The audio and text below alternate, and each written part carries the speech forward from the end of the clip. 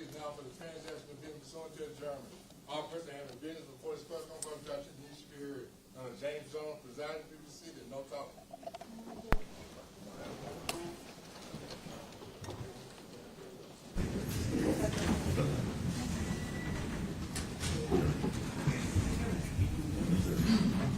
All right. We are back on the trial matters. State, were you ready with your next witness? Were you ready with your next witness? 30 seconds here. We had some people walk in and we're relaying the same words to them. All right,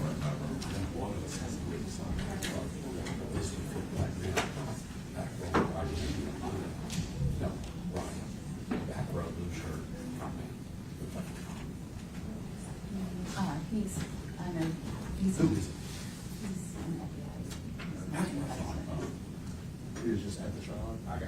Yeah, he's not. We're ready. Yeah, we're ready, Judge. all right. You want to go bring the agreement?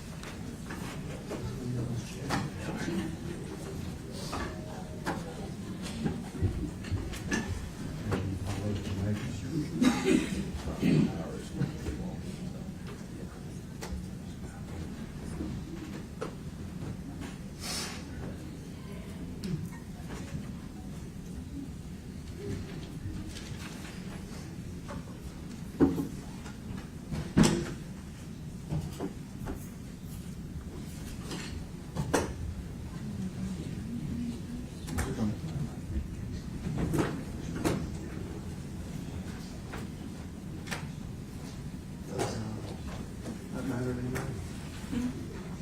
Because they don't have a lot. Is it this one or that one? This is very good one. Is that one? Yeah.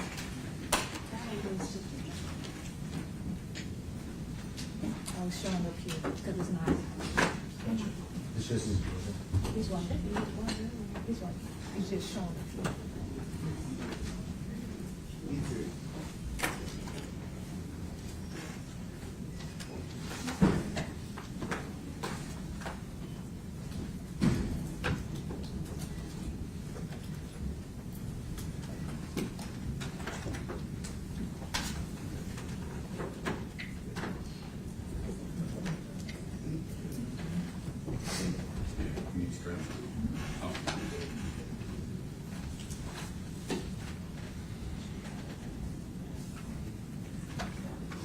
Sorry, getting out of here.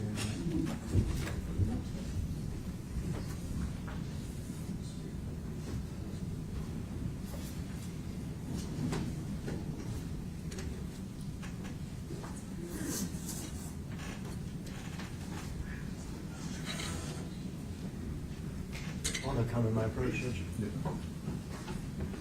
they figure out the temp?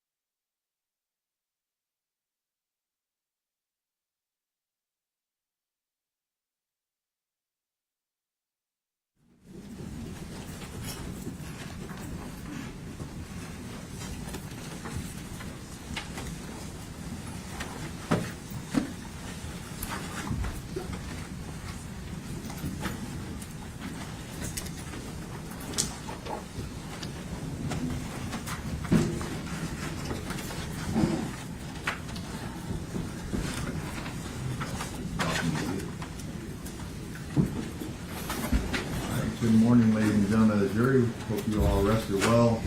We do appear to have a little bit more air conditioning today, so hopefully it will be a little bit more comfortable for you all. We're going to go ahead and jump right back into things. State, are you ready with your next witness?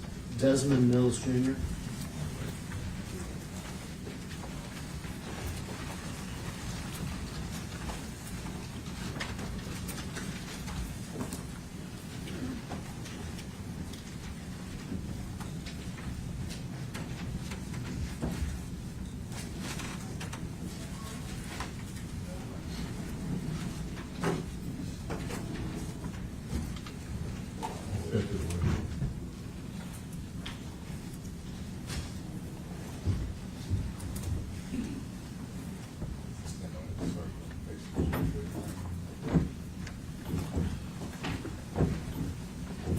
Sir, do you solemnly swear or affirm that the testimony you give today will be the truth and nothing but the truth, so help you God? Yes, sir. All right, come have a seat, sir.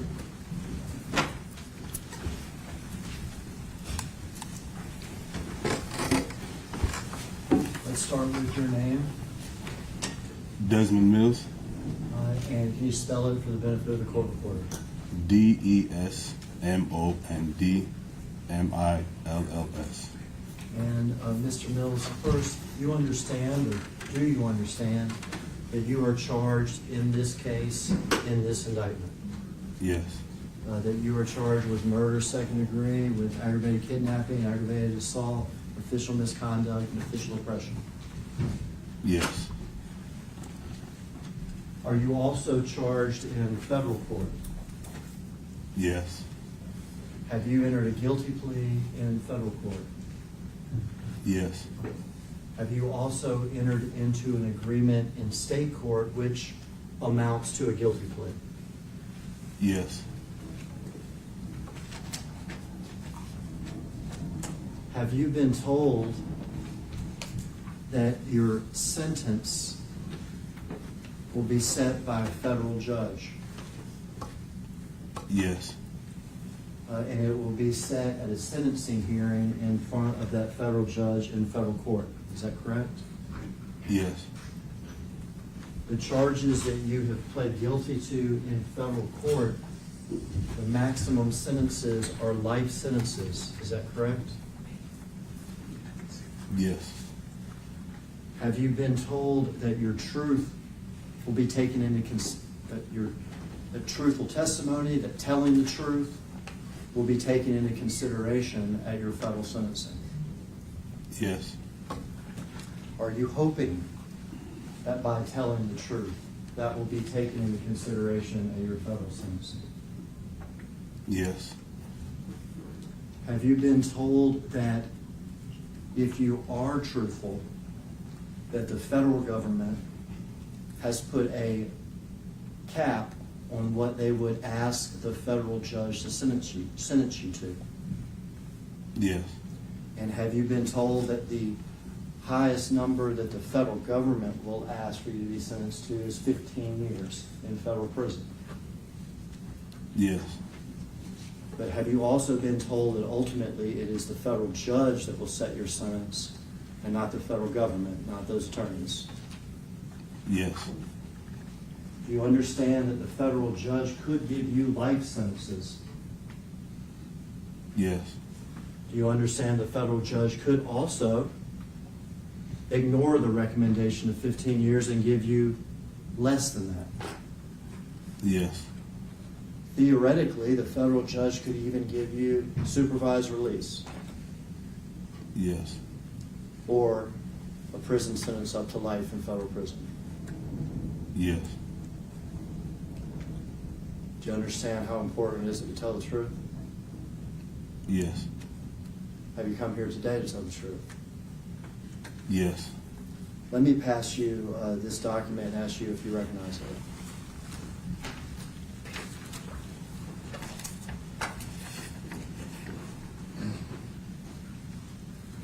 yes, I do. Is that also the agreement you have with the state prosecutors on your case? Yes, And have you signed that document yes, along with your attorneys? yes, If we could have that introduced as a state 6 number exhibit now. show the memorandum of understanding. Mr. Mills will be good at 4.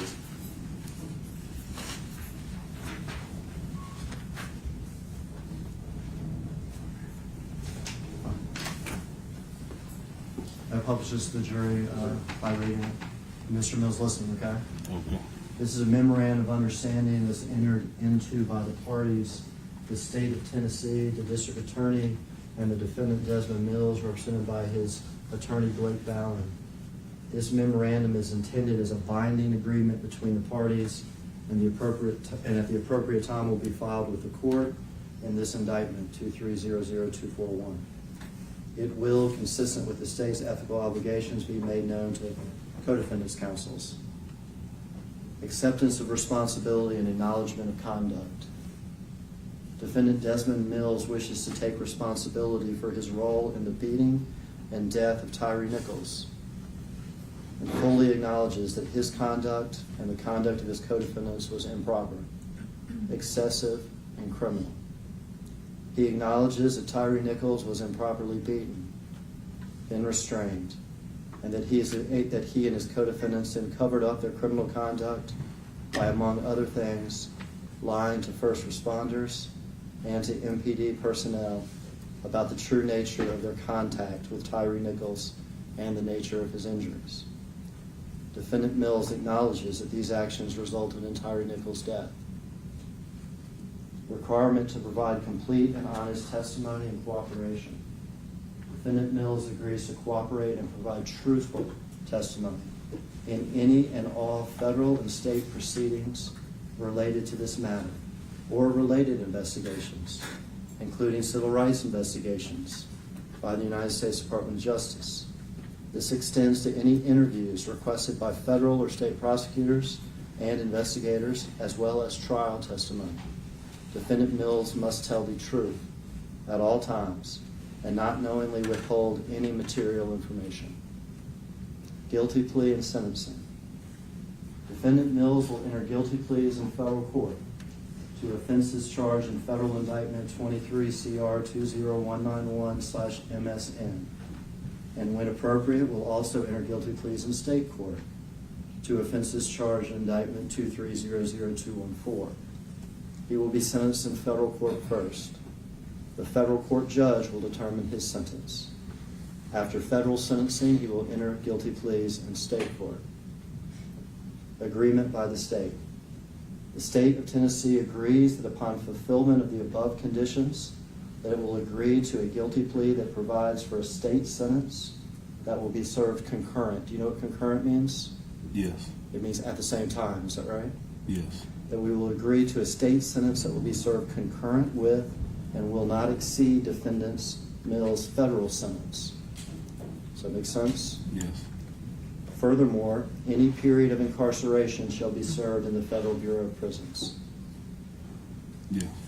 So you have an agreement in federal court in which you have pled guilty. Is that correct? Yes.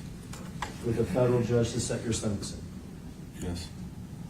A recommendation by the United States Attorney's Office not to ask for a sentence in excess of 15 years of incarceration. Yes. Correct? Correct. But a federal judge able to sentence you all the way from supervised release to life. Yes. Correct? Correct. And you also have an agreement in state court.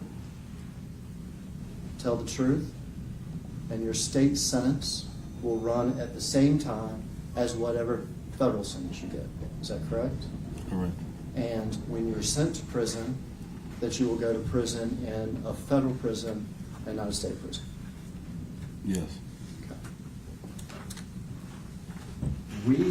You and I have met how many times? Twice. Only twice. Total amount of time we spend with each other? Not an hour. Less than, did you say not an hour? Not an hour. No. Not an hour, so less than an hour. Yes. Have I told you there's two most important things? Yes. I tell you it was to listen to me and for me to listen to you, Yep. and for you to do what? Tell the truth. Tell the truth. Do you understand that the agreement that you have in federal court, that the agreement you have in state court, that what a federal judge will take into account is whether or not you tell the truth? Yes.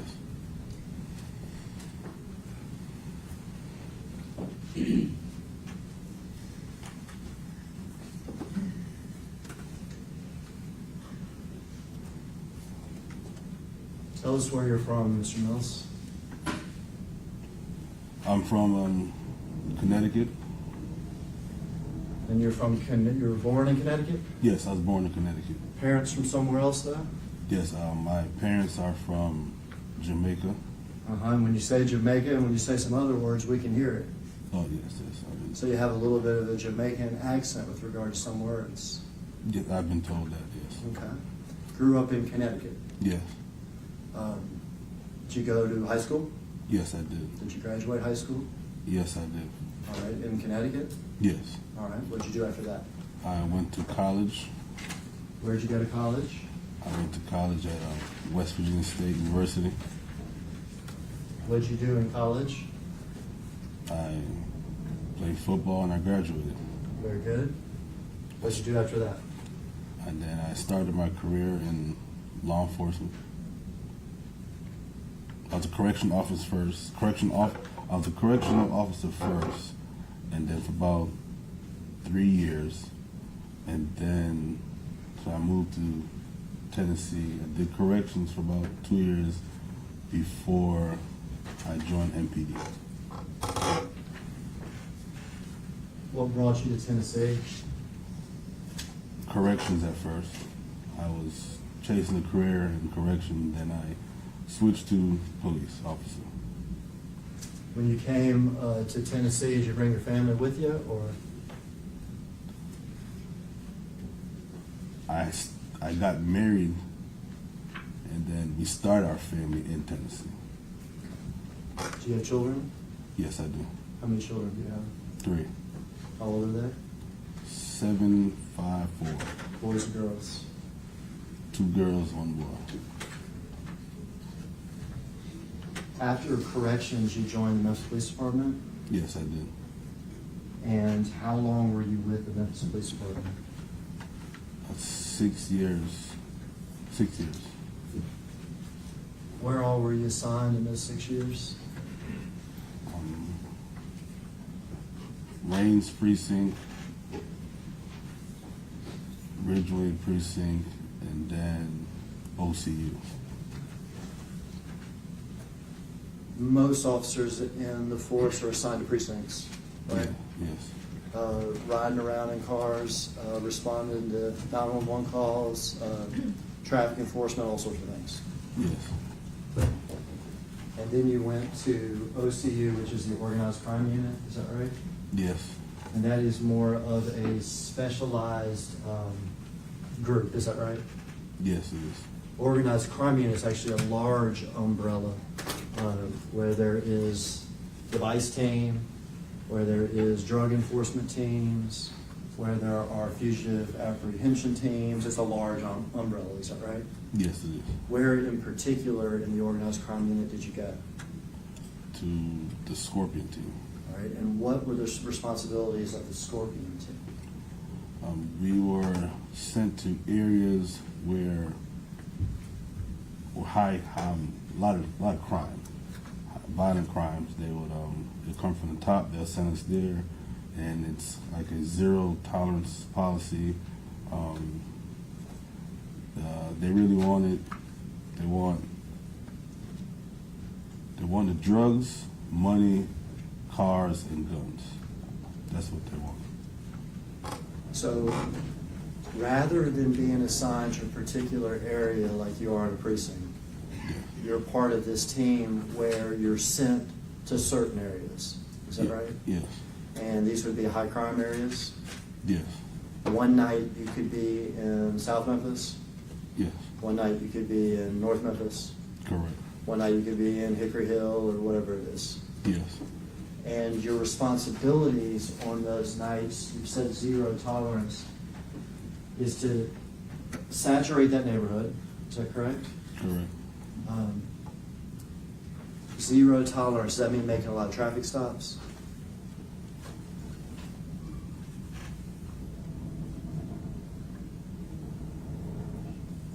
Or what what does it? No, to I'm you? trying to think the best way to say it. Enforce all crime, misdemeanor or felony, I would Okay. say. And what did that amount to in practice, though? So what were y'all, sort of doing on those nights? Let's say you're sent to South Memphis and told do a zero tolerance in South Memphis. What are you actually physically doing?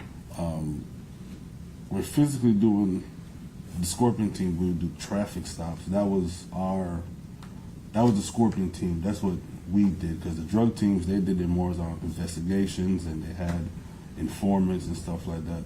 Our team, our office was the car, so we would make traffic stops and use the traffic stops to find felony amount of drugs. That's what they wanted. And when you had a felony amount of drugs, then you get to seize the car, and if they got money, seize the money as well. And then they wanted guns, because guns always looks good taken on the street. And when you say they, do you mean leadership? Yes, leadership. So y'all are given a directive, go to a particular neighborhood, is that correct? Yes. Do zero tolerance, is that correct? Yes.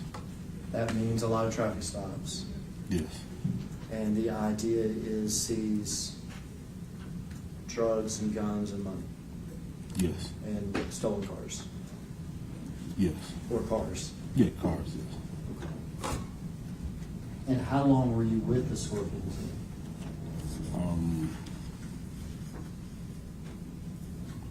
I'd say around COVID time. Around that time. So COVID started around Can't remember. I think maybe it's 2020. 2020 or something. Would you have been in the Scorpion team as much as 3 years? Or? I think so, around there. Okay. Possible. So had you been on the Scorpion team for a good amount of time? Yes. On the Scorpion team, I'm going to say some names and you tell me whether or not you know who these people are, okay? Okay. Emmett Martin, Yes, I know you are. was he on the Scorpion team with you? Yes. Demetrius Haley, Yes. Kadarius Bean, Yes. Justin Smith, Yes. Preston Hemphill, Yes.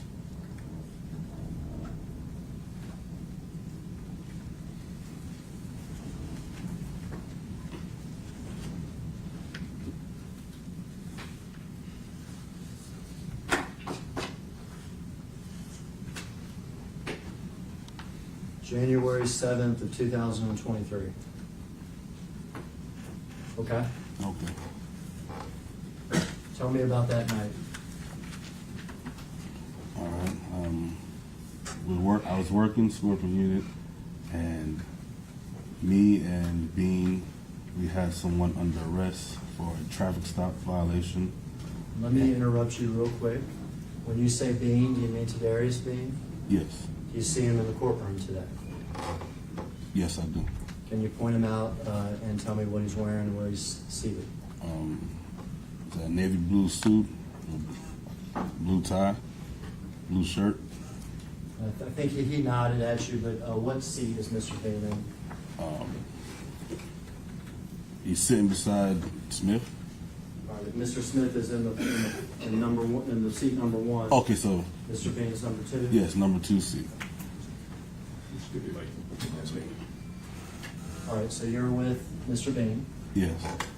We conducted a traffic stop. We had someone under arrest, and the suspect at the time was handcuffed in the backseat of my car. I was driving. Bean was driving alongside with me. All right, so let me stop you. What area of town are you in? We are in Ridgeway area. East Okay, tell, this jury's not from Memphis, okay? Okay. So is that downtown? No, that's East Memphis. Okay, East Memphis. And are you familiar with sort of a large neighborhood? Neighborhood's not the right word. Area of Memphis called Hickory Hill? Yes. Ridgeway is part of Hickory Hill? Yes. All right. And what, are there businesses in Hickory Hill? Yes, a lot of businesses. And there's places to eat? Right. Yes. And there's also neighborhoods with residential houses. Yes. And is this the area that y'all have been sent to that night? Yes. Okay, go ahead. And where is was handcuffed in the backseat of my car, and then right before me and Bean were about to search his vehicle, we heard on the radio an officer keyed up said that they had one resist. He's been pepper sprayed and tased, and now he's running. All right, so someone has resisted, Yes. pepper sprayed and tased and running. Yes. Okay. And naturally, when you hear that come across the radio as an officer, you're supposed to go and help your fellow officers because you don't know what's going on over there. So when we heard it, we released the guy we had. It was this minor offense. And we got into my car, and then we drove to the area where the location that they put out.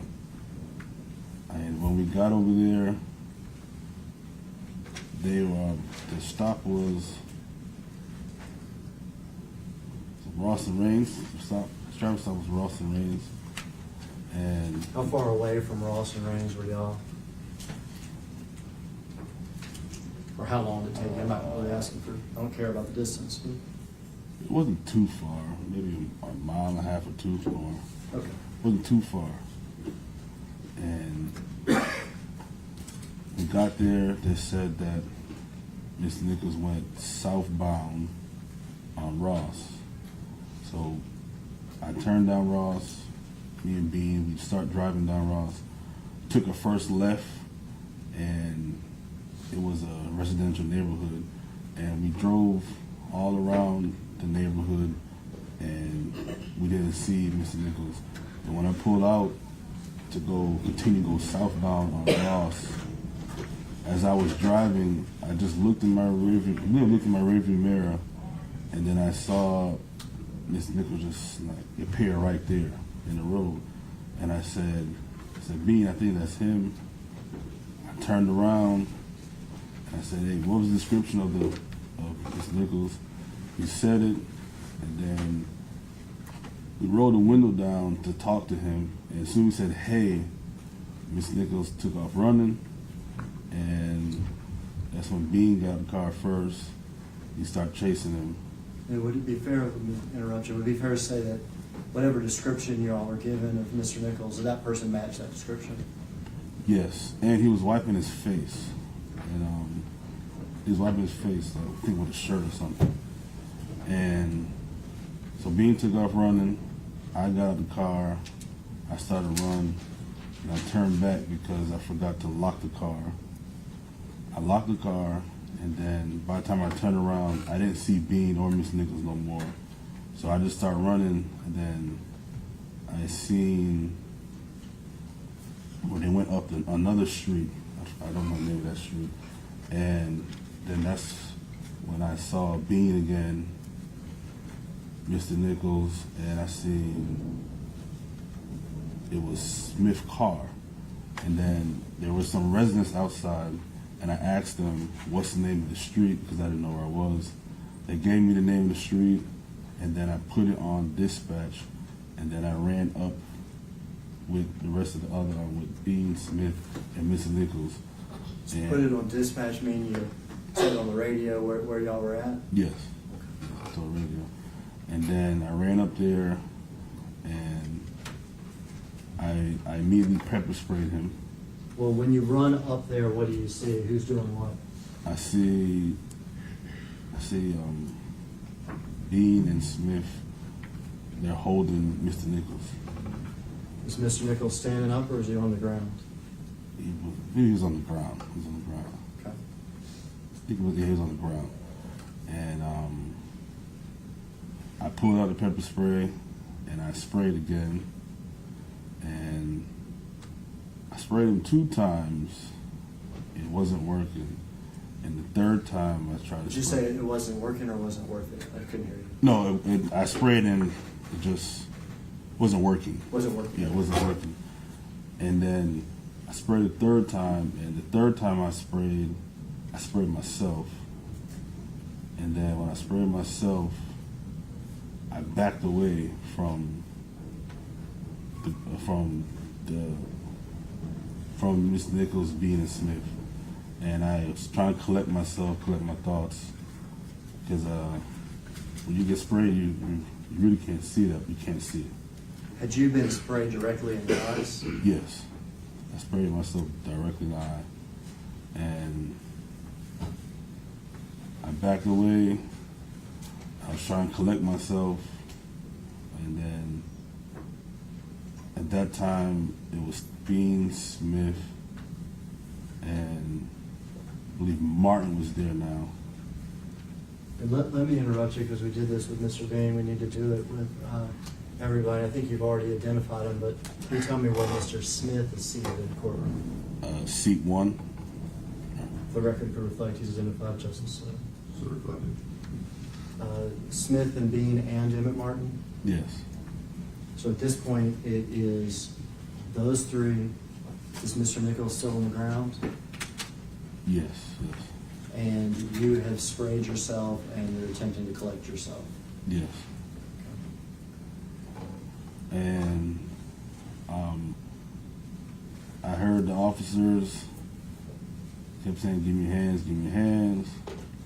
And because I sprayed myself, I became angry, and I used my baton. I pulled my baton out, and I approached. Now, talking to you right now in this courtroom, you seem pretty mild-mannered. How angry did you become? To pull the baton out, I sprayed myself, so I couldn't see, and it made me angry. Okay. What you did? And then I pulled the baton out, and I approached Mr. Nichols, and I told him, I said I was gonna effing baton you, and I told the officers who were in the way to move. I said move, and then I used the baton on Mr. Nichols 3 times on his right arm, and then I stopped. And Now, had you been trained in the use of this baton? yes, Now, with regard just to the physical way in which you struck Mr. Nichols, just in regard to where you struck Mr. Nichols, was that consistent with your training? yes, it was. Okay. As part of your training, were you trained when to use a baton and when not to? Yes. Are you supposed to use it because you're angry at somebody? No. You struck him 3 times where? On his right arm. Did he react to that? No. Physically, where is he at when you're striking him? He had right arm was on the ground and left arm was up, and he kind of was like a knee in the ground, maybe I would say. Okay, so sort of half up, half down. Yes. Were Bean and Smith still there with him? I think it was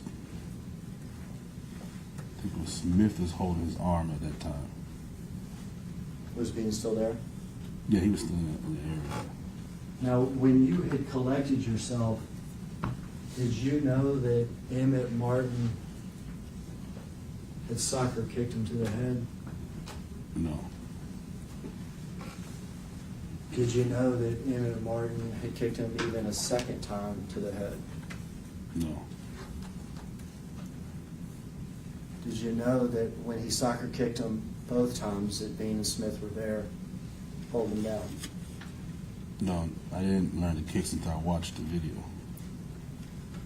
And what video are you talking about? The incident with Mr. Nichols. I understand the incident, but which video? Do you understand what I'm asking? Yeah, the Sky Cop camera. I think it is. Skycop camera. Now, you had a body camera on, is that correct? Yes. And some of the others had body cameras on, is that correct? Or do you know? We are supposed to. All supposed to. Yes. Some did. I didn't hear it.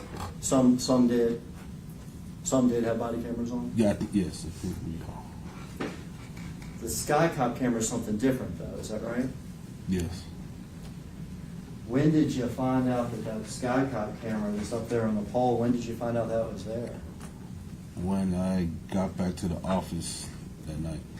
Afterwards? Yes, afterwards. So you didn't know it was there at the time? No. Tell us about after the 3 baton strikes. After that, I stopped, and then the pepper spray is reactivating itself again. Until you wash it out, it keeps activating on and off. And I was just standing there, and then my eyes were shut, and I heard the thump sound.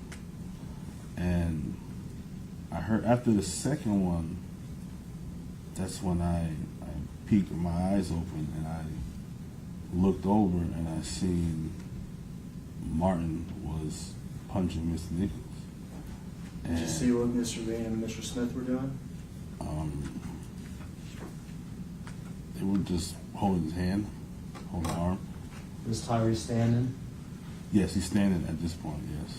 Was Mr. Bean on one hand and Mr. Smith on the other? Yes. And Mr. Martin was hit Yes.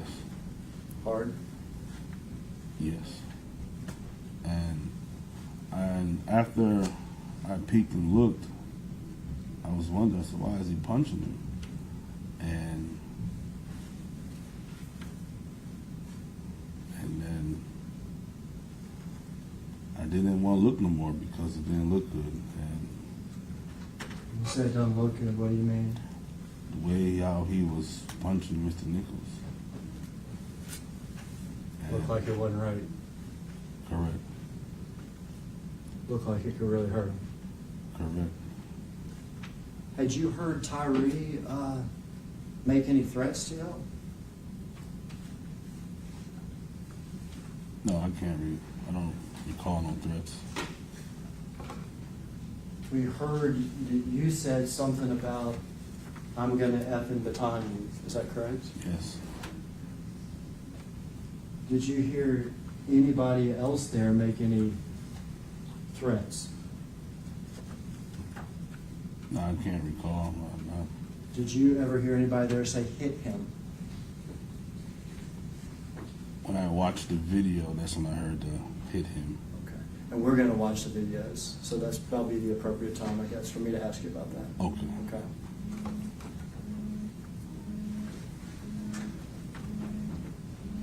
Mr. Martin's hit Mr. Bean Smith at his side. What happens next?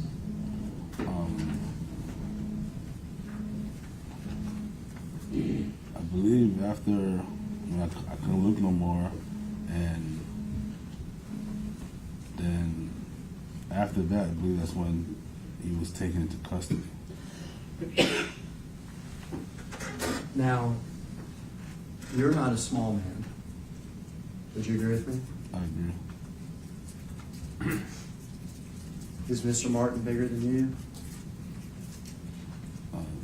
Just taller. Just taller. Yes. Who was the smallest person out there that night? Officer or anybody? Anybody? Mr. Nichols? Mr. Nichols. Did you ever see Mr. Nichols throw a punch? No. Did you ever see Mr. Nichols try to karate kick anybody? No. Did you ever see Mr. Nichols produce a weapon? No. When you said that what you saw Mr. Martin doing with Mr. Bean and Mr. Smith at his side, when you said it was wrong, well, you're doing something wrong right then too, aren't you? Yes. What's your duty as a police officer when you see something like that? Stop Mr. Martin. You gotta try to stop it, don't you? Yes. You take an oath to be a police officer, don't you? Yes. You understand that you have a duty to intervene, Yes. even if that means intervening with your fellow officers. when you see excessive force. Is that right? Yes. Each and every one of you officers out there had a duty to intervene, didn't you? Yes. Did you ever say, stop? No. Do you regret that? Yes. Did you ever try to get yourself in between Mr. Martin and Tyre and, whoa, we got this, we got this, we got this. You ever try to do that? No. Do you regret that? Yes. Did you ever see Mr. Bean or Mr. Smith? We got this, we got this. Stop. No. Did you ever see any of those officers out there do that? No. Instead, it just kept going. Yes. You said he was taken into custody. You meant that he was brought to the ground? Yeah, he had both handcuffs on. This point, a bunch of people on top of him? No, I don't. I have to see the video again, but I don't recall. Okay. Do you remember how many people were physically, taking him into custody at that time? No, I don't. Okay. Did you ever physically touch Tyre Nichols? Yes, I did. When did you touch him? When I used the baton. I got that. So when you struck him with a baton 3 times, but did you ever handle him? No. Did you ever hold him up? No. Did you ever press him down on the ground? No. But you batoned him 3 times. Yes. After he is, I'm going to use your phrase, taken into custody, okay?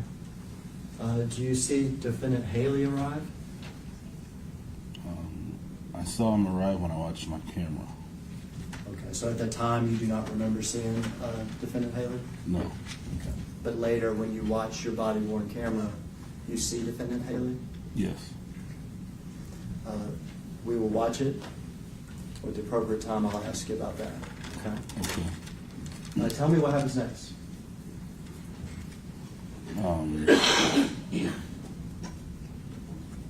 So after he was taken custody, he was propped up against someone's car, the tire, and then the fire department arrived, and they were there.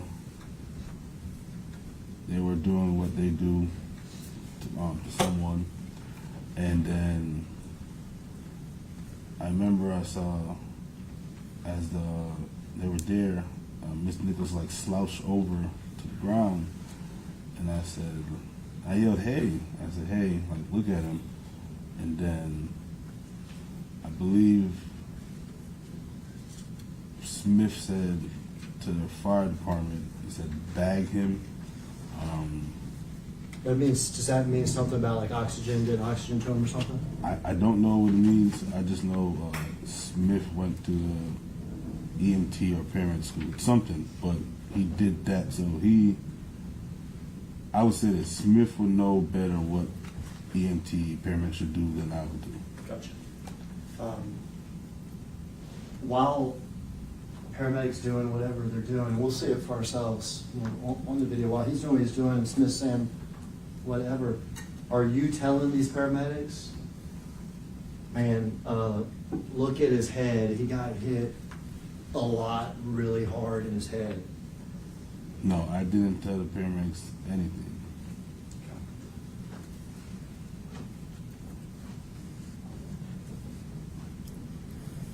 What happens? Tyree's at the car on the ground.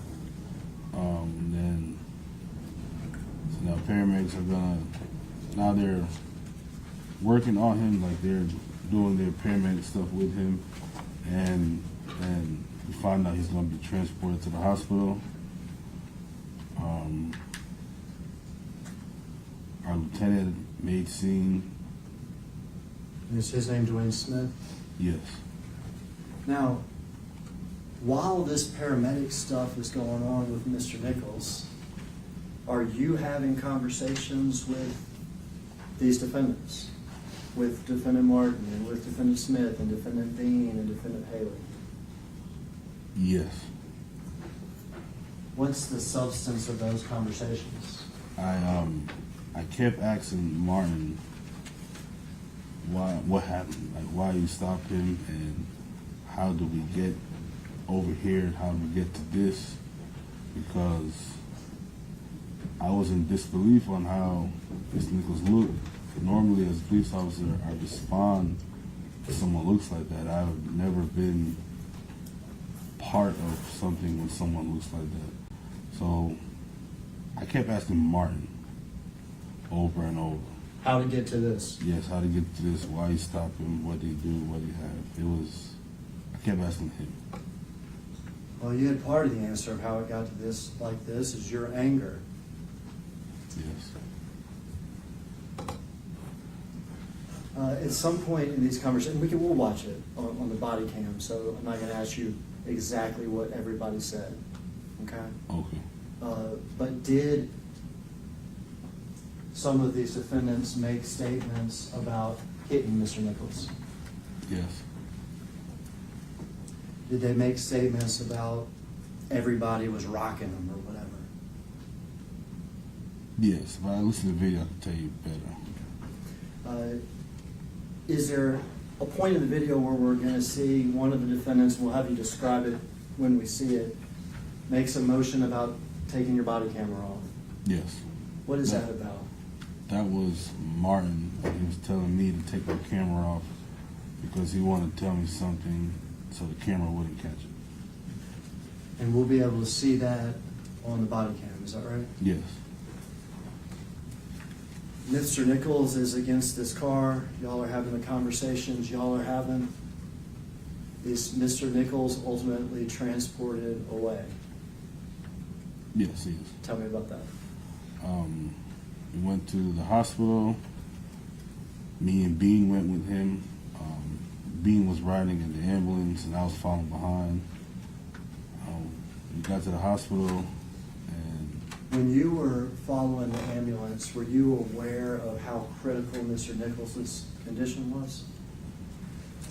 yes, I called Bean as we were driving and he said they're performing CPR.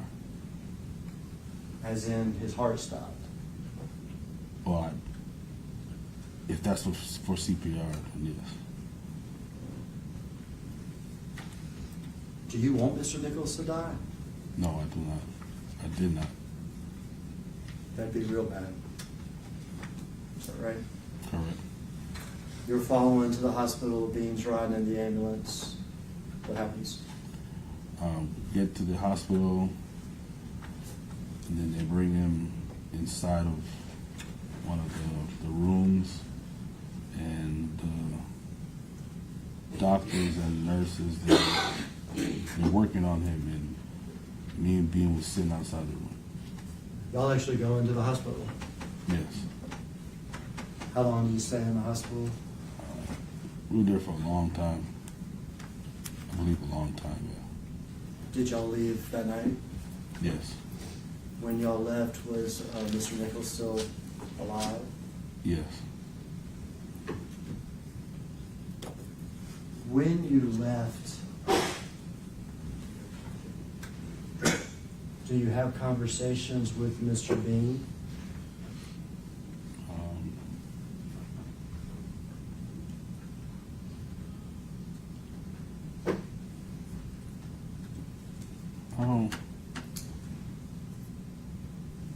I don't think we said too much. We was riding car, but we was. I didn't mean to interrupt you. You said, you don't think you said too much? I was just riding the car. It was quiet more so. It was quiet. Yeah. Probably pretty sobering. Yes.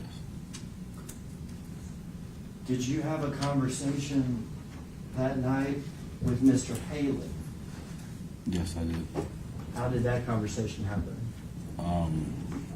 When I was leaving the hospital, Mr. Haley kept calling my phone, and when I spoke with him, he asked me if I seen him on my body camera doing anything. Mr. Haley asked you if you could see your body cam and see whether or not Mr. Haley was doing anything. Yes. Okay. And then that's when I watched it real quick to see where he's on there, and I told him that I only see him running up on my body camera when I was walking away. And did Mr. Haley at that point make any statement to you about kicking Mr. Nichols? No. Could you see Mr. Haley on your body cam kick Mr. Nichols? No. When did you become aware that Mr. Haley kicked Mr. Nichols? When I think it was after internal affairs interview. Yeah. Y'all have to speak with internal affairs, is that right? Yes. Y'all have to fill out forms about like what type of physical contact you had with Mr. Nichols, is that right? Yes. And do y'all do those things that night? Yes. And that night, do you tell the truth and say, I batoned Mr. Nichols for no reason other than I was angry? No. Do you tell the truth and say, while Bean and Smith stood at his arms, Mr. Martin punched him and punched him and punched him, and I could hear the thuds, and I thought this was wrong? No. Did you tell him that I, just like everybody else there, had a duty to intervene, but we didn't do it? Yeah, I'm gonna object to the lady. He can ask his question on what he said that night. I'll sustain the objection. What did you tell him? Well, the blue team's a form, like you said. You called the blue team, is that right? Yeah, so when you use of force, the form name was called blue team. And on the blue team, I put the use of force that I use. You put what you use, and I did what I did. And you didn't put that other stuff? No, I didn't put I didn't put what I saw. Do you even make a comment at some point that this was all by the book? Yes, I said that on the scene when my lieutenant arrived. And was that a truthful statement or an untruthful statement? Untruthful statement. Why would you make an untruthful statement about what y'all did that night? It was just trying to. I knew it was a bad situation. I'm just trying to make it seem better. Were you trying to get yourself out of trouble? Yes. Were you trying to keep your fellow police officers out of trouble?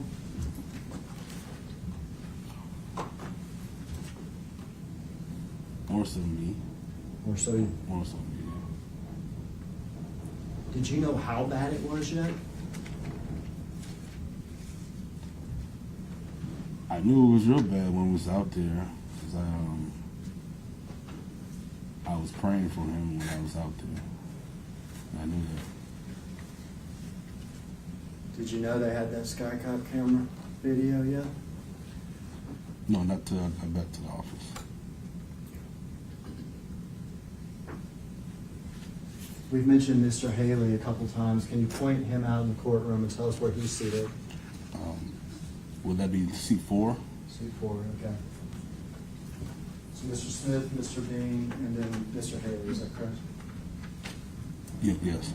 The record could reflect that, identify Mr. Haley. So reflected.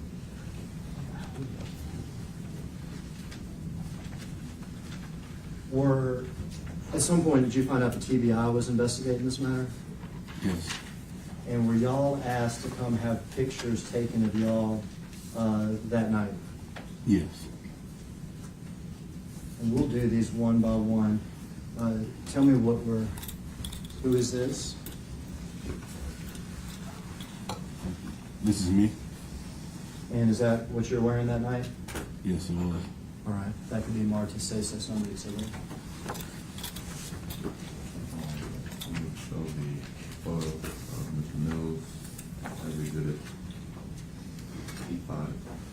There's nothing that, obviously, council's seeing these pictures, these are just pictures of them that night. If we could just go ahead and publish them while we go, Judge. Just pass this.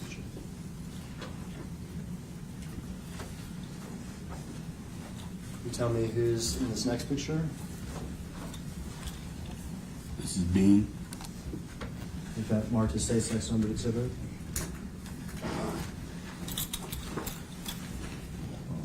We will show a picture of Mr. Bean as Exhibit 6.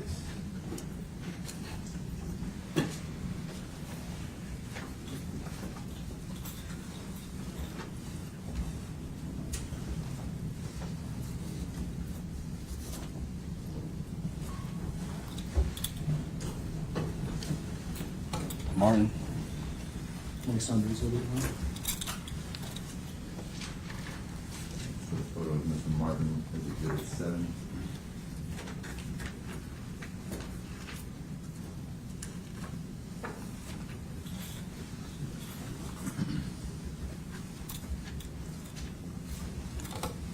Haley.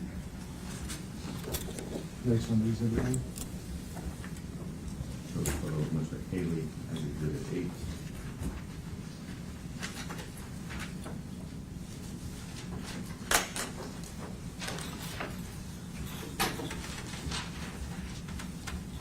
This is a set of 2 photographs. The second photograph is of this defendant's shoes. It's not alleged this defendant kicked the victim, but the shoes are very distinctive on the video and make it easy to follow this defendant on the video. Yeah, we'll stipulate those are Justin Smith's shoes. Smith.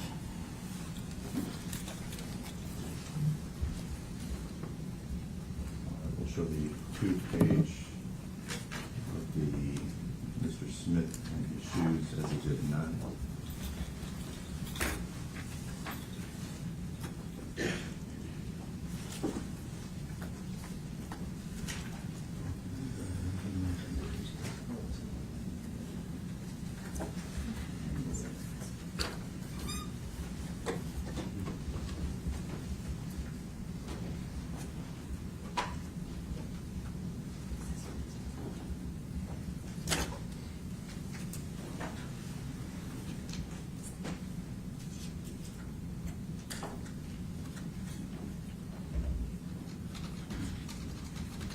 As they return the exhibits after it goes all the way through, I can give Mr. Mills his pen and just have him write their names on each picture.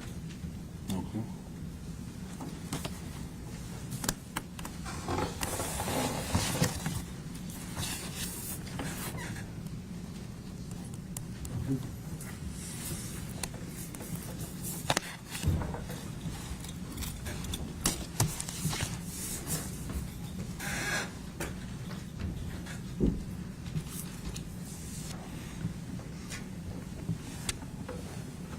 Can you pass it?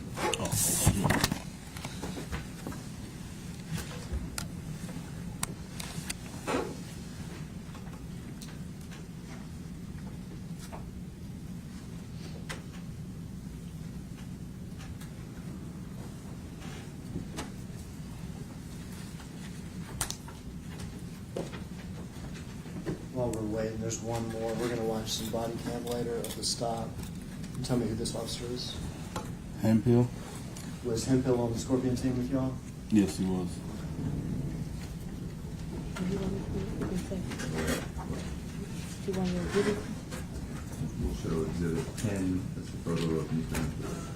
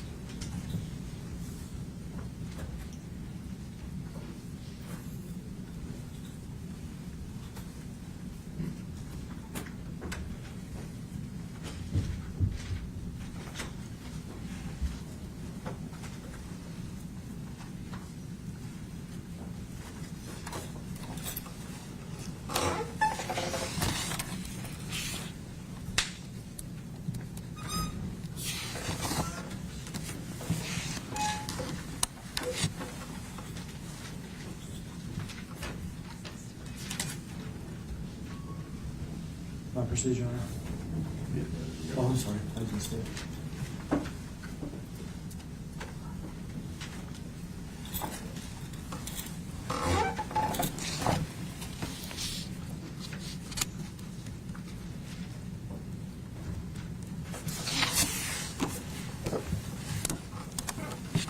I'll pass you this, ask if you recognize this, Mr. Mills.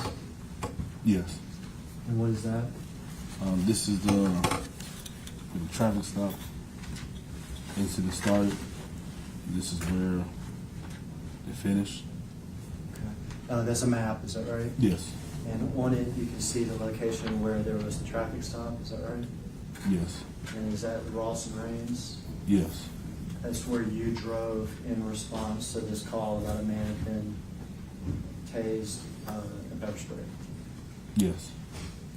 And you were directed to go a certain direction, is that right? Yes. And is that the neighborhood? And that neighborhood's pictured on the map, is that right? Yes. The location where this crime happened, is that correct? Yes. And then there's another house on that map, it's also on Castlegate, is that right? Yes. What is that house that's on Castlegate, what is that location? Mr. Nichols' house. Mr. Nichols' house, and did you have occasion to go to Mr. Nichols' house that night? Yes, I did. When was that? When my lieutenant made the scene. We heard that Mr. Nichols is against the car laying on the ground, is that right? Yes. There's paramedics, is that right? Yes. Y'all are discussing things with each other, is that right? Yes. Your lieutenant makes a scene eventually, is that correct? Yes. And do you and your lieutenant go anywhere briefly? Yes. Where do y'all go? To Mr. Nichols' house. And was it a short walk? Yes. And were y'all able to speak to anybody there? Yes. Was that Mr. Nichols' mom? Yes. Was it you or Mr. Lieutenant Smith was actually speaking with? Lieutenant Mom? Smith. Were you sort of hanging in the back a bit? Yes. We can have that marked as states next number exhibit. So you want to do marking on this now? No, I think we need to be able to show this one on the projector here. We'll show the aerial photo as exhibit 11. Thank you, Deputy.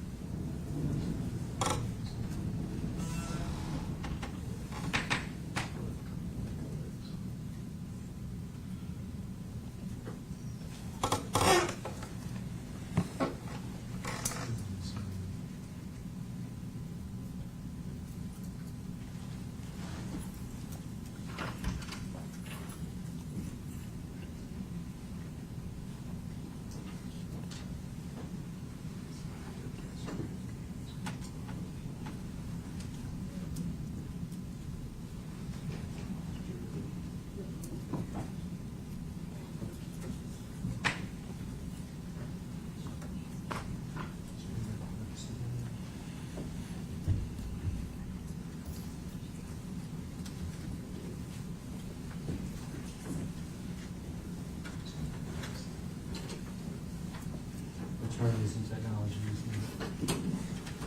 Oh, it's just not good.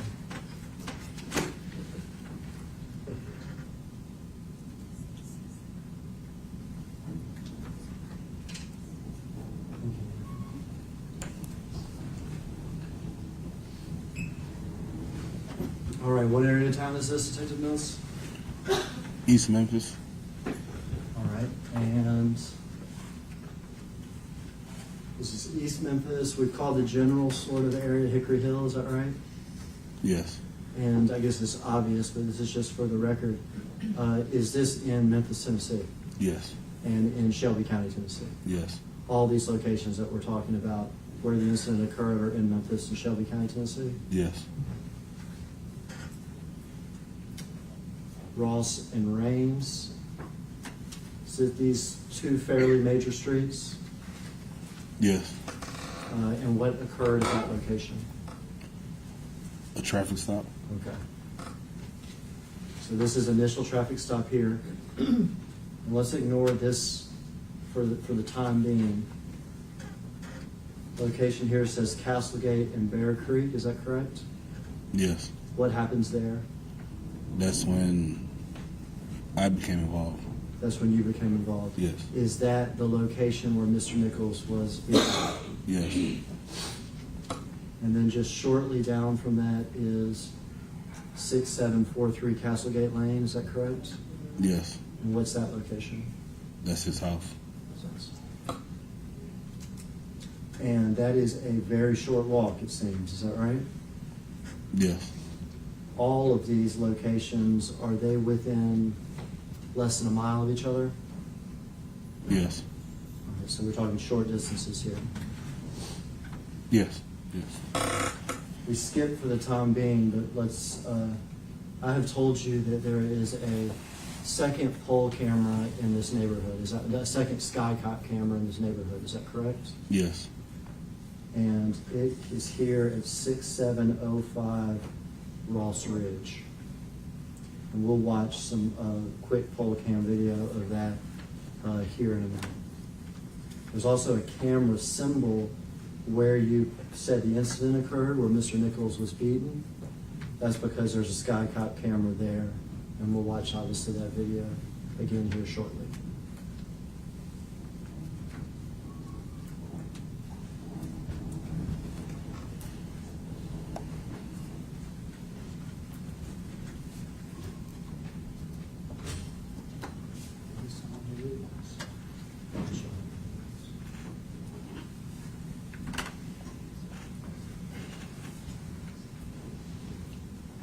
We're going to start with one of the pre-emitted videos, Your Honor, the video of the traffic stop at Ross and Williams.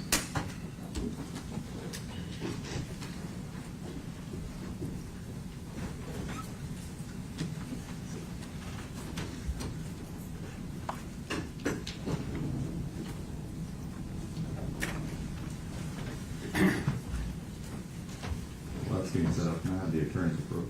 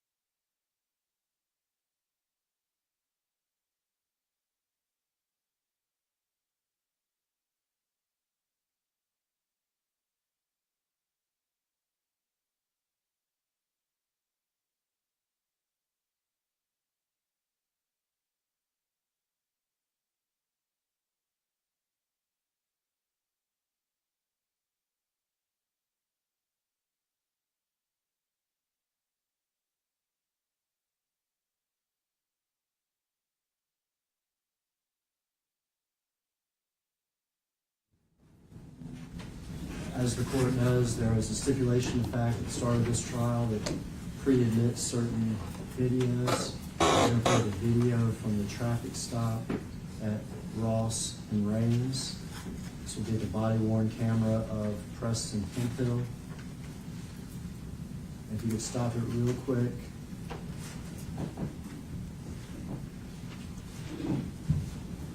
Mr. Mills, you've testified that you were not present at this scene, is that correct? Correct. So because of that, I am not going to ask you to narrate the video and describe what's going on. You weren't there, okay? Okay. But I am going to ask you who is who, okay? So you can identify for the jury at least who is who, Okay.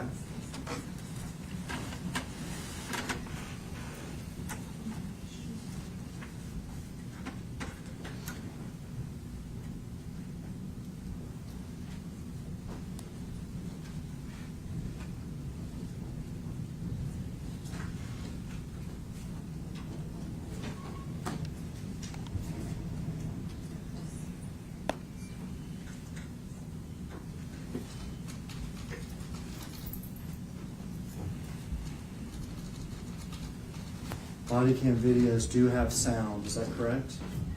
Yes. But they don't have sound for the first minute or so. Yes.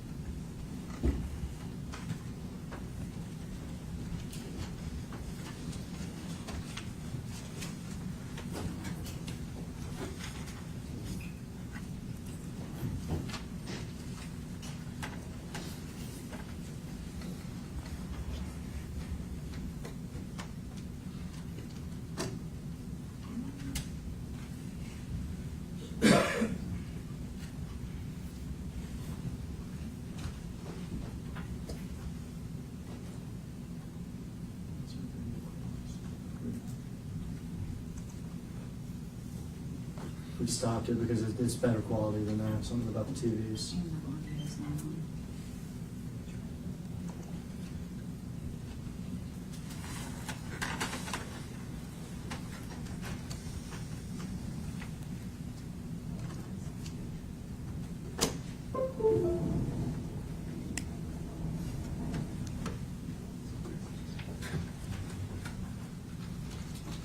Approach. Check the TV audio.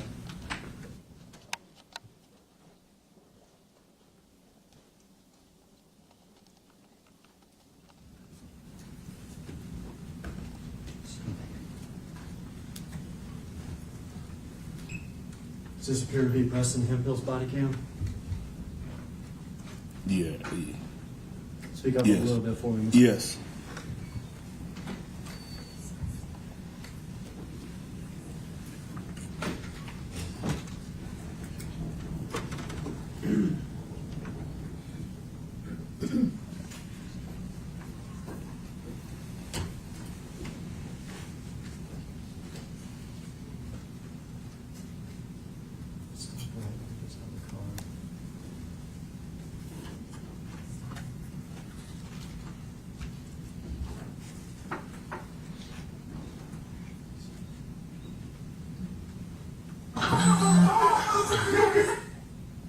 Okay.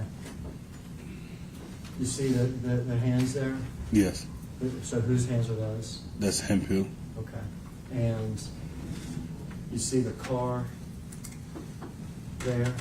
Whose car is that? Mr. Nichols' car. Mr. Nichols' car.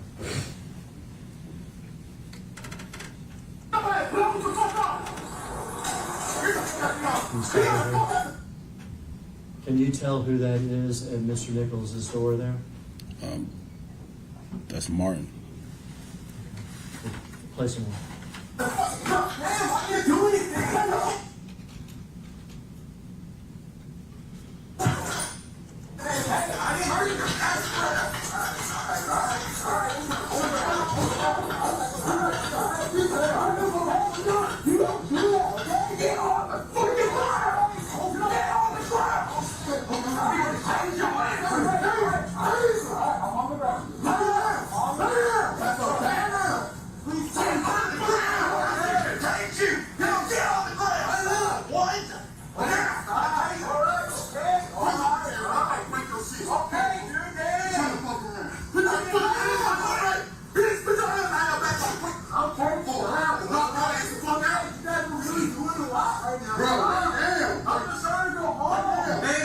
saying that. I am not the brother. Stop it.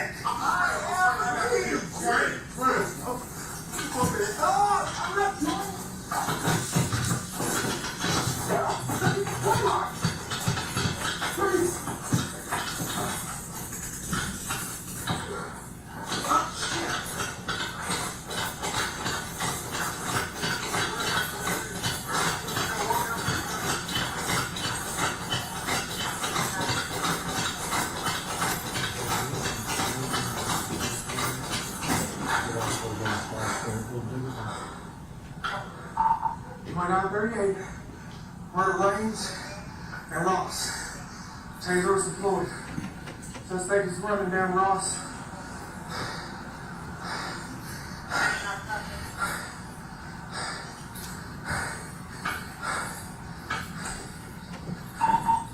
Young male, black, slim build, blue jeans, and a hoodie.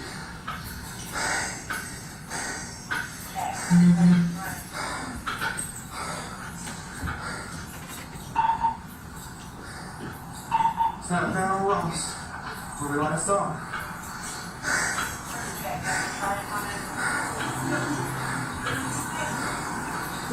What's up? Yes. Hang on. Who is that? Ready?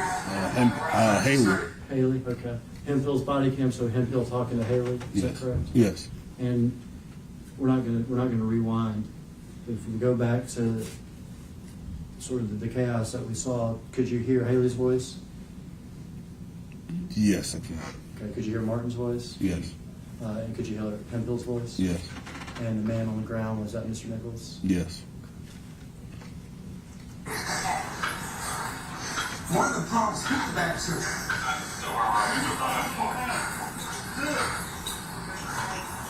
Alright, your car's right in front of you. Where's my car? I got my wall. Alright, hang on. Where's your water?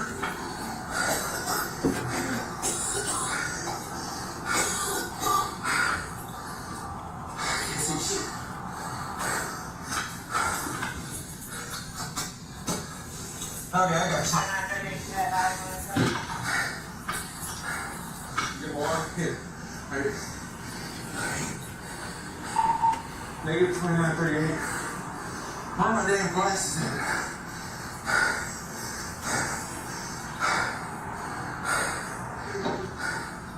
Huh?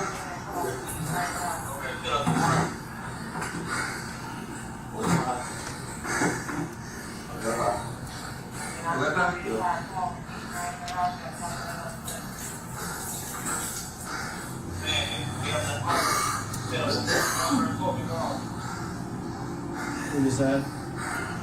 Haley. You say Haley? Yes, Haley. That again?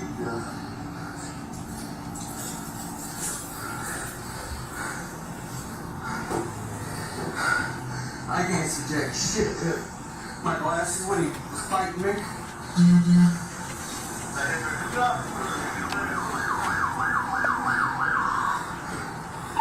Negative, we just saw him running down Ross.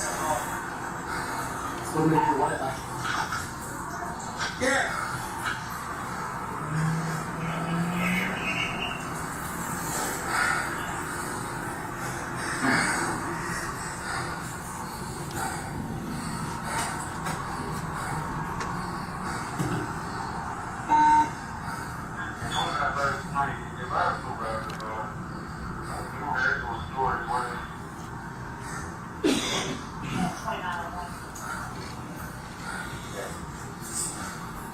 What's up? Right eye. Alright, ready? Yeah.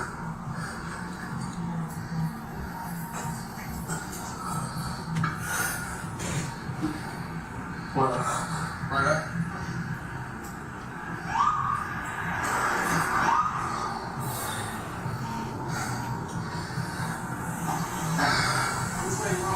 That way. Who is that? Smith. Okay.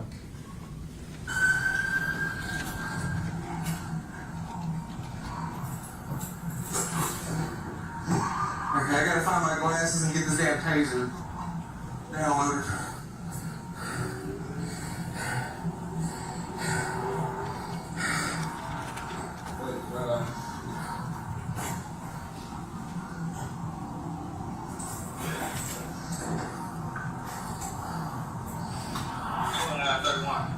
Did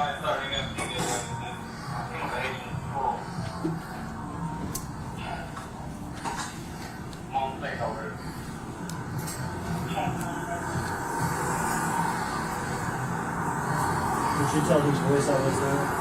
That was Smith. Smith on the radio? Yes.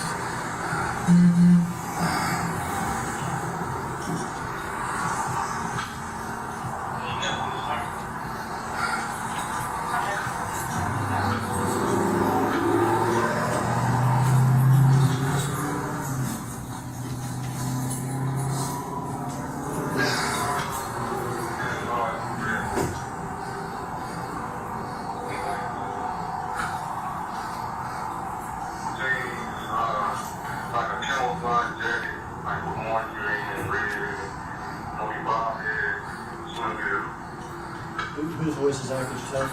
Martin. Okay. You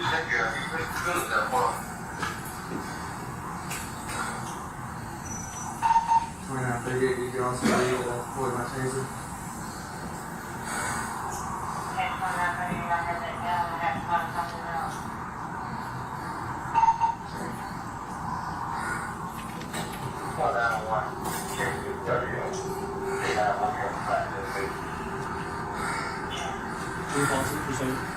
When people are talking like that and they say numbers at the start, what is that about? The numbers are the officer's call number. Okay. Yeah, so every everyone number. has like a car number? Yes, everyone's assigned a number. All right, so do you say whatever your car number is first, then you say what you're going to say? Yes. Is that how that works? I can't remember. What's that? I don't remember. You don't remember if that's what they did or not? Yeah, I don't remember. Okay. But if somebody wants to talk, if somebody's talking on the radio, they would say their car number so people would know who's talking? He said call now, not car now. Oh, I'm sorry. Call number? Yeah, you're talking about the numbers that they're calling. The numbers are assigned to officers. I got you. Okay, so these numbers that we're hearing have to do with what type of call it is. No, it's all right. So, all right, Lieutenant Smith, I heard him key up. He's 2901. Okay. So instead of saying Lieutenant Smith, you say 2901. That belongs to him. Okay, that's his number. Yes. Okay.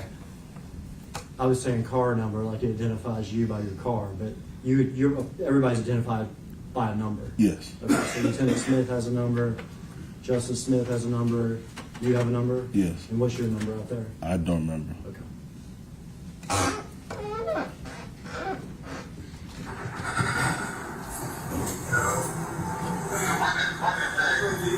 That way. Thin male black, blue jeans, and a plaid jacket.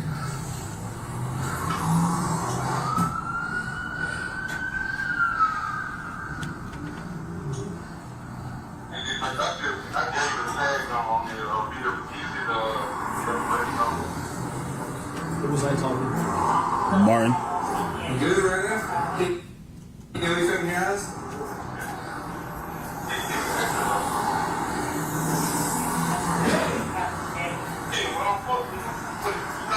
You found my Who is that we could hear on the radio? That was me. That's you? Yes. Okay. And what are you saying on the radio there? Southbound on Ross. Okay, is this after y'all found them? Yes. That is me.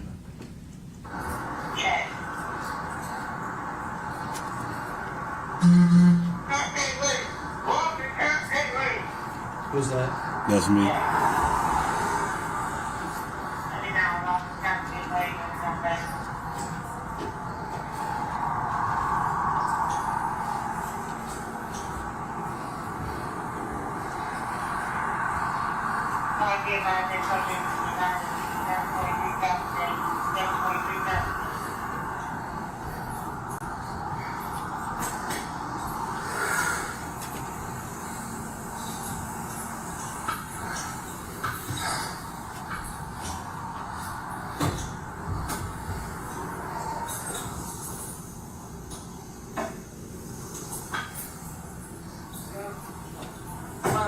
Martin and all them are there chasing them.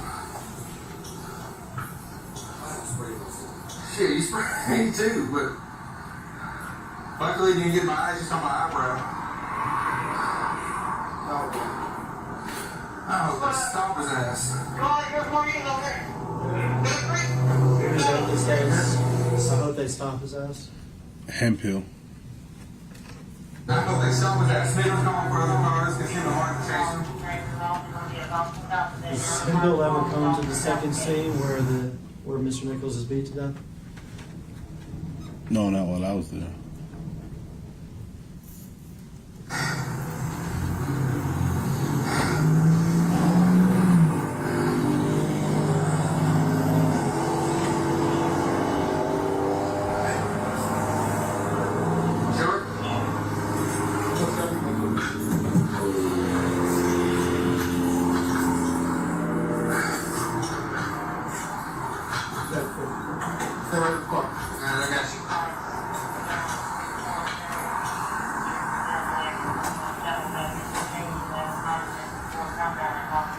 Who is this leaving? I didn't hear. Who is this leaving? Haley.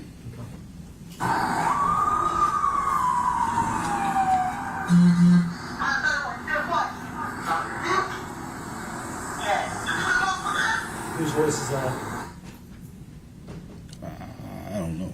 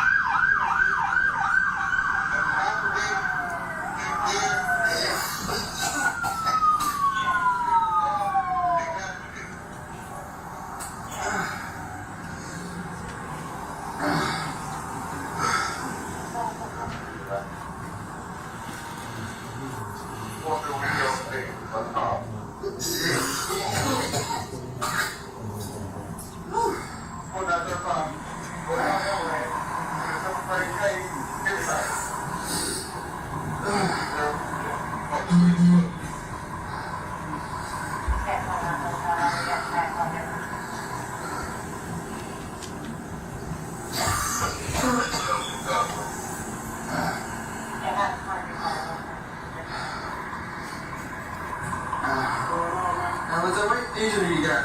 55. 55, just make a scene over here with me. If you're able to, bring the suspect up here. Under pepper spray. Yeah, we were fighting the dude. I tased him and then we sprayed. Okay. I think they're fixing to bring him over here because they're further down there when you took off running. I mean, you know what I know. So, did you call or? Bro, we called him. But you the one that got sprayed? Yeah. Or was it for the patient? It was for the suspect. Now, Oh, okay. okay. No, we were on the ground and our partner said I'm spraying him. And she sprayed all of us.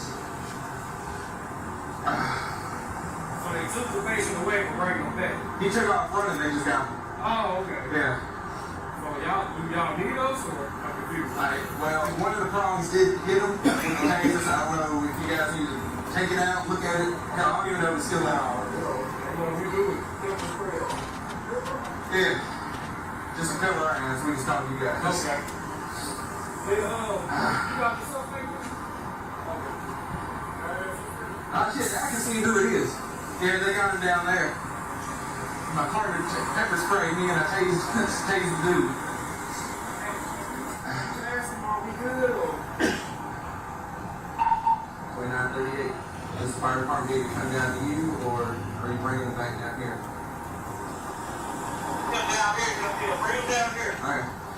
Yeah, just go down a couple streets and you should be able to see him.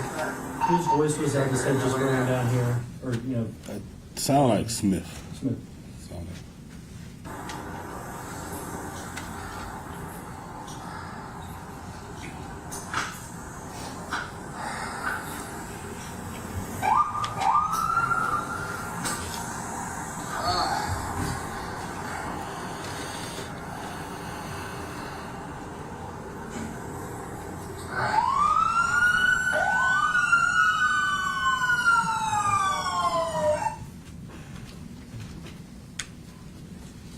We're at a fairly natural stopping place, Judge, but we can do one thing first.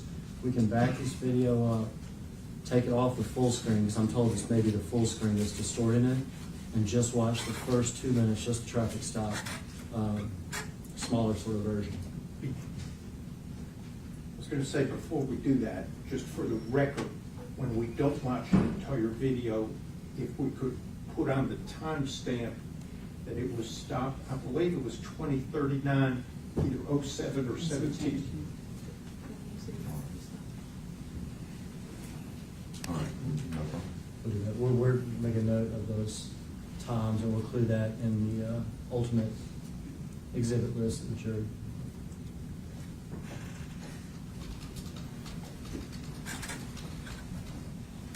So we're not going to watch this whole thing, just the stop and smaller version, because we think that TV is distorting it when it goes full screen.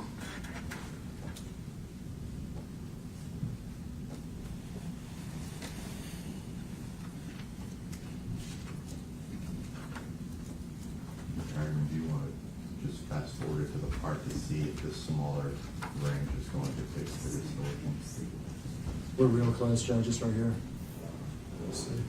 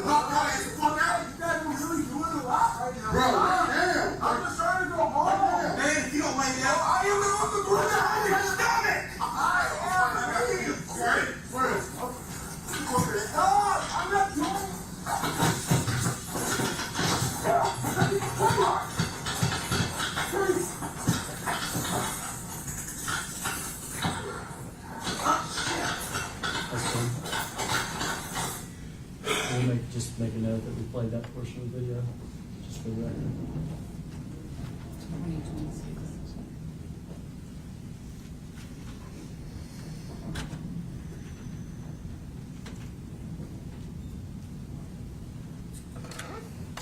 The next video will be the poll cam that we haven't seen from the neighborhood. Yes. Wall Street.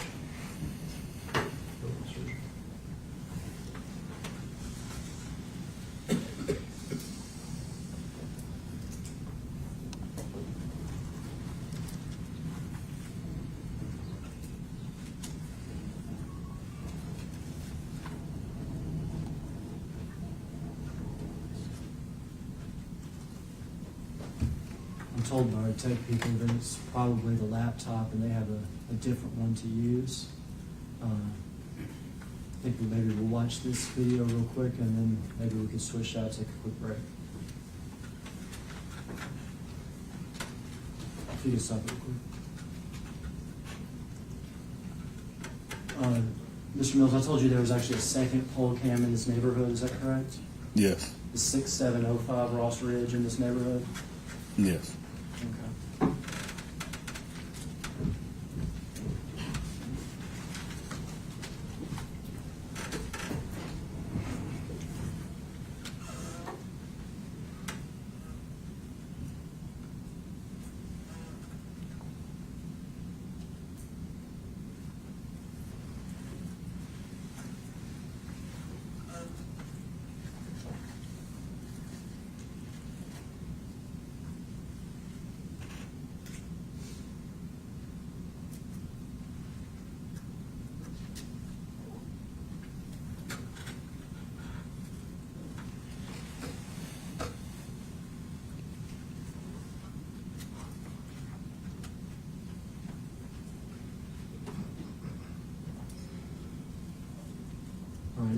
you another time through and I'll point out something to you, Detective Mills.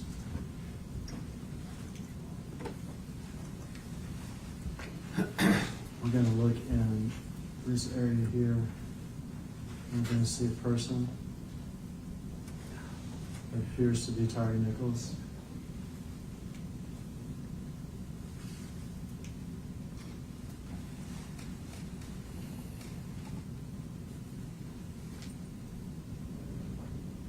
That does not appear to be a police car, does it?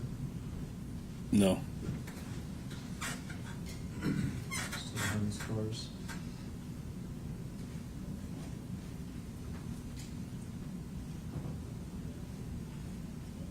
This does appear to be a police car, doesn't it? Or could you tell? I can't tell. I just see the tail lights. Individual is crouched down sort of between the two cars. Yes.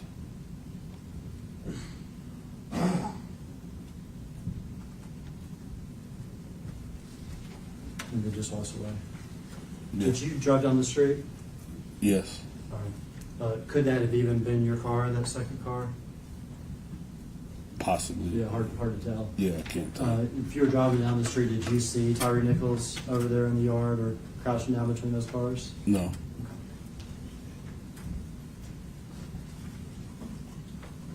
If we could have a break, Your Honor, and switch laptops and hopefully have better quality when we come back. Ladies and gentlemen, the jury, we're going to take a brief recess. You can leave your notebooks in your chairs and continue not to speak about the case.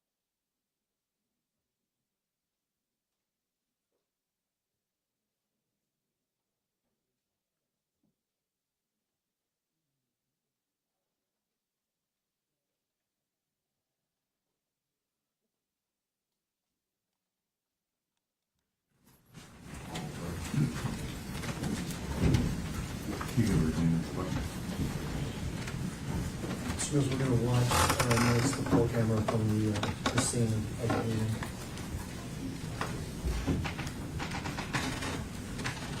Mr. Mills, while he's asking you questions, I know you may be facing this direction, but if you can just make sure your voice is loud so that the jury can hear your answers. Yes, Your Honor.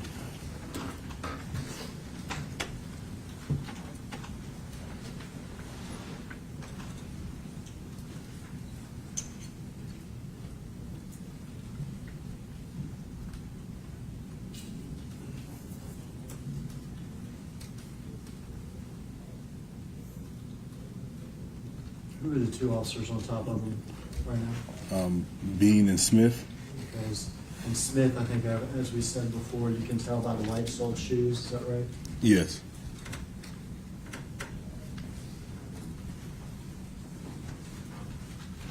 Who is this officer walking up? Martin.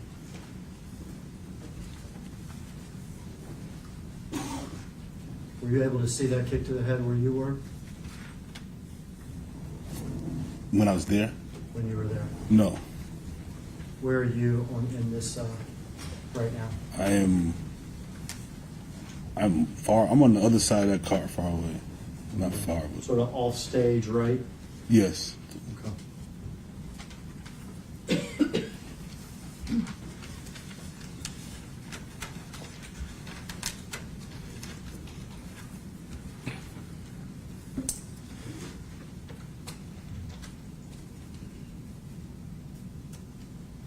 Were you able to see that second kick from the head from where you were that night? No.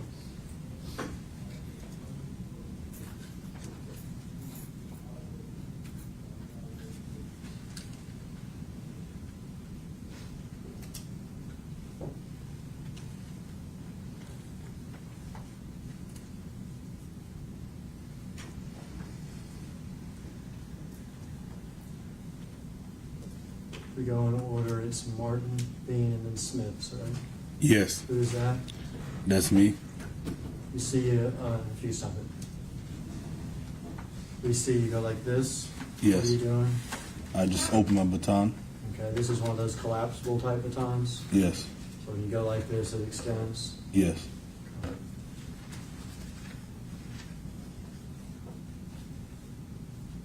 Can you tell, if you stop here, can you tell here? Martin's back to us, is that correct? Yes. On the far right, is that Smith? Yes. In the middle, Bean? Yes. Far left, you? Yes. And Mr. Nichols, like you said, half on the ground? Yes.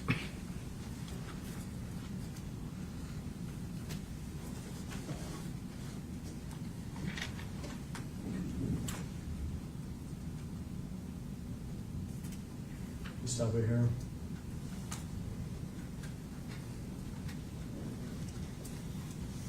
You're back to us, is that correct? Yes. Left with the shoes is Smith, Yes. on Tyree's left side. I can't see Tyree's left side, but I can see right here, left of You me. can see Smith. Yes. On the right, Bean, is that correct?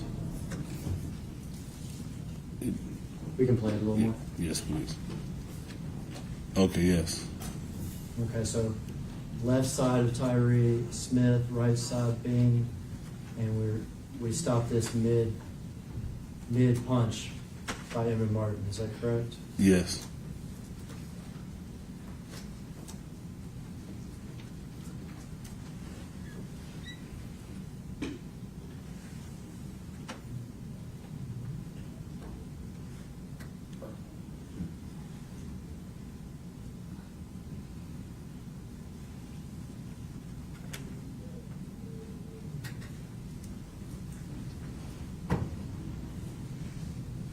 You have exited again to the right. Is that right?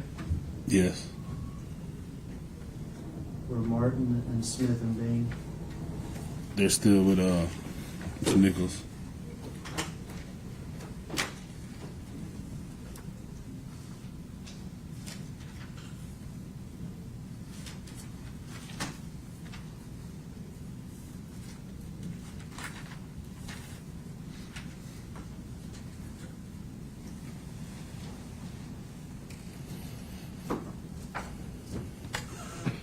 Who's this man running in?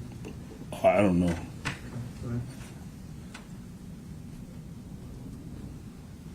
The man that just kicked him, could you tell? That was a little blurry with the Haley. Okay. We'll see some body cams later, so if you can't tell who the first kick or the second kick was from, you can just say that. Okay. So we saw one man run in and kick him. Yes. Could you tell who that was? That was Haley. Okay. And we saw another man kick him after Haley did. Could you tell who that was? Martin.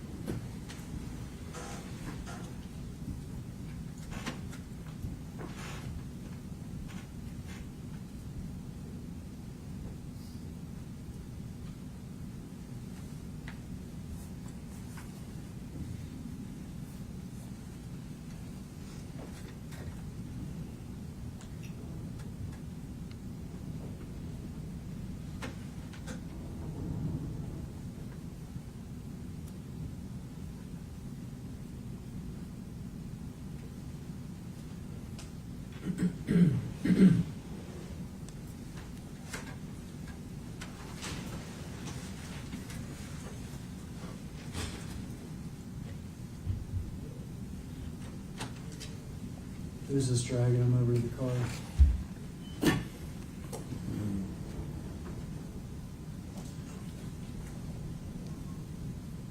Smith.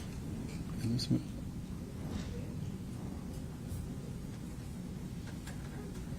Yeah, Smith.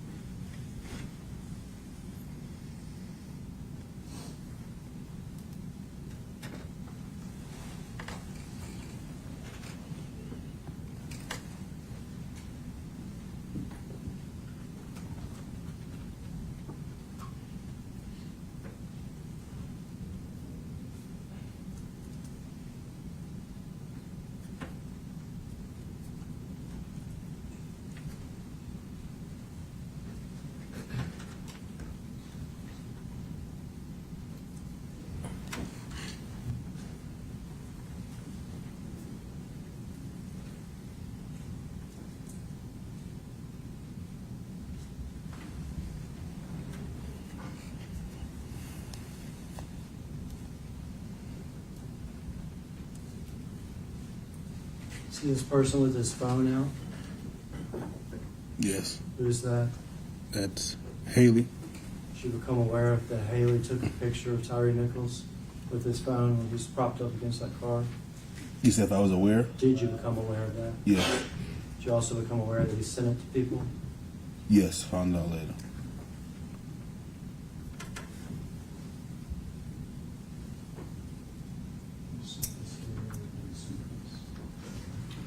We'll stop this here at 2040, 38.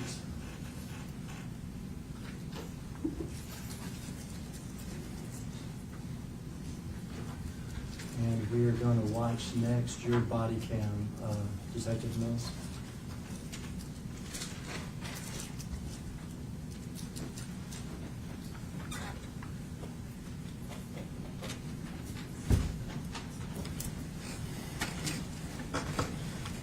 Gonna go through that period where the sound doesn't turn on for like a minute. Yes.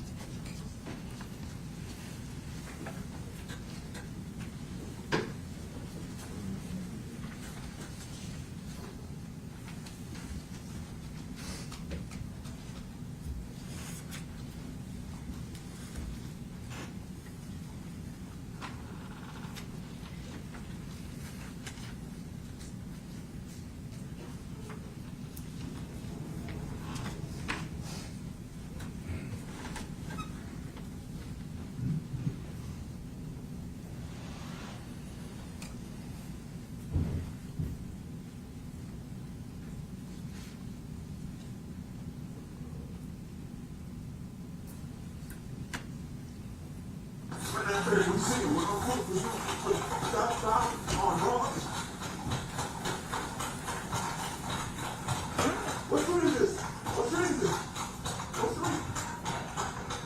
Cascade Lady. We're up in Cascade Lady.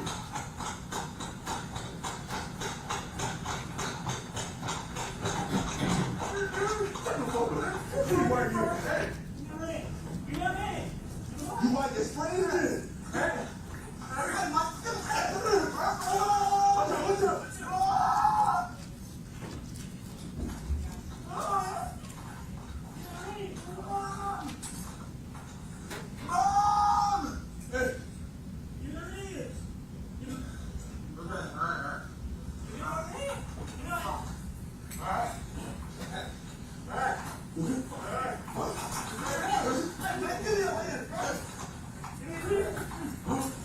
What's up?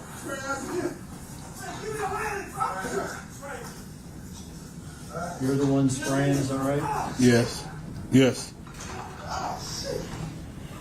You sprayed yourself at this point? Yes. What did we just see right there, Detective Mills? Did you see that? Nah. Can you rewind it or? Yeah, we rewind it for a second. Rewind it just a bit.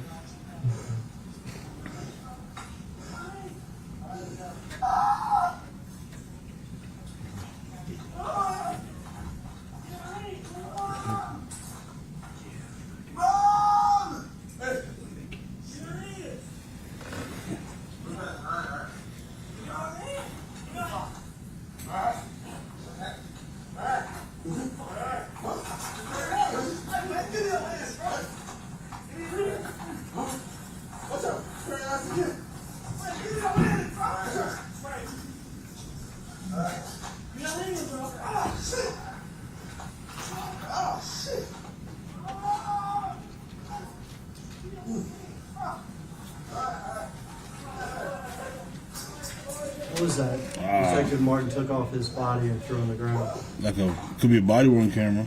Okay. Could be.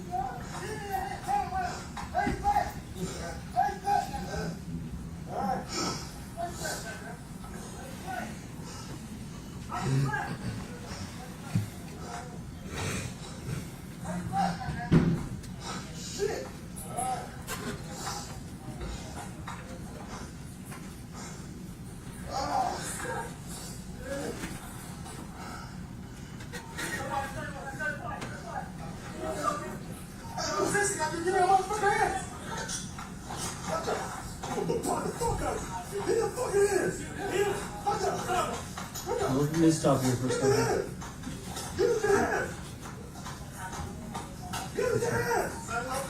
Please stop. You said, so I don't want to misquote, but something to the effect of, or did you say? Your Honor, out of the rule of completeness, I'm gonna ask that, but because at this point, the narration, if we need to approach out, because it's gonna be a slight speaking objection, but the video needs to play, and then he can come back and ask his questions, is how it's normally done. And right now, I would ask the court to allow him, to allow it to play to a certain point, and then come back, because it's not giving the video the weight of what it should be given, or the effect of what it should do. Well, I mean, with regard to the video, I mean, it's being admitted into evidence. So if you're wanting to play the video in its entirety during your cross-examination, Yes, sir. Then I'll allow you to do so. But during the direct examination, I'll allow him to ask questions with the portions that he wants to direct on. Yes, sir. Maybe approach on something I'd like to bring to the court's attention. All right. Just briefly, Your Honor. Respect.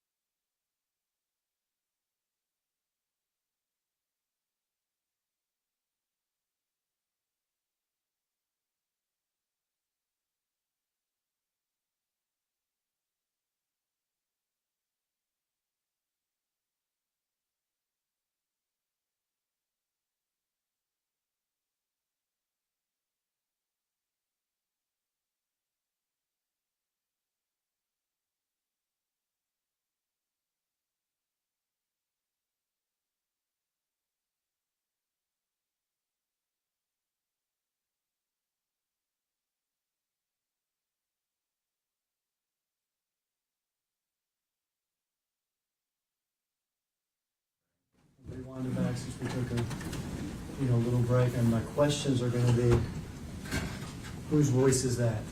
Okay? Okay.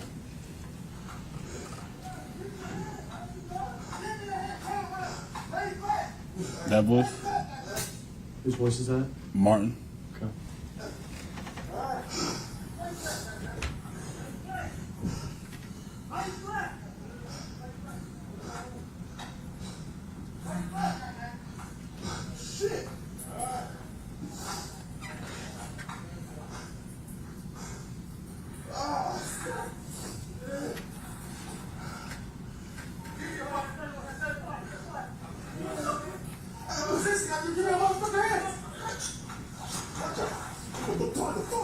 Whose voice is that? Me. Okay. Whose voice was that? It's more than one, but you gotta. Okay. Whose voice was him? Can Your Honor, you replay it? exactly what I addressed. That's inappropriate. I mean, Objection. if he knows who's saying. Does Mr. Hagerman know or the witness? Because Well, Mr. that's- Hagerman is who just testified. Well, then I guess the question is, or the objection, is the objection to a leading question, or is the objection to what? Objection, leading, suggesting an answer. Asked him who? So you can ask if he has knowledge of who made the statement. If he says that he has knowledge of who made the statement, then I'm sorry, Your Honor, the records will reflect that out of Mr. Hagerman's mouth came the word hitting. That's what my objection is to. all right. If you can rephrase your question. We can rewind it. Yeah, my question is, who says that? Okay.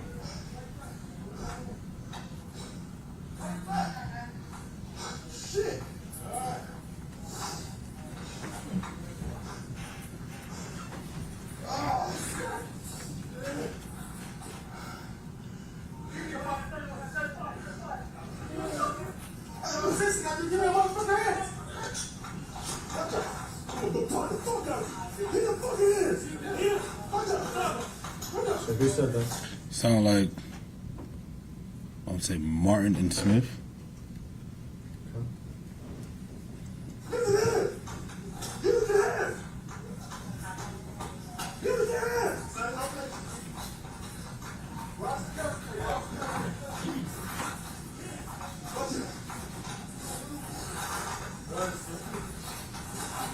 Okay.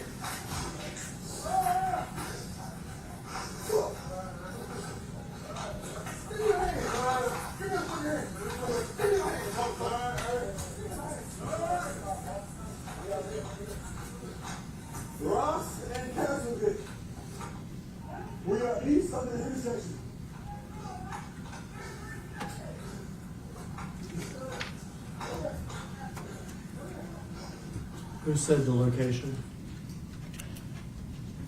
That was me.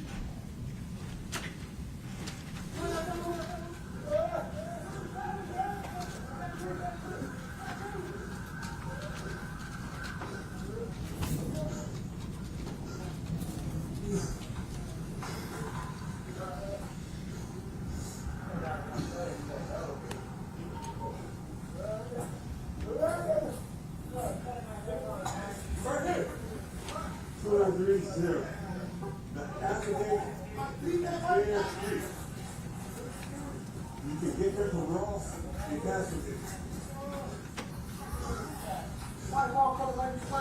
Man, this you.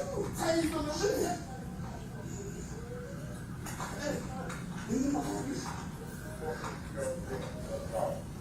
Fuck.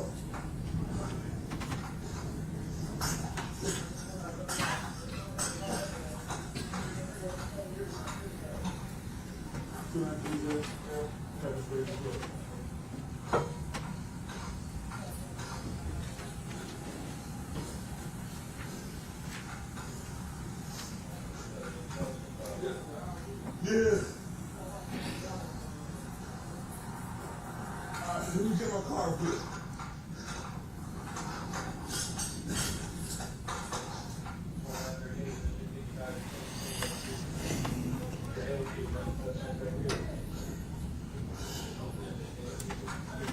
You been alright?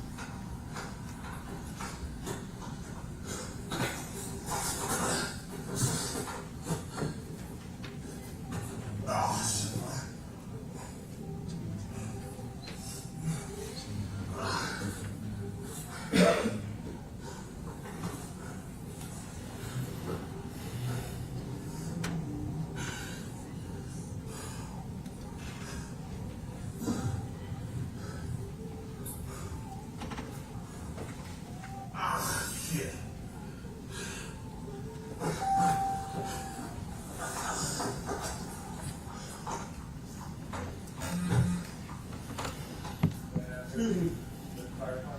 That hose I use, a water hose. Oh, okay. No problem.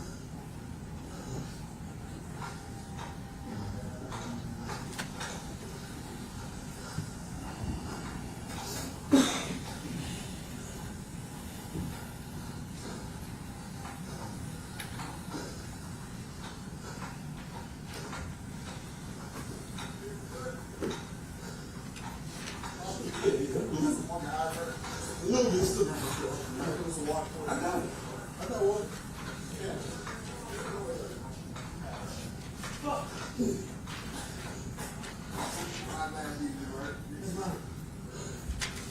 What's wrong with him?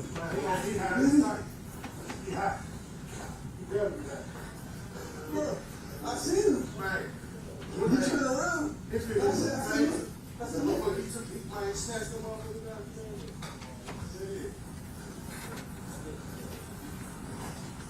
Hey, I'll throw that shit in there. I ain't come out of the back there from my neck. Yeah, I'm good. That's my brother. See him. What? Y'all want him to bring him down? Hell no. Bring him on down here. Bring him down there. Oh, hell no.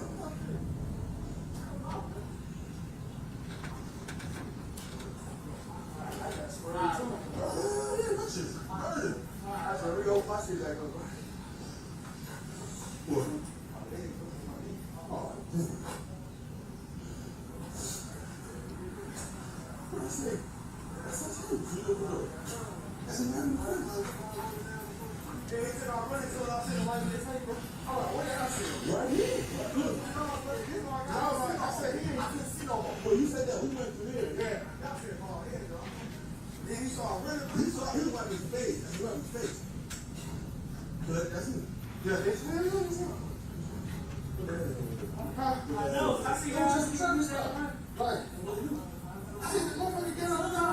Who's that talking? Martin.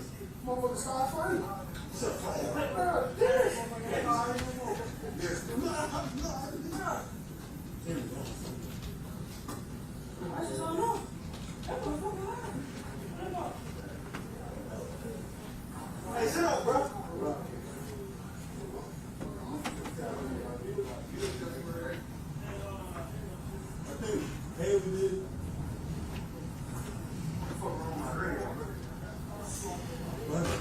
Who's that? That's Bean.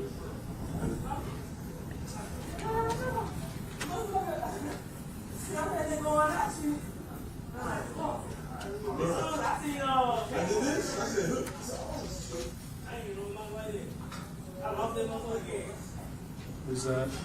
Smith.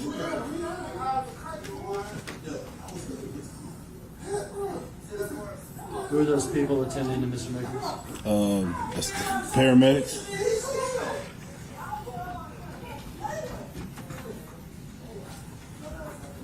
You know what they mark? I ain't getting no information.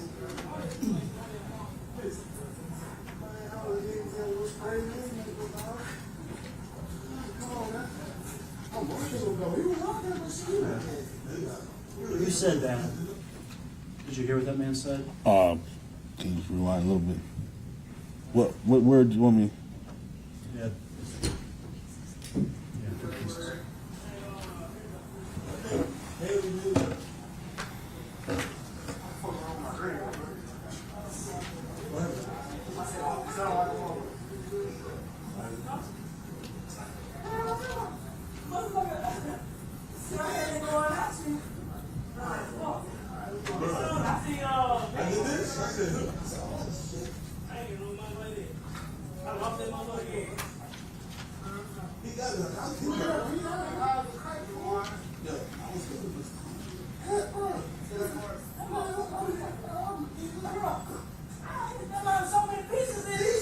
All right, right there. Who says that? Smith. What does that mean? He was punching him. What did he call it? He said pieces, some pieces. What does pieces mean? Meaning a lot of punches, more than one punch. Okay.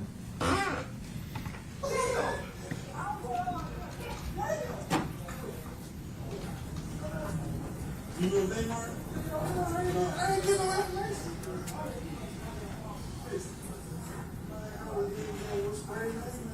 Who said that right there? That was Martin. What does he say? He's hitting him with straight haymakers. What's a That's haymaker? like a one-hit quitter punch. Like a big one. Yeah, big one. Like the thuds you heard? Yes.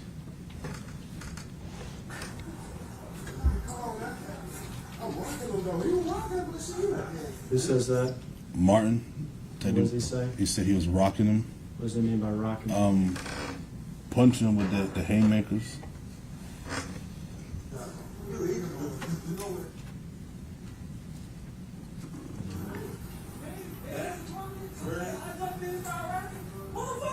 Who says that? Smith. What was he saying? He said I jumped in, started rocking.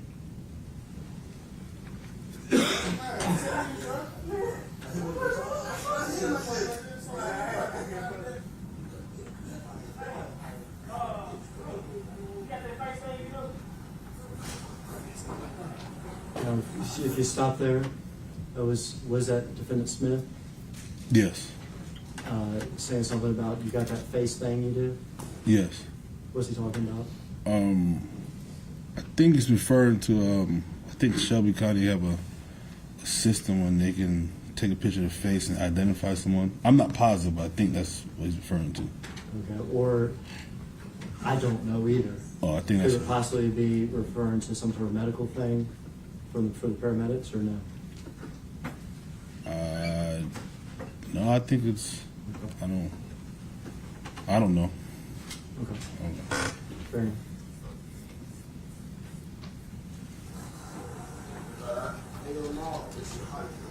Who is that? Lieutenant Smith.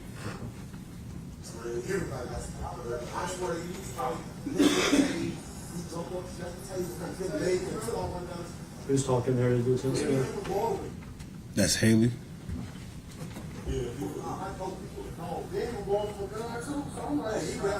Who said that? Rewind that. Excuse Can you rewind it, please, a little bit? Just.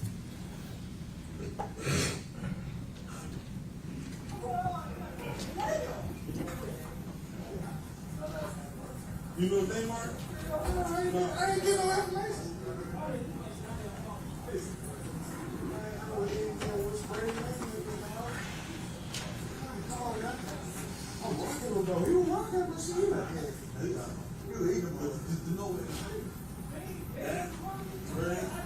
I know, who said that? Did you hear that? But, Dean was rocking. that was Smith. Your Honor, it's ask and answer. His narration is going over and over. And I don't have an issue with the question. We're gonna play the video as well, but he's narrating, trying to get to he's leading him to the answers that he wants out of him. The witness has indicated an answer to all these questions twice now. Actually, it wasn't asked. I have a list. Specifically, Your Honor, the caption, the word said was about haymakers, and then what looks like to be being said he's eating them. That's the third time we've watched it in the last 45 seconds. I don't know how they're rewinding it so fast, but if one didn't know better, we would actually think this is just one big long conversation. So it goes to the ask and answer objection. I've heard the same clip 3 times now in the last 45 seconds. I mean, if we're going over new information, I'll allow you to go over new information, but if we can just make sure we're going over new information. It was the witness that wanted to answer the question.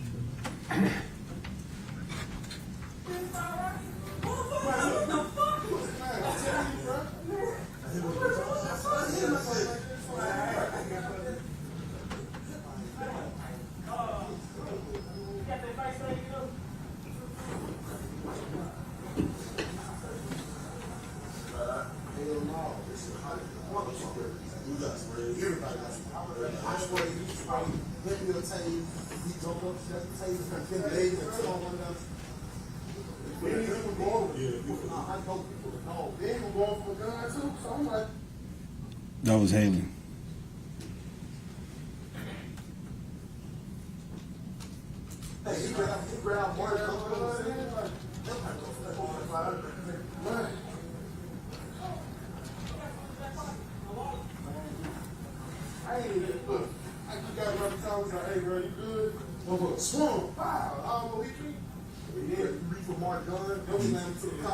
And who just said that?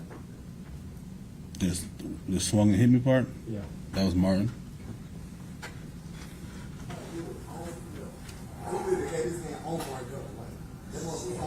Who says that? Haley.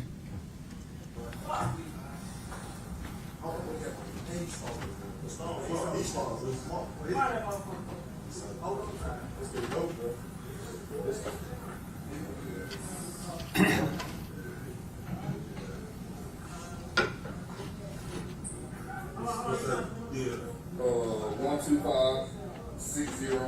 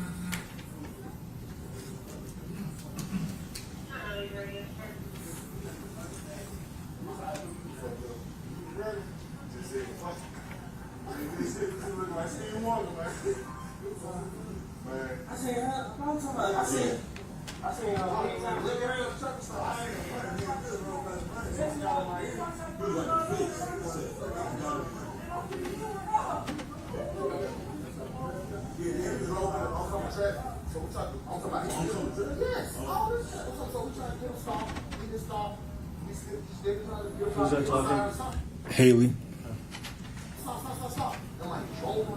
swerving, he couldn't get my car. I mean, I'm like, God damn, man, what are you doing? He pulled up to the red light, stopped at the red light, put his turn signal on.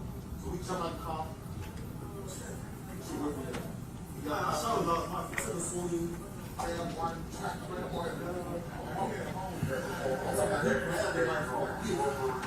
That's the one that I couldn't go. Boom! I put it to the car. Who's that talking? Haley. Judge, I'm just thinking about the record in the future.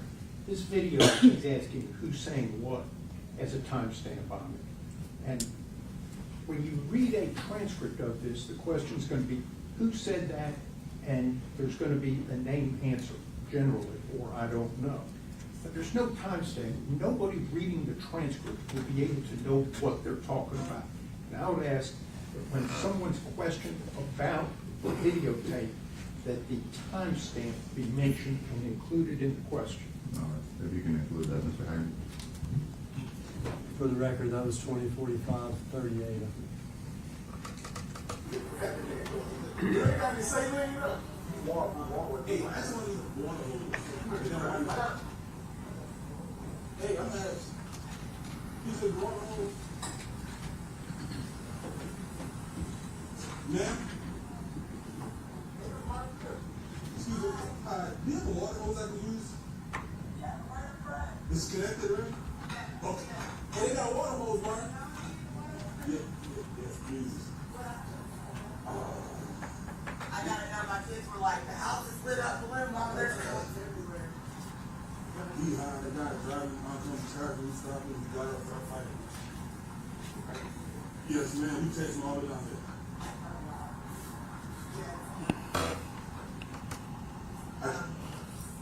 Just know it's,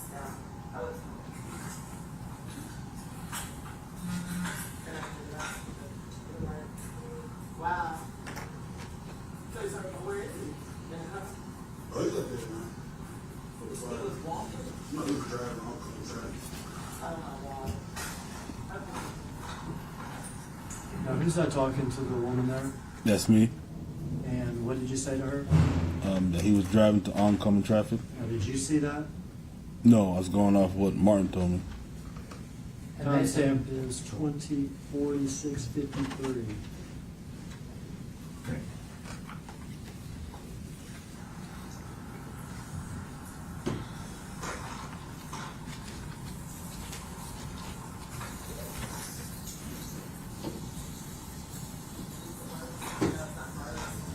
Oh, yeah, right?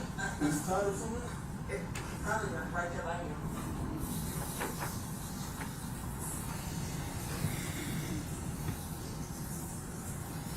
Thank you very much. This is like Brandon. No, we citywide.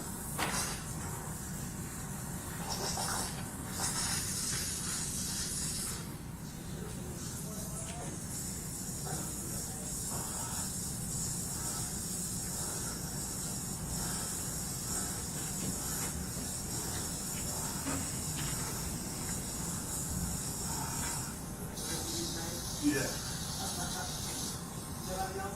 I will ask him.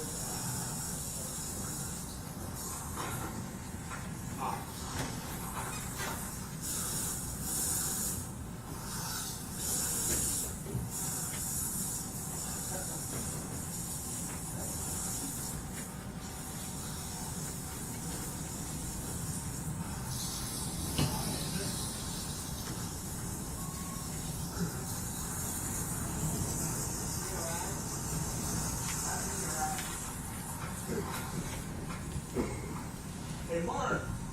Martin. Martin.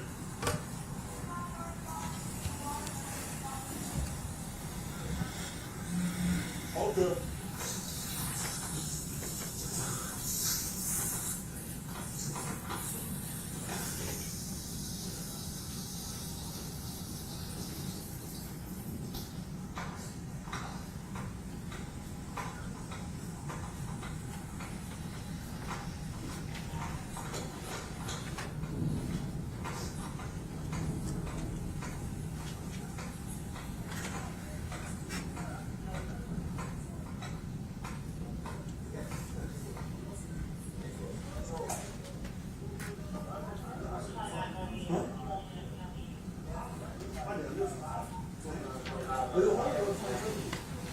lady right here. My point lady.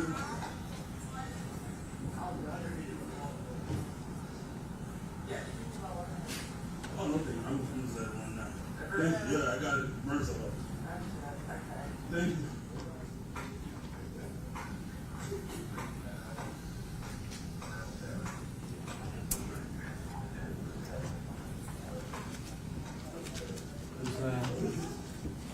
That's Martin. Where, what's the timestamp on it? 2049, 51 or 2. Well, the camera now is 2049, 50, 6 or 8. 6, and whose picture? Mr. Mills? That's Martin. That's Martin. What did Mr. Martin just do? He signaled to me to take off my camera, come talk to him. What was that signal? Just pointing to his body, well, where the body camera would be. Okay. In the chest. So what did that signal mean? Take it off, I got something to tell you. To take your body camera off? Yes. And that timestamp is 2050:00.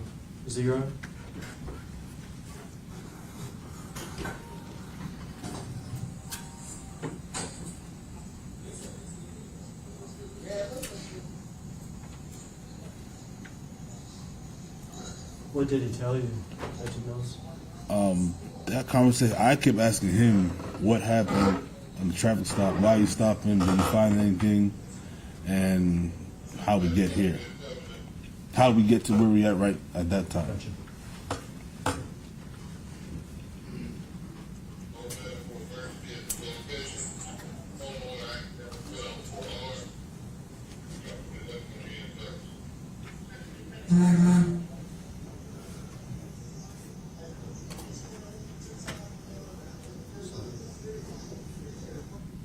Did he ever explain to you how they got there in terms of him hitting Tyre? He said that he told me the traffic stop, swerving oncoming traffic. He said he stopped him, got the cars fighting him. He told me he was putting on his gun, and I think he told me like all three, him, Haley, and Hemphill was laying on him, and I think he said Mr. Nichols pushed him off of them and took off running. He told me he was pepper sprayed and tased all over there. Okay. But did he tell you anything about what happened there at No, Castlegate? no. Everything he was telling me from the original traffic stop. Okay.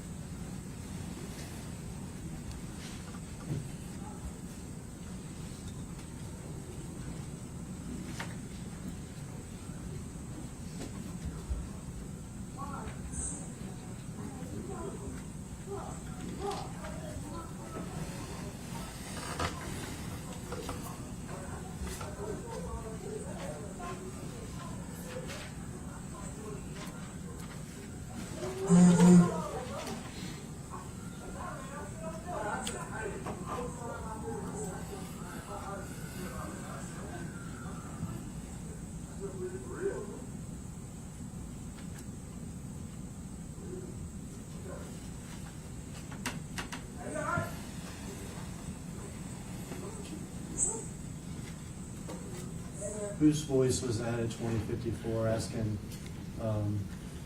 he all right? That was Smith.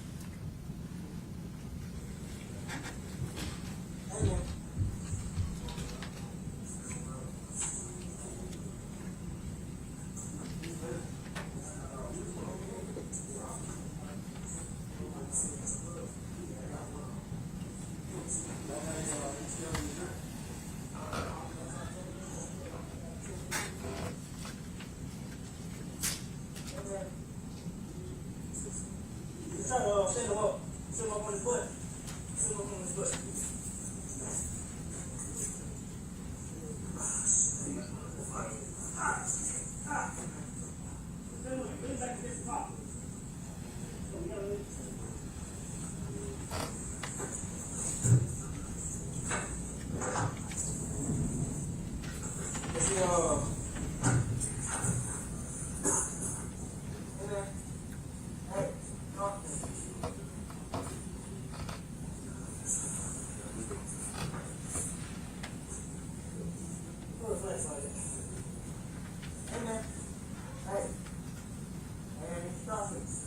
Mr. Nichols.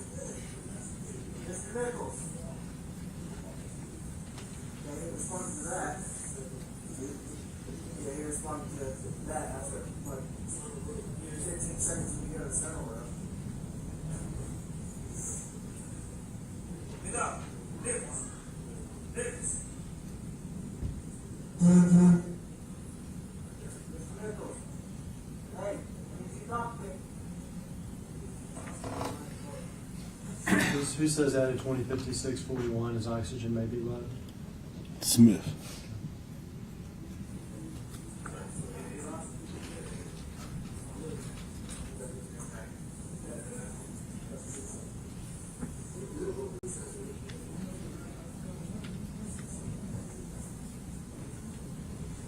Get up. Nichols. Nichols. Nichols. Go up, okay?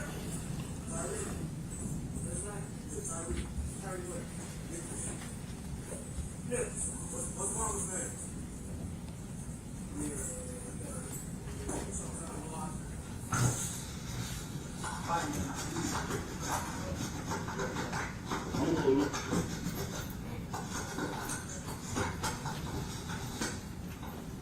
At this point, do you walk away with Lieutenant Smith to go to the father's house? Yes. We're going to stop the video at 2057. I think that's a 39. And for the record, that's where we'll stop Mr. Mills's body worn camera.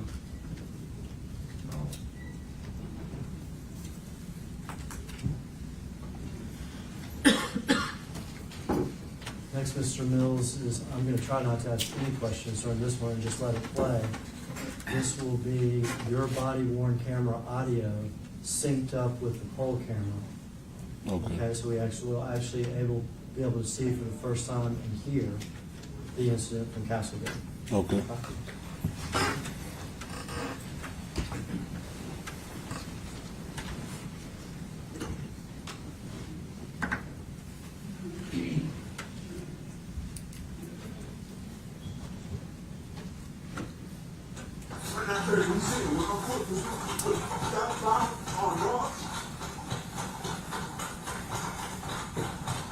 What food is this? What food is this? What food? Cash gate ready. We're up to cash gate ready.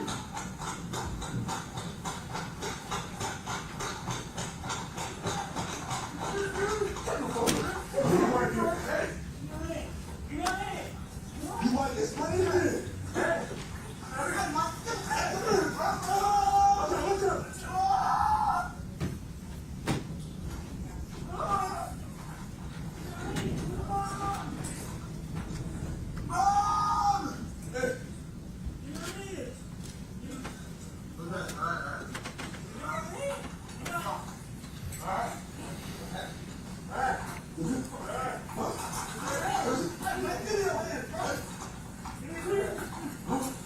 What's up? What's up? Straight ass again.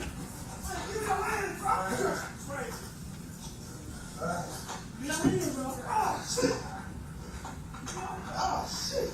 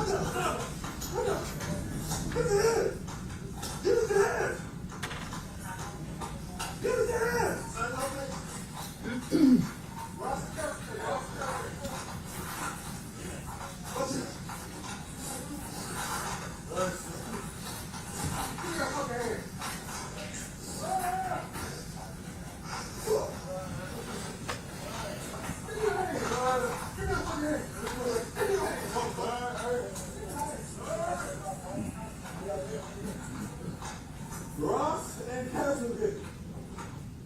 We are east of the intersection.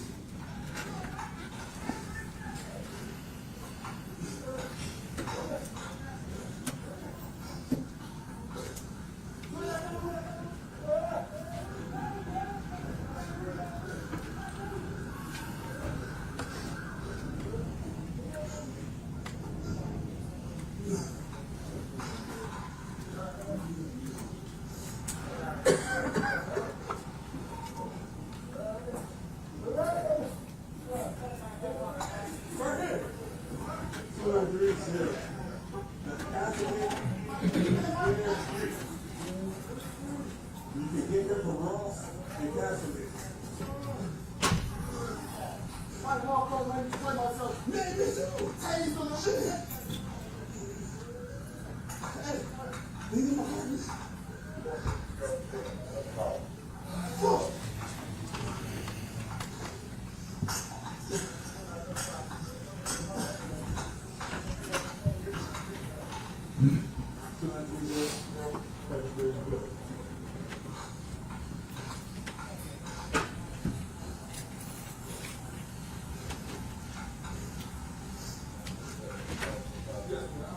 Yeah. Alright, let me get my car quick.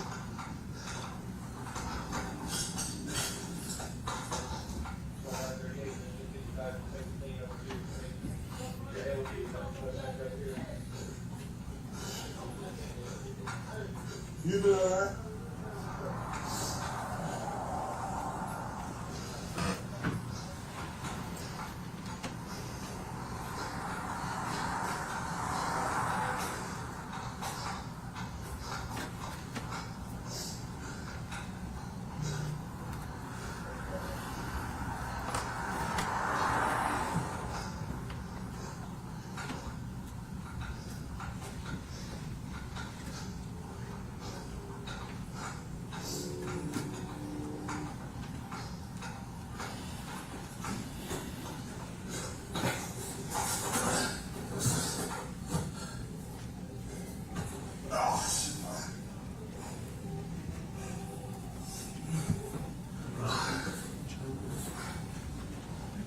Stop that now at 2038-13.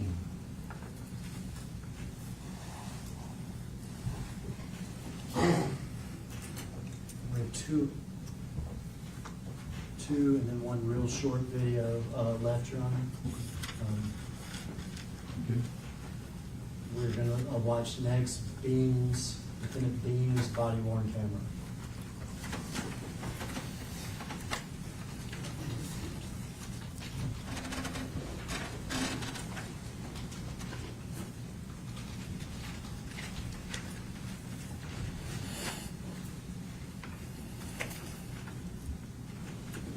And to remind the jury, who is being in the car with?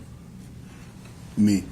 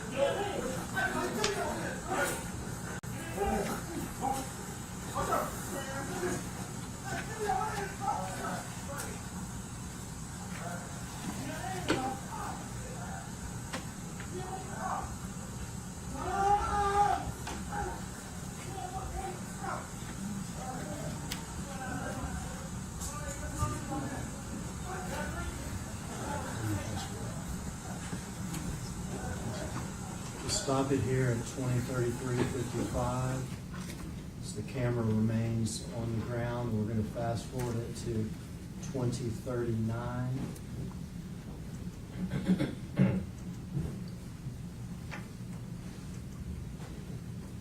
Go ahead. This will be just on 2038 and 19. Come on, look. He cut in, he cut through traffic.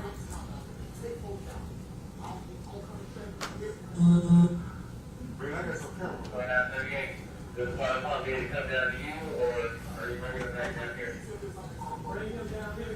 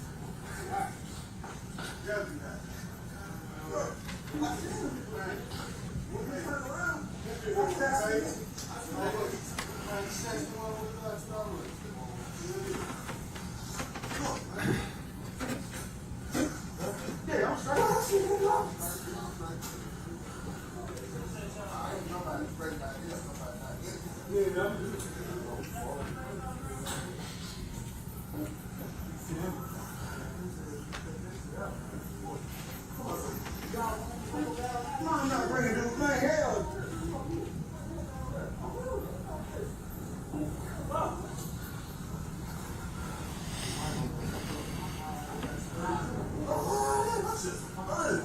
I should real my shit back up, bro. What? My leg, bro. My knee.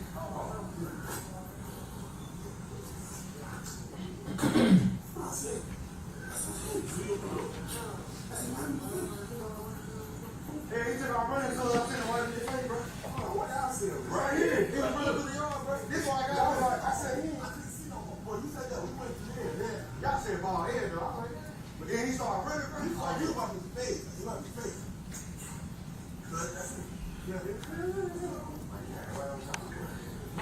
I know. I see y'all. I see you there, right? Somebody fuck my leg, bro. I know. Bro, my shit been hurting all day, but when y'all seen that boy running, bro, come over there and start hurting no more, bro.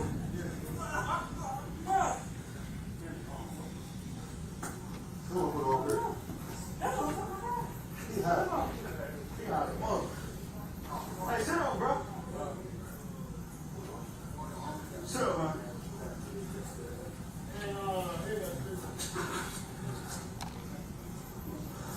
Why the fuck wrong my radio, bro? Shit. My shit off the sound like a mama.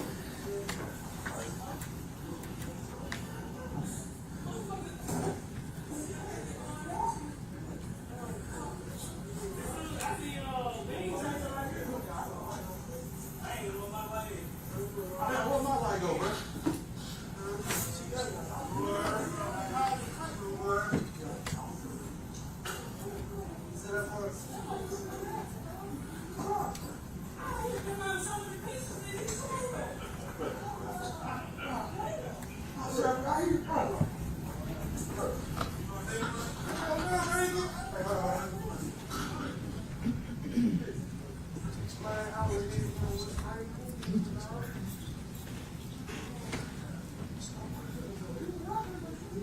This is 2042-17. Stopping field.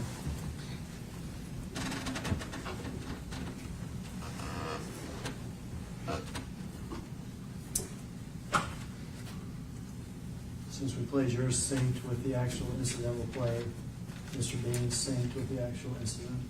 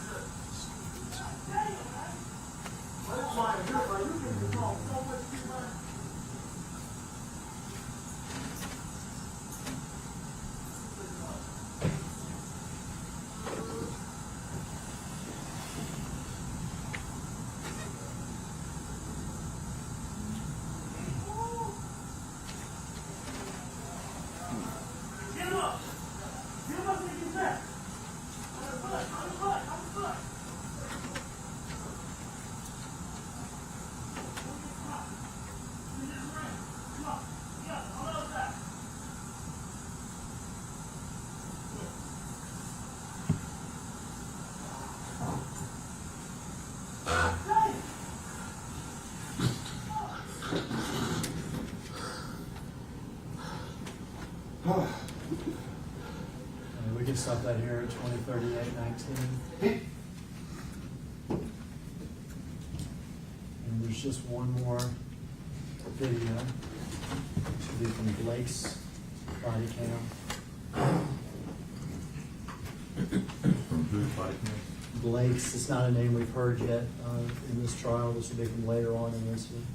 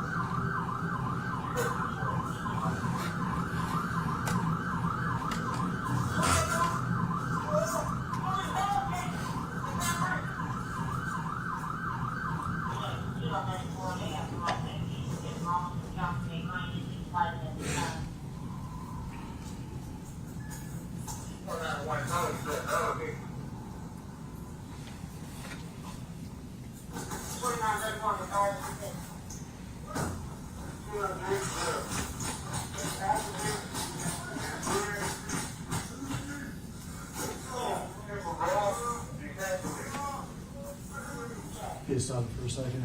Oops. I was gonna read out the timestamps.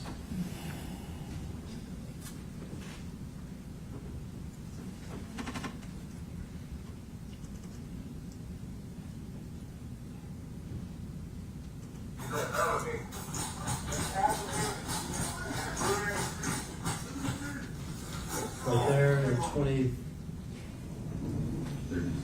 36, 17, 18. Who is that kicking, Mr. Nichols? They're like Haley. And there at 20, 36, 21, 20. Who is that kicking, Mr. Martin. And I guess we can show that stop for the record at 20, 36, 21.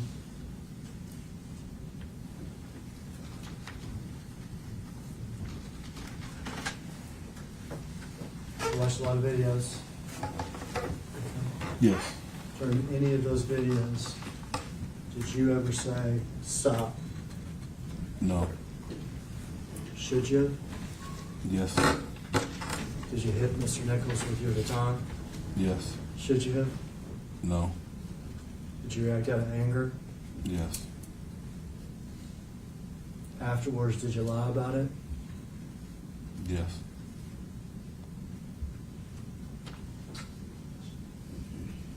That's all my questions, Judge. Right, ladies and gentlemen of the jury, your lunch has arrived. This will be a good breaking point for the defense to start their cross-examination. So we're going to go ahead and excuse the juror at this time.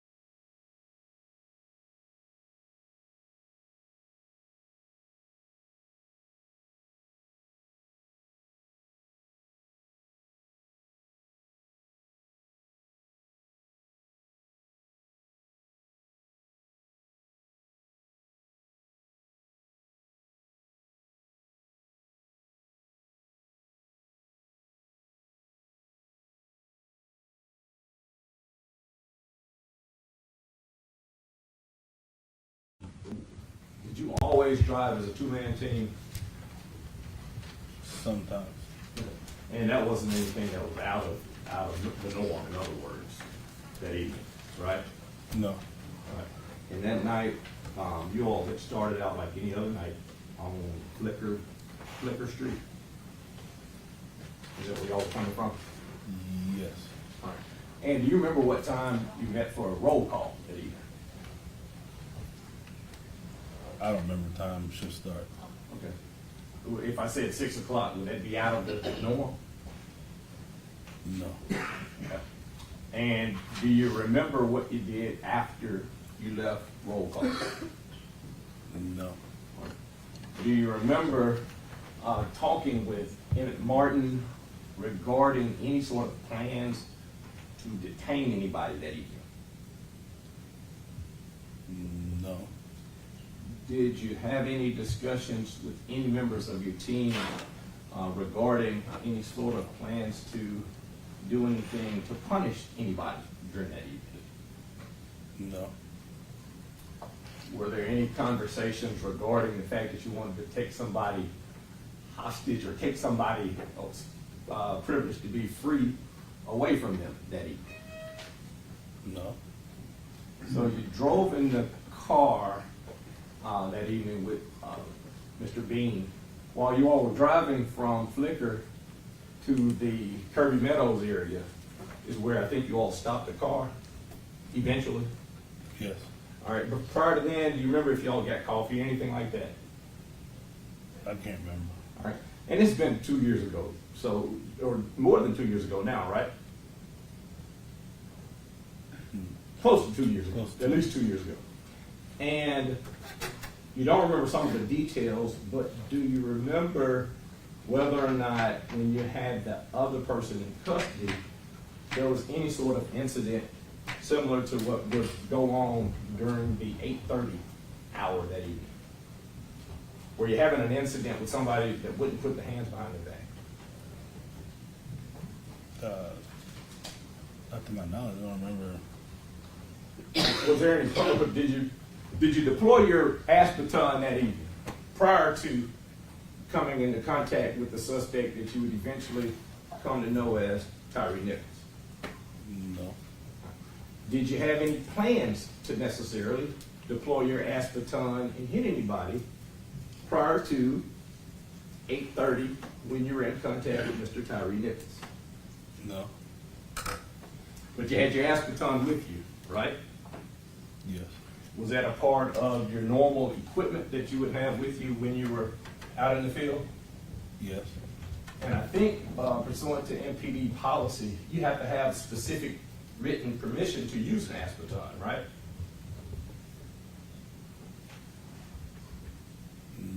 No. Not immediately prior to, but I think you have to have, and we'll go through from the policy, but if you don't remember it, that's fine. You were certified to carry your baton though, right? Yes. Were you post-certified as an officer that evening? Yes. And to your knowledge, was Mr. Bean a proper officer to be in your vehicle during that evening? Yes. And prior to that evening, you said that this was not the first time you'd been on a two-man team with Mr. Bean? No, it's not the first. All right. And I think previously when we had a conversation at the trial, you indicated that you never had any issues with Mr. Bean riding in your vehicle, right? Correct. And you said Mr. Bean you knew to be just a proper officer, right? Yes. Never had any concerns in your different statements, ISB, with your statements with what we call 302s, your statements with the FBI, statements with the Department of Justice. Never had an issue with Tadarius Bean, right? Right.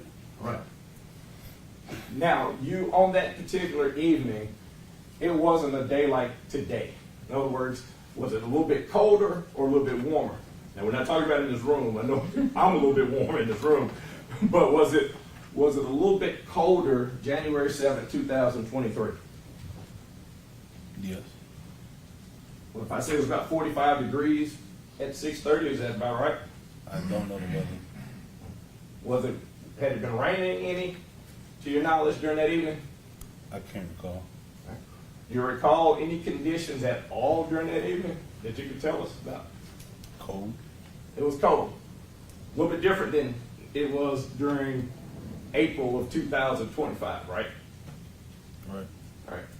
And during that particular evening, it was, you said that you were at a location, you weren't specific about where that location was.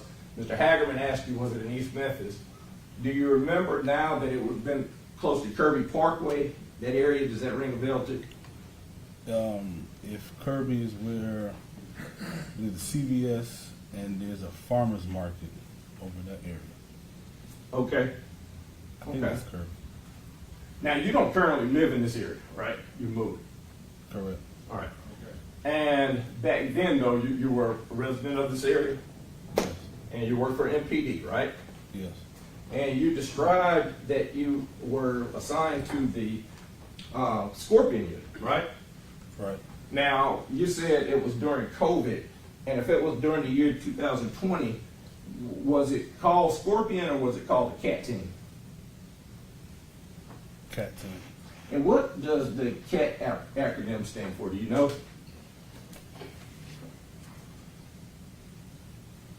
I think it was Criminal Apprehension Team. Criminal Apprehension Team.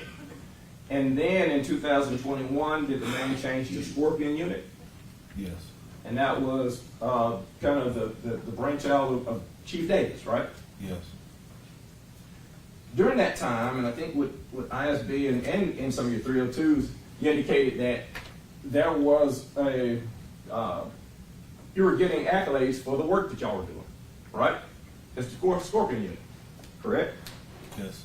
And they were telling you how you were going, that criminal suppression was working, right? Yes. You were told about the decline in murders and things like that. Yes. And there were meetings where people would kind of rah-rah type meetings. Y'all go ahead, y'all get out there, do your job. That type of stuff going on, correct? Yes. And that was from the higher ups, right? Yes, it was their meeting. That was, and you all were present though when they told you, basically giving you slaps on the back about how successful the Scorpion Unit was, right? Yes. And when you were part of that during that particular time, prior to January 7th, 2023, did you have any problems with the fact that there was success? Did I have problems? Or who? I'm going to ask you about your problems in a second. Let me ask you this way. Had you met with Forrest Christian prior to that? In 2023? Yes. No. Who is Forrest Christian? Federal prosecutor from DOJ. All right. Now, between January 7th and 2023 in September, you met with DOJ a number of times, right? Yes. Now, that would not have been immediately after this January 7th, 2023 8:30 incident, though, correct? I don't. Let me ask you in a better way. January 7th, 2023 incident happens. After the incident, you said previously that you and Darius Bean went to St. Francis Hospital, right? Right. You had a suspect in custody at St. Francis Hospital, right? Right. And you stayed there until you were relieved from St. Francis Hospital that evening, correct? In the morning, early morning. Right, early morning hours, 1 or 2 o'clock, I think was your prior testimony, correct? Correct. You remember what officer relieved you that evening? That early morning, rather. I want to say Matthew. Okay. And was that a member of your team also? Yes.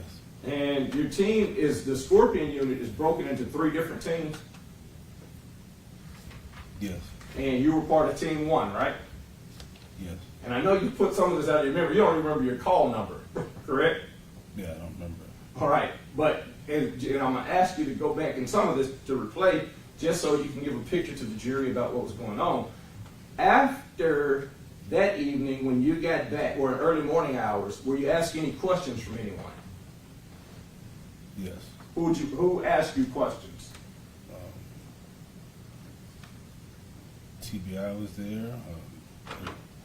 The security squad, that's internal affairs, they were there in the office. And that was it. Had they been there on other incidents prior to them to talk to you? No. Right. And at that particular time, you had made close to 1,000 arrests at least, right? I don't know. You made a lot of arrests, though. Yes. And you said repeatedly, ISB, DOJ, FBI, TBI, that this was the most difficult arrest that you had ever had. True? Yes.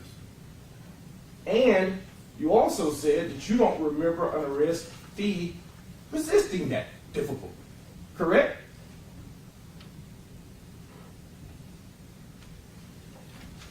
Not that way. I said it.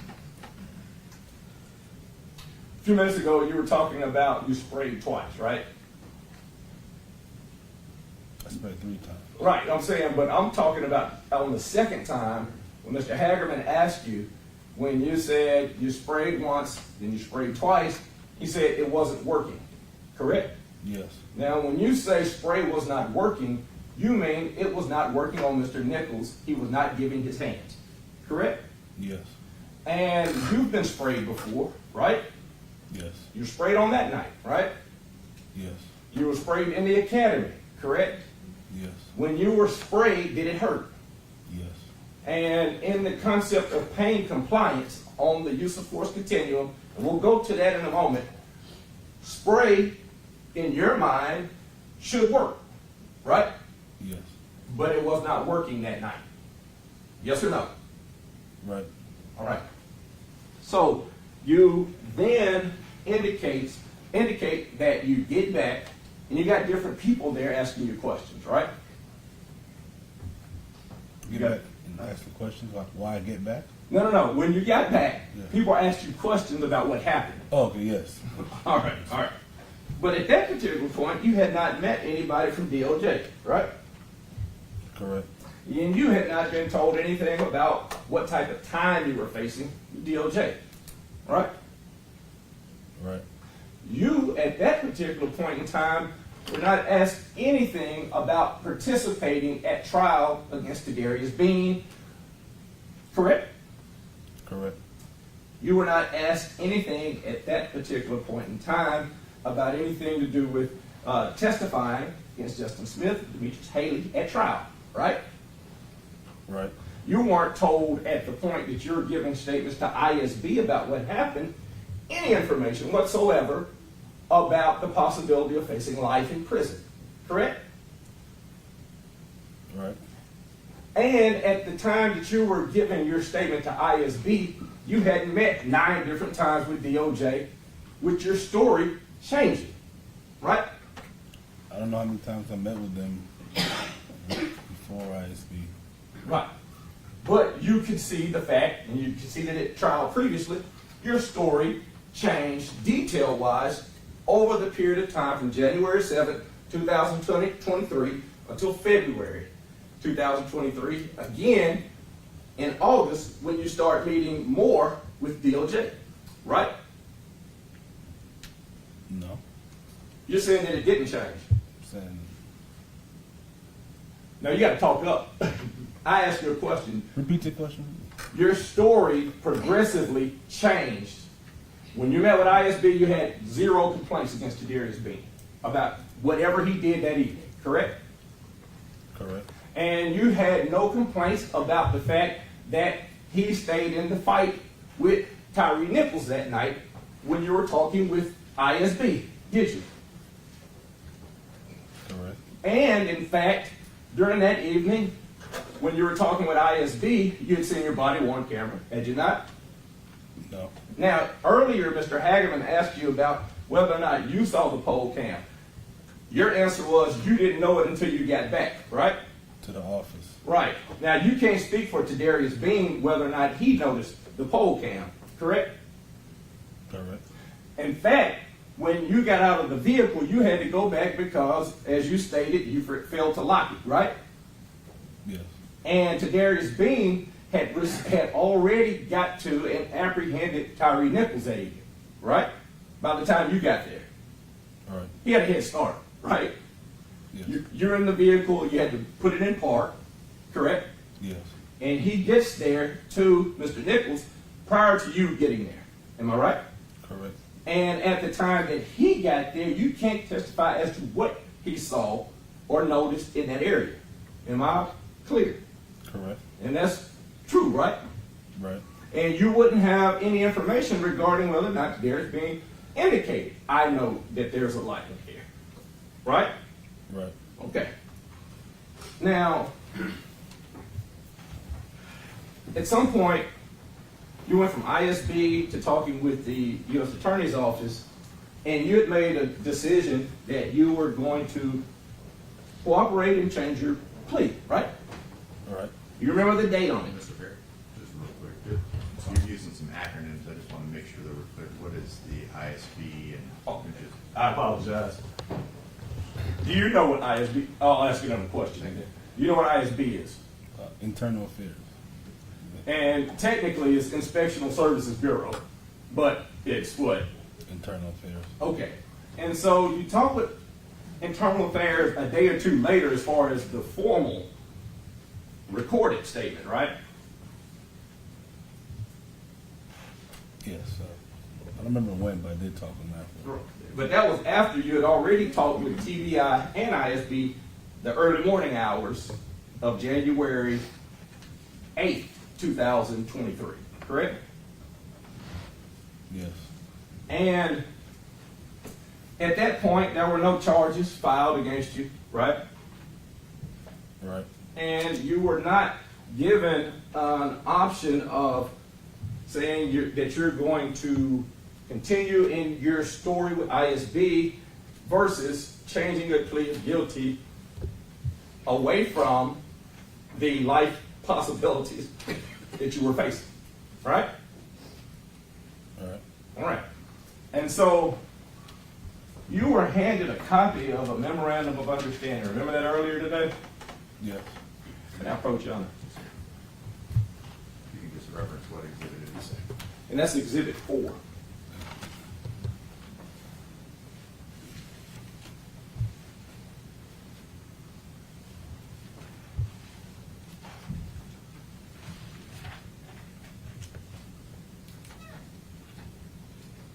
What's the date on that exhibit?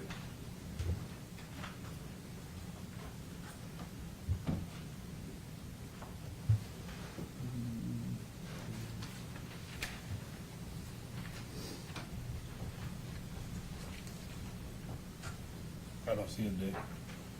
And that exhibit is written by, or at least signed by yourself, right? All right. Your lawyer, correct? Correct. And by Mr. Hagerman, right? No, it says Morrow. Mulroy. So you know who Mr. Mulroy is? Yes. Who is he? District Attorney. The district attorney, right? Yes. Big guy. And it's signed, right? Yes. 2 lawyers and yourself signed it, but it's undated, right? All right. Okay. Can you tell this jury when you decided to sign that?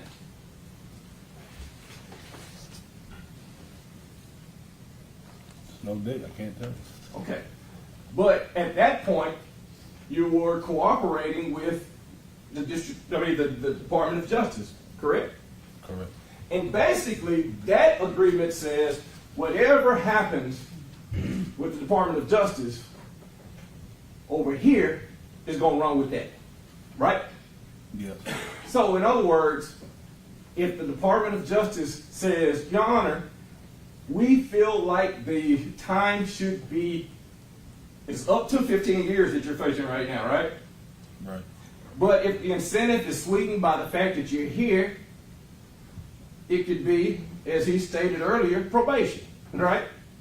All right. Based on your testimony, correct? Correct. Now, it's based on your truthful testimony, as he stated, right? Yes. But this is a truth that is different from your initial truth, right? Can you reword that? Yeah. it is considerably different than your Inspectional Services Bureau truth. Am I right? Correct. All right. Let's go down some of that Inspectional Services Bureau. May I get that copy?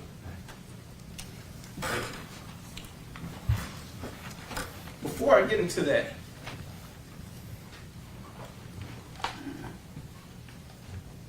you're not from here, right? Right.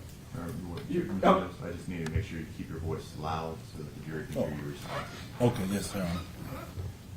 Not from the Memphis area. During the days after this particular incident, there was a lot of things going on that affected you personally, right?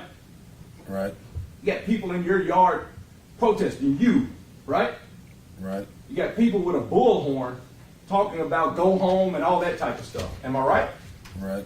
And that is after you gave this ISB statement, correct? I believe so. Right. That is after your story changed, in other words. I don't think that happened when the charges came, I believe. Correct. And I might have asked it in a bad way. Your ISB statement is the night of, right? No. Okay, I thought you talked to them verbally when you got back from the hospital. I did, but there was no statement taken. Right. I'm not trying to there's no trap. That night would have been January 7th is the night of the incident. January 8th, because time changes over to the next day, midnight, you get back to Flickr around 2 or 3 in the morning, right? Right. And you said earlier, TBI, ISB, and other people are there, correct? Correct. Who is TBI? Just for the sake of the record, do you know? Tennessee Bureau of Investigation. All right. And they took over the investigation, correct? Yes. Because it involved MPD, Memphis Police Department, right? Because Ms. Nichols was critical, they took over. I got you. But that would be what you would expect. If it was a shooting and he's critical, would TBI be involved to your expectation and based off of your training? Yes, I believe so. Right. So they're there, and because of the incident that took place, that's not something out of the ordinary, in other words. Right? Right. All right. So we're January 8th. Now I have this document is dated. It has January 11th, 2023. Does that sound fair? 2 or 3 days later? Yes. That you're talking with ISB, right? Yes. And at the time that you talk to ISB, you're the same Desmond Mill that's out there putting his life on the line every night, right? All right. And other than maybe I think your status, your job status had been relieved at that time with temporary relief, I believe. Am I correct? I think it's just relieve of duty. You relieved of duty because of the same incident, though. Yes. Not because of anything outside of that, right? Right. And you went to give a statement to ISB, right? Yes. And so if it's an internal Inspectional Services Bureau statement, even though you're relieved of duty, you're still an employee. Am I right? Yes. All right. And so you give this statement at that particular point in time. Let me be clear. The protesting in your yard and all that stuff wouldn't be for another week or so, or 2 weeks, right?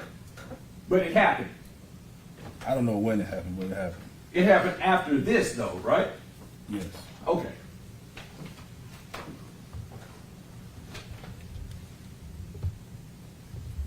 All right. You were asked certain questions, and I'm just going to ask you a few of the questions right now. But you said that you put on your body-worn camera, right? Yes. Now, when you had your body-worn camera on, is that a part of what you're supposed to do as an MPD officer? Yes. Under the regulations that you have, you normally would turn it on if you get involved in any sort of interaction with a criminal suspect. Is that true? Yes. Does it cut on automatically?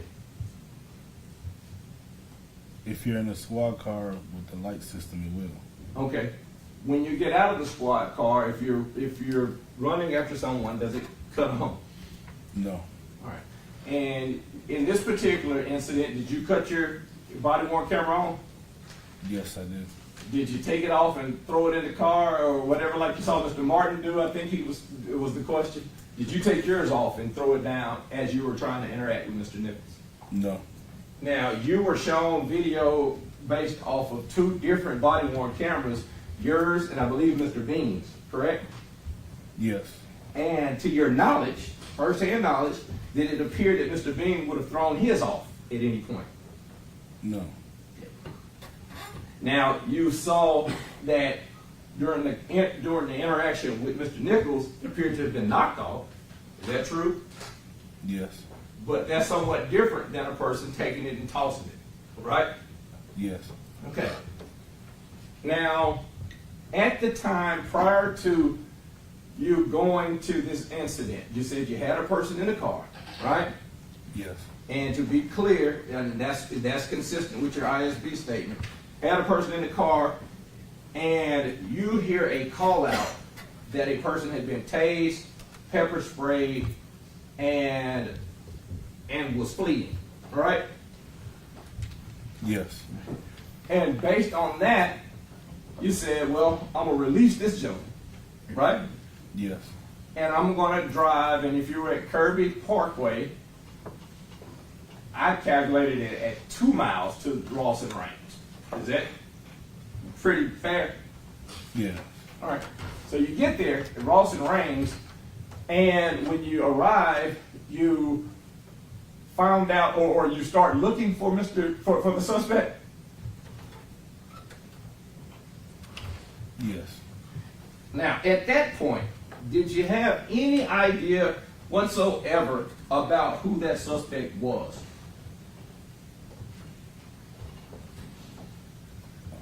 Only thing I knew was he resists, he pepper sprayed, and his tased. All right. So there wasn't any conversations regarding the fact that this man was supposed to have been dating somebody's girlfriend, anything like that, right? No, I didn't hear none of that. And anything regarding that would be inaccurate, correct? To my knowledge. Right. There was not, Mr. Bean didn't say, hey, let's go get Mr. Nichols. Anything like that, did he? No. All right. And to your knowledge, when they talked about this, when this call out came out regarding a person who's in that area, did you or Mr. Bean have any conversation about who you thought it might be, or who it was, or what that person might have been doing? No. You drove to the area, right? Yes. And the first time that you had seen Mr. Nichols of any sort of thing that would register in your mind, in other words, I'm not asking if you might have been to the same restaurant before or anything like that, but was there any reason to have a registration in your mind about who the person was walking? The description that was given. From the description, right? Yes. And you didn't give the description, right? Right. And Tadarius Bean did not give that description, correct? Correct. Did you all have any first-hand knowledge about what happened on that first scene? No. Okay. So, on the video at 8:32 approximately, you see the suspect, right? Or at some point, I guess I'm not putting words in your mouth about the exact time, but at some point you see the suspect, right? Right. And it appeared that at that same time that at least Mr. Bean would roll down his window, right? Right. And he asked the suspect a question, correct? Or did he get any words out at all? I think we both said hey. When you said hey, what happened? Mr. Nichols took off running. Okay. Now, in your prior testimony, with your 302s, with DOJ as well, and with ISB, do you have any criticisms of Mr. Bean getting out of the car at that point and chasing the suspect? No. In fact, if you see the person and you see him turn and start running, if Mr. Bean says, I'm not getting out and chasing him, that would be a problem, right? Yes, could be. Yeah, it could be. That's not doing your job the way that you're understanding the job is supposed to be done, in other words, right? Right. Okay. So he runs and he eventually catches up to the suspect, right? Right. Now, there was one thing that changed from the ISB, and I think at the last trial, and I can pull it up and show you, but you were clear, and you weren't asked this question here today, but you were clear about the fact that once it was slowed, the video was slowed down, that was the first time you'd seen it kind of in slow motion, right? Yes. Last time with you, right? Right, right. And I asked you, at that time, did it appear when it was run in slow motion, whether or not it appeared that they were slapping at Mr. Nichols' hands or wrist area? Remember that? I remember you slowed it down. I watched it, and it looked like he did not punch him. Okay. And that's what I remember. And when you saw it, and that hasn't changed today. In other words, you never seen Darius Bean punch this man in the face or hit him in the face at all, right? Yes. Okay. Now, yes, that my question is right because we got to have a transcript. Oh, yeah. In other words, that the answer to that question is that he did not hit him in the face, head, or any areas like that. Am I correct? Yes. Once you slowed the video down, I was able to determine that. Okay.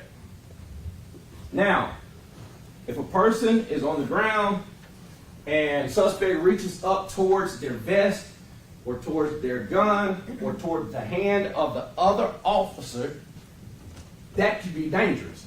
Can it not? Yes. All right. And it's clear that can be dangerous.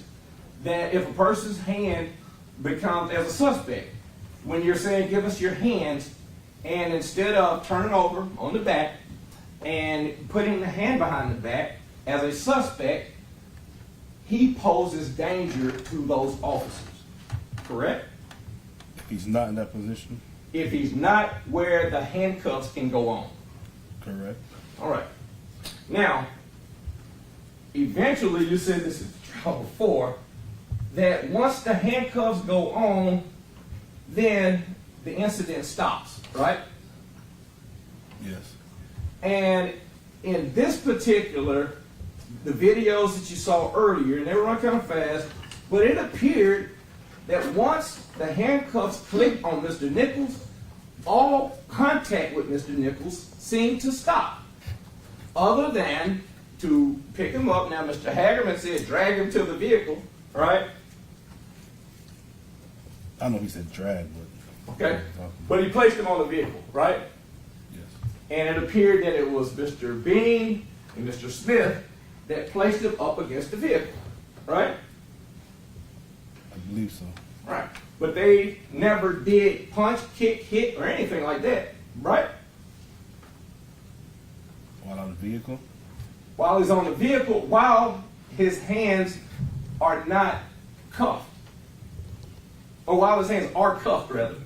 You never saw him get struck when the hands were cuffed at all. Correct. All right.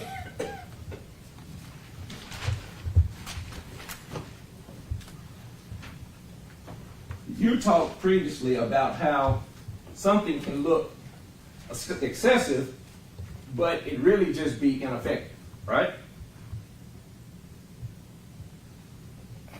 Was your spray effective? No. All right. So your spray was ineffective. You sprayed it 3 times, right? Yes. Okay. And when you're spraying, that spray goes into that whole area, right? Yes. And so simultaneously with you spraying, Darius Bean is in the radius of that spray, right? Yes. But when you sprayed him, and to be fair, you're a little bit bigger than Mr. Bean, right? Yes. Mr. Bean's hands are on the suspect at that time, correct? Correct. Mr. Bean had just been on a dead sprint. Was he jogging to Mr. Nichols? No, he ran. He's on a dead sprint. Does that equipment weigh a pretty good deal of weight? Yes. I say 30, 40 pounds. Is that about right? All the equipment included? Yes. So he gets out at night, runs towards Mr. Nichols, and according to you, Mr. Nichols does not at any point comply with the request for hands, right? Right. And although there was a discourse at the previous trial, but there wasn't as much here, but I want to be clear. Your use of the word fighting does not necessarily mean, hey, Mr. Nichols got up and started swinging and ducking and all that, right? Right. Your use of the term fighting is fighting, resisting. Co-exchangeable words in Memphis Police lingo, right? Yes. And so at that point, he's still fighting. He's sprayed, and he is still trying to be hands-on with it, correct? And when I say he, I mean Tadarius Bean gets sprayed by the spray that you're spraying in that area, right? You're right. And he's still holding on to this suspect. Am I right? Right. Now, while he's holding on to the suspect, you are panting and can't catch your breath right. True or false? True. All right. And you said that you were aggravated, right? Right. Right. Now, did you at any point look at Tadarius and say, hey, I'm going to hit his ass with this baton because I'm mad? No. In fact, if you were wanting to do the most damage with the baton, would you have hit him in the head or would you have hit him like you were trained in the academy on his arms? To do the most damage? To do the most harm to Mr. Nichols. Where would you hit him at? In the head. Right. Now, both Mr. Smith and Mr. Bean gave you a clear shot to the arms, right? Yes. You said clear, as a matter of fact, right? No, I didn't say clear. You didn't say clear or get up? I think I said move or get out the way. Okay. And then you said, I'm going to baton the fuck out of you to Mr. Tyre Nichols, right? Right. Now, in the academy, they teach you a concept called verbal judo, right? Right. You are supposed to use language different than when you're a deacon out on Hash Cross, right? Not a deacon. You've never been, well, church out on Hash Cross, according to your stuff before, right? All right. Okay, but you speak up. Okay, yeah. No. In other words, you wouldn't tell anybody in Sunday school. I wouldn't tell anybody in Sunday school. It was a fair conversation. I'm trying to fuck at you, right? Right. So, but when you're out there in that type of environment with a person who's fighting with you, verbal judo is not something that's odd, right? Correct. Because had you said, I'm going to baton the fuck out of you, and had Mr. Nichols at that point said, just arrest me, just put my hands in cuffs, do you think, based on the atmosphere at that time, that you had the ability to stop yourself from batoning him? Yes. Okay. So even though you're angry and agitated, had the hands been given, I give up, I put my hands behind my back, you had the ability to stop it. And I think based on each of these statements before, you would have, right? That didn't happen, though. I know it didn't happen. If it would have happened, could you have stopped yourself? Yes or no? If I would have said, I'm going to effing baton you, and he would have put his hands behind the back, then it would have stopped. Right. That's all I'm saying. But the only person who knows what your frame of mind is at that point is who? Me? Right. So there's no conversations about I'm mad versus the fact that I'm using the use of force continuum and applying force as I have been trained. Mr. Bean does not have that conversation with you, correct? No conversation. All right. Mr. Bean didn't say, hey, instead of hitting him on the arm 3 times, like you're trained and like you're supposed to, hit him in the head. Did he say that? No. All right. In fact, he cleared so you can have a clear shot to the arms, correct? Correct. And you hit him 3 times. Is there a reason why you hit him 3 times and then put the baton back together? I was finished with the baton. I understand that, but is there a key to it being 3 times versus 10? No key to it. Is there training regarding how many times you're supposed to use a baton in that situation? I believe it said maximum force. So I think maximum force would be 1 blow, 1 strike. Who told you that? I believe that's what's in the training. It's been a while. Was that something you developed once you were talking with DOJ? No. Did your understanding of how to use the baton change when you're talking with DOJ? No. You seem to have had some training because you flipped it out there spot on, right? Yeah. The academy. And maximum force, right? Right. I'm gonna let you look through this. May I approach? Yes, sir. This was provided.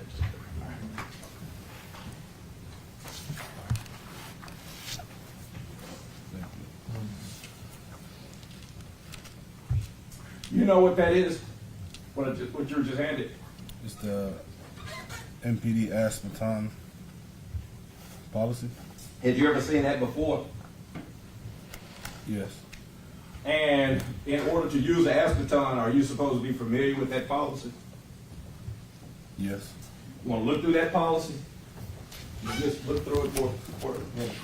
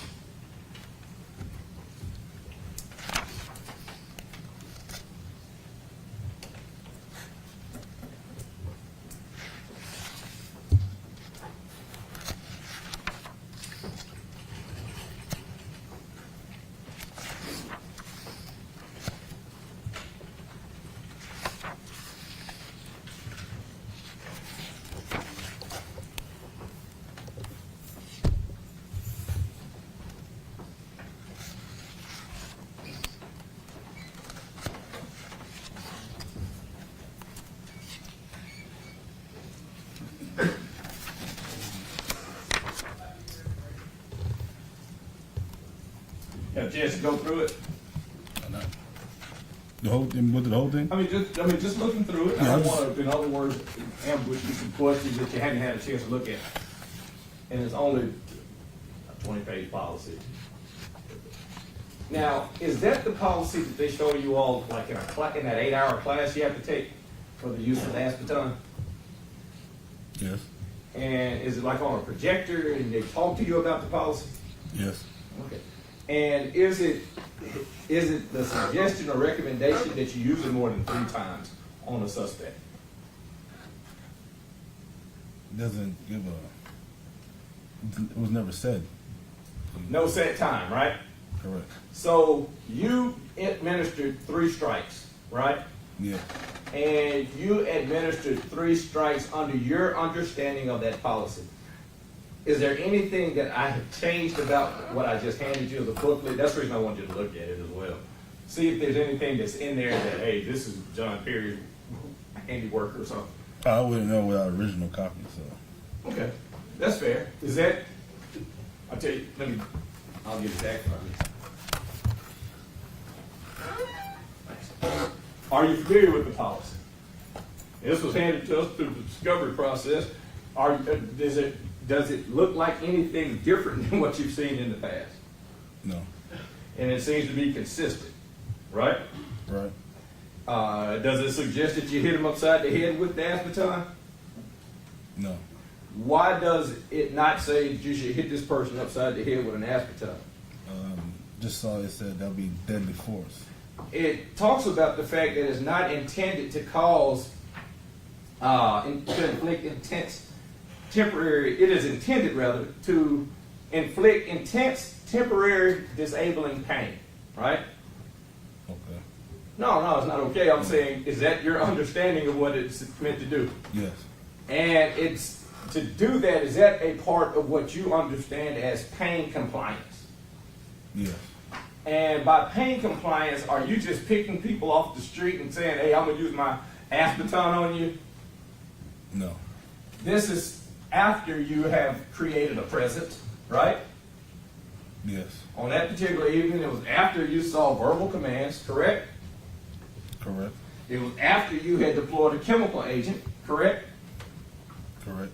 Now, these steps are going relatively fast, right? Yes. Based on your understanding of situations that can go on, life or death on the streets that you're doing as a member of CAT team, or at this time, Scorpion unit can change from dangerous to deadly in a split second, right? Yes. You've been shot at, right? Yes. You've been in shootouts, right? No. You haven't been in a shootout, but you've been shot at. Yes. Okay. And that, I would guess, is a dangerous situation, right? Yes. This particular situation, you didn't pull your firearm, did you? No. You did not at any point in time order anybody else to pull a firearm, did you? No. In fact, no firearms were pulled at all, correct? Not to my knowledge.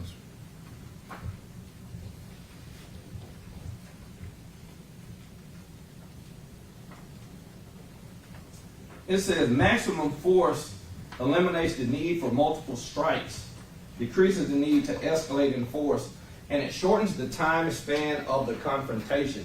Can you tell me your understanding of that?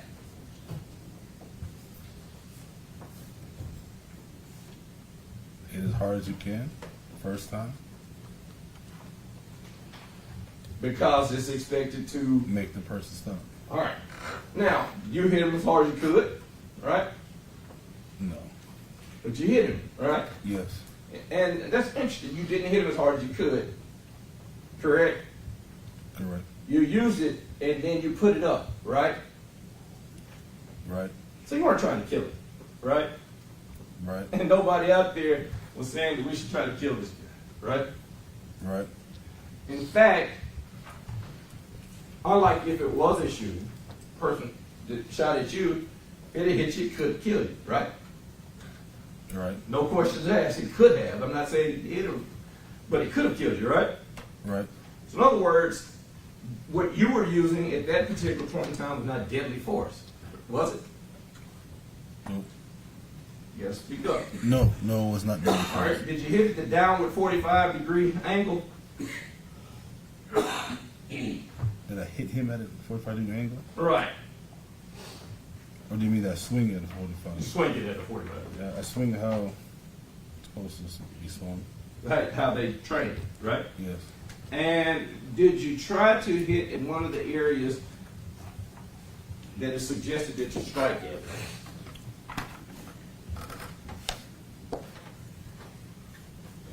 Yes. Which one?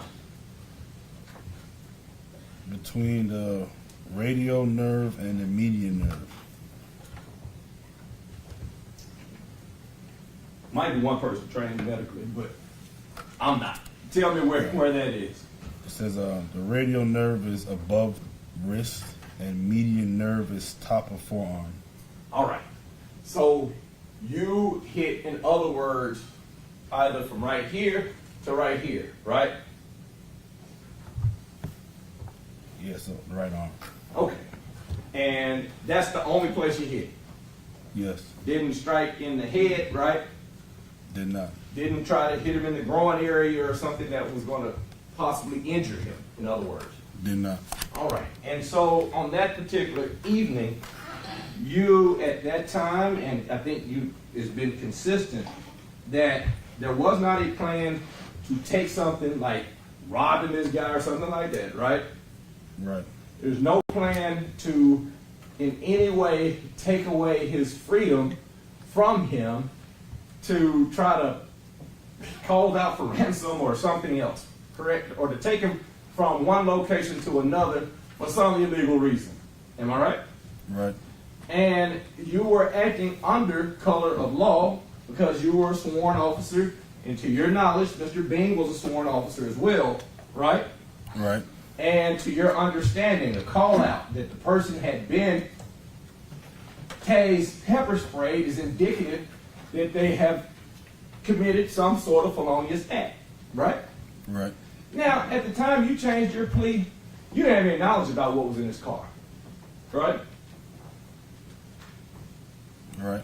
This was before you decided to cooperate and all that stuff, well before you would have known anything about anything subsequently found in that vehicle, right? Yeah, I didn't know nothing. Right. And you didn't know anything about either substances or anything that didn't belong to him in that vehicle, did you? No, I did not. But you changed your plea sometime after your Inspectional Services Bureau and before the grand jury. In other words, when the federal grand jury came, you had already agreed to cooperate, right? I don't remember when that change happened. Okay. But you've been meeting and giving 302s along the way. 302s being when you meet with somebody from the Department of Justice or FBI, etc. Right? Right. Okay. Mr. Hagerman asked you yesterday about how long you met with him, and he said, I think about 2 hours total, right? Yesterday. Man, it's hot in here, and I'm getting older, and so forgive me. He asked you this morning, how long did you meet with him? And he said about 2 hours, right? No. How long? I said maybe an hour. Maybe an hour total, right? Yes. In preparation for this. Correct. Now that's in stark contrast with how long and how many times you met with DOJ, right? You gotta speak up. I guess so. No, you can't guess it. Well, yes. All right. You met with DOJ so many times that at the trial in the fall, you didn't even remember how many times you met with them. Remember that? I don't know, but a lot. That was your answer. Do you remember that? Yes. And you met with them, and your truth kept changing somewhat. The details kept changing. When you met with ISB, when you talked with ISB,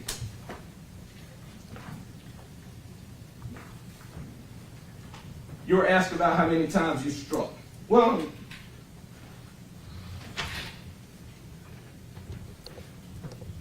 this is back in January 11. Remember being asked, and how do you know it was ineffective? And I imagine talking about the spray. I'll go back to the question. So did you notice if the chemical agent took any effect on Mr. Nichols? You remember what your answer was? No, I don't have it in front of me. Okay. If I say it was ineffective, is that what you told ISB back then? Okay. Page 5 out of 21.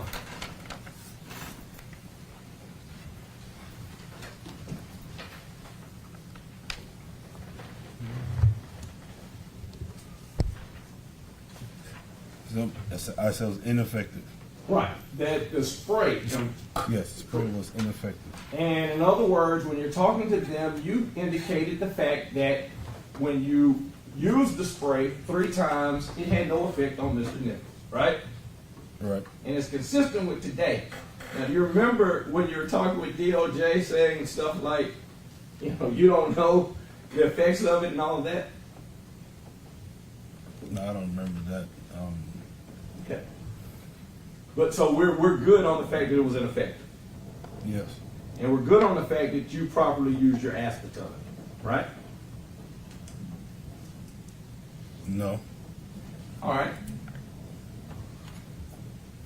What's a continuing cooperation agreement? Do you know? No. Do you know whether or not you would get credit for speaking over here when you go for your sentencing hearing across the street in a few months? Possibly, maybe. Possibly, maybe. In other words, you expect it, right? Yes. All right. So, back to the question, when you say, I today think that I didn't properly use my aspartame, it changed somewhat from when you were talking to ISB back on January 11th, 2023. Because then you were definitively positive that you properly used your aspartame. When you asked me last time, I told you, because you asked me why it wasn't properly used, it's because Ms. Nichols wasn't actively resisting. I wouldn't have asked you why. I would have told you why in my question. Because I would have had the ability to look at what your answer was right there. You indicated a why. You said because what you just said then. Say it again. Because he wasn't actively resisting. Right. In your statement, you actually used the term prior to anybody defining it for you as active resistance. When you were talking with ISB, you said he was actively resisting, right? That's right, and I told you that the statement wasn't valid. No, I understand that. At that point, when you were giving that statement, you weren't sitting up in a room full of 3 FBI agents, Forrest Christian at the end of a table telling you how stupid you were if you were going to not change that story. You didn't have people from the TBI at this end reporting actually what was said, and you didn't have 3 other attorneys from the local AUSA office saying what would happen to you if you didn't cooperate as a witness against Tadarius Bean. You didn't have that at that time, right? When you're at ISB, you had a few people asking you questions about what He's happened. asked a question, Mr. Bean actually started to answer, and then he just went into another question loudly, not even giving Mr. Bean a chance. We can go ahead and allow him to answer the question. I will. Mr. Mills. I'm sorry, Mr. Mills. Mr. Mills, you changed your answer about active resistance after you initially said what active resistance was in your statement, right? Yes. Okay. Now, active resistance does not have to be punching, does it?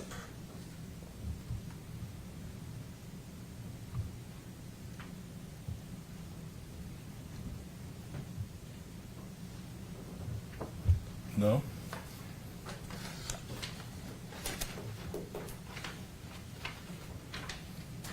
Does active resistance have to be kicking a person?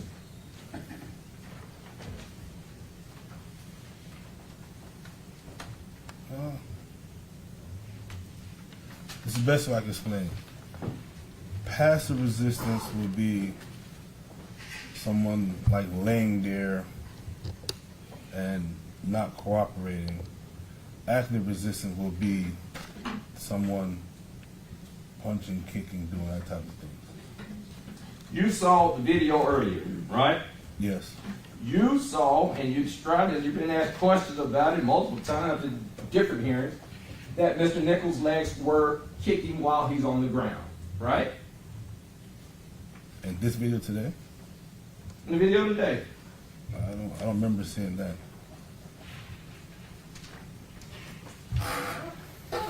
Your body worn video. We're going to watch it, but instead of watching it at full speed, we're going to watch it at half speed. We can have audio. Well, I'll tell you what, the audio is going to be, you can turn the audio down.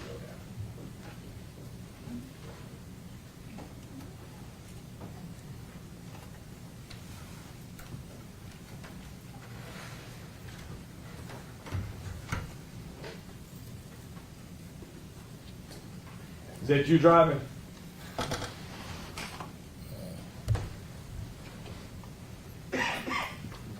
Looks like it.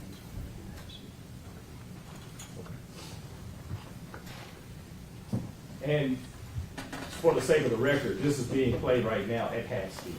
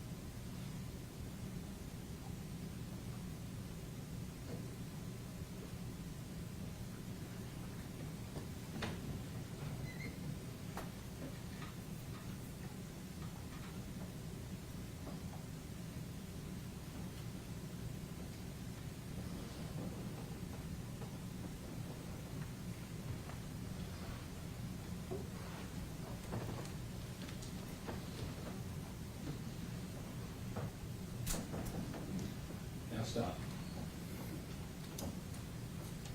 A few moments ago, I asked you about kicking. Did you see his legs kick at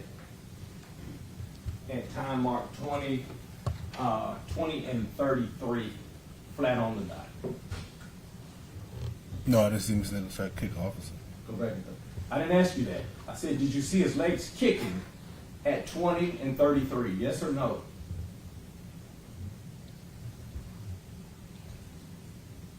Right there? No, I didn't see him kicking.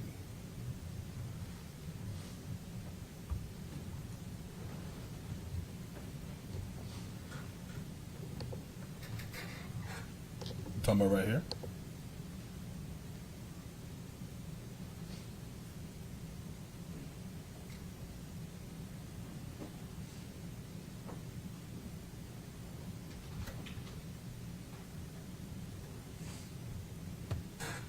Right there, stop. Did you see his legs kicking at that time? Yes or no? At 20, 33, and 10 seconds. Yes. All right. He went up. We're going to come back to the video, but you cut the lights on now. Now, when you talk to ISB, you never said, I saw Tyre Nichols kick an officer. And that was not my question. But you saw his legs kicking, which is different than passive resistance. Yes or no? Yes, that's different. Right. Passive resistance. Passive resistance. If, as an officer, you're trying to get me to stand back on the scene, murder scene. Man, that's my brother, that's my brother. And you say, step back, sir, we're trying to process the scene. Step back, sir, I'm trying to process the scene. I'm standing right here. You do me like that. Is that active or is that passive?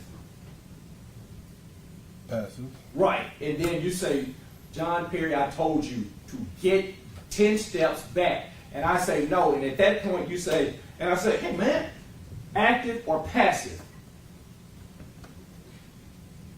That's what do you do next after that? No. That's what I just did. Active or passive? I'll be borderline active. And we ain't in a courtroom on that video, right? Yes or no? Say it one more time. I said right now, when I did that just then, use some judgment, right? You said that'd be more active, right? Yes. But right then, have I walked through a metal detector today? I don't know. Did you walk through a metal detector today? Yes. All right. And I came through the same metal detector that you did. So you know I'm patted down, right? You got a good faith belief I don't have a pistol or something, right? Right. Had you patted down Tyre Nichols at that point? No. And had you seen anybody else pat down Tyre Nichols at that point? No. So the fact that he's actively resisting right there is based on your judgment on a 45-degree outside night where it's wet outside and after you've sprinted 80 yards to get it. Correct? Correct. And right then you thought it was active resistance when he's kicking in the air and moving his arms around and standing himself up and walking around.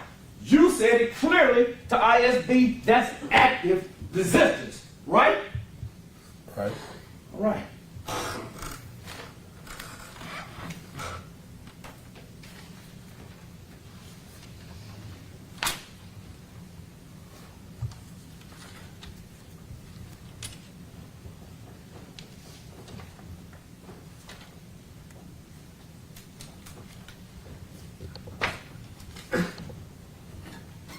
You were asked questions about a duty to intervene earlier, right? Right. And when you were asked questions about duty to intervene, was the policy read to you so that you could answer it based on the policy in front of you? No. All right. And have you had a chance to look at the policy in your preparation for today? No. But previously you've had a chance to look at the policy, right? I can't recall. Now approach.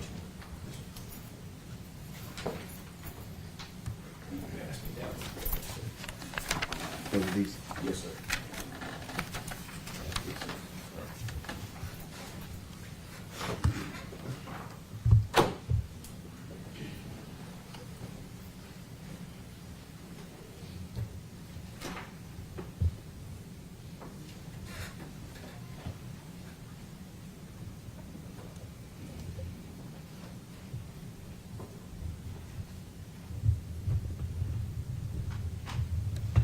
You see it? Yes.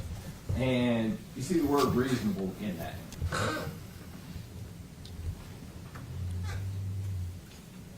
Yes. All right. And it's just a line. Can you read me that policy? Any member who directly observes another member engage in dangerous or criminal conduct or abuse of a subject shall take reasonable action to intervene. A member shall immediately report to the department any violation of policies and regulations or any other improper conduct which is contrary to the policy or order or directives of the department. For sworn employees, this reporting requirement also applies to allegations of use of force not yet reported. Okay. And your reading of that, it says it shall take reasonable action, right? Yes. And at that particular night, and you said eventually at the previous trial, if you got one handcuff on a person and one hand free, is that person still in danger? Yes. And if you're holding on to the free hand so that the person who's holding on to the cuffed hand cannot get punched in the face, so that he'll release the cuffed hand, that is a reasonable action to hold on to that hand, right? Yes.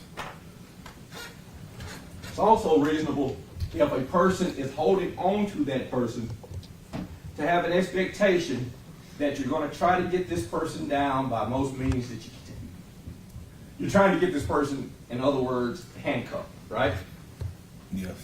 Because if you don't get that person handcuffed, is the attempt to arrest complete? No. Does the person continue to be a danger? Yes. And you said it before better than I can. It is difficult to put handcuffs on a person that does not want to be handcuffed, right? Yes. And it's, in addition to being difficult, it's even more difficult if you have run a distance of 80 yards, tackle this person, put them on the ground, and he's resisting you, right? Right. You seemed a little bit tired, right? Right. And you had the chance to take a few breaks, right? In other words, out of 3 minutes during that time that they're wrestling with this person and trying to get his hands in handcuffs and all of that, you were walking away trying to get your eyes together and your breath together, right? Right. And during that same period of time, Mr. Bean is still trying to put handcuffs on this person, right? Right. And the person is not giving his hands up to be handcuffed during that time frame, is he? Right. And so, takes us into a person that I haven't asked a lot about, Emmett Martin. Did anybody tell you that night that Emmett Martin is dangerous to be with on this team? No. Did you have conversation with Emmett Martin about the fact that he felt homicidal? No. Did you have conversation telling you that Emmett Martin should not be on duty because he was having mental health issues? I only found out all that stuff from the last trial. Right. So, in other words, January 7, 2023, 6 o'clock, you meet at Flickr, right? Yes. Nobody briefs you on the fact that, hey man, one member on your team feels homicidal. Nobody looked you in the eye and said that, did they? No. Nobody had a sub-meeting, or in other words, 4 of y'all get together and say, hey guys, we got to look out because Emmett Martin's going to feel a little bit off tonight. Anybody say that?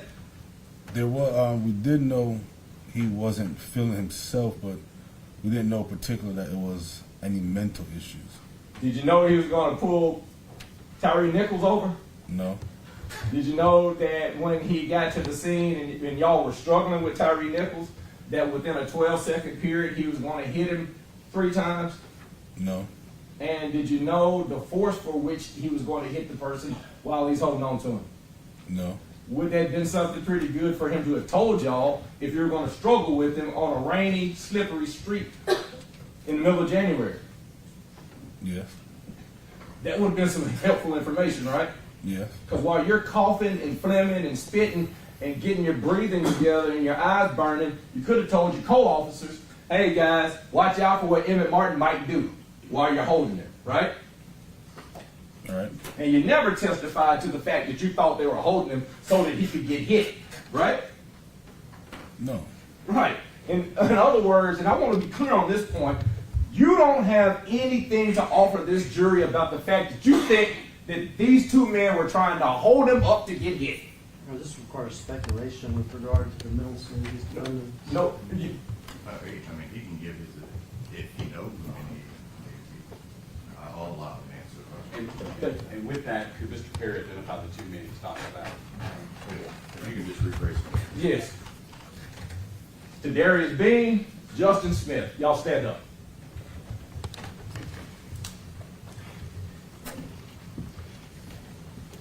One has one's arm. Well, is he going to answer the question? Yeah. The question's been asked. I've asked him to rephrase the question, so I'm going to allow him to rephrase the question. To my right is who? This is my right hand. Who is this? Smith. Smith. All right. To my left is who? Bean. All right. On that night, you just described the fact that they were in a struggle with Tyre Nichols, correct? Yes. And while they're struggling with Tyre Nichols, was he given his hands to be arrested? No.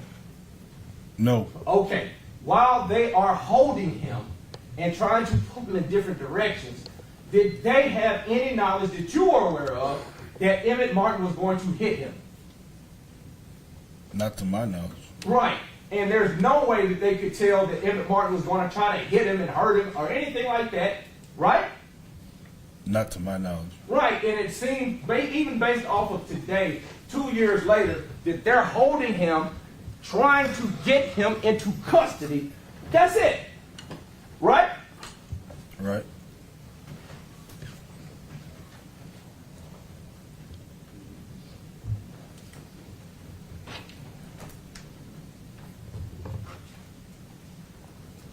Matter of fact, today, you phrased it better than I could through a question. You asked Martin, how did we even get here, right? Yes. How did we get to the point of arresting this man, correct? Yes. You only knew about the call out, correct? Correct. So there could not have been a plan to try to kill him, right? Right. And there could not have been a plan to try to kidnap him, correct? Correct. There definitely was no plan to try to hurt him, based on what you said. No plan to injure at all, right? Right. And there also, you've heard of officers robbing people, right? Yes. You've heard of officers doing stuff, taking money, and escorting dope boys, correct? Yes. To your knowledge, was there any of that type of stuff going on? No. Nobody under a plan to use your job or your badge inappropriately whatsoever, right? Repeat that question. You were not a part of a plan and had no information that these men had any sort of a plan to misuse your badge, correct? Correct. Okay.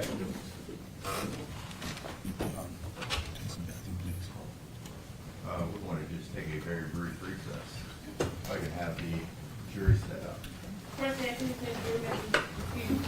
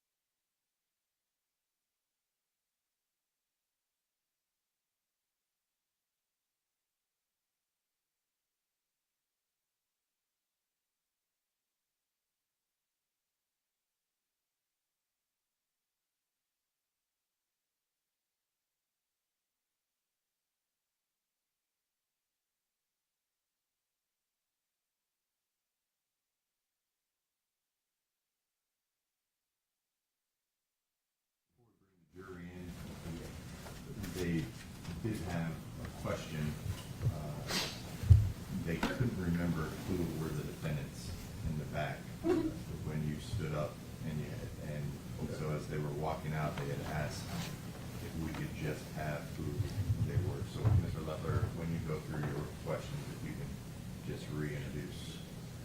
Sure. I mean, that's fine. They want to know anything. Is that Right, they just Okay. wanted to know who the individual, they couldn't remember who they were. I got you.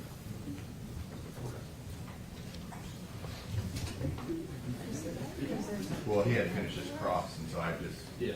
thought you were up next, so. Either way, you just say, can they extend, can they expand? Right, so if you we'll just do each of the defendants, just so they can make all of the two over. All right.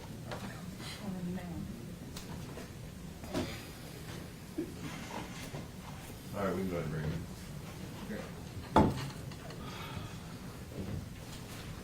Jurors are entering the courtroom, Your Honor.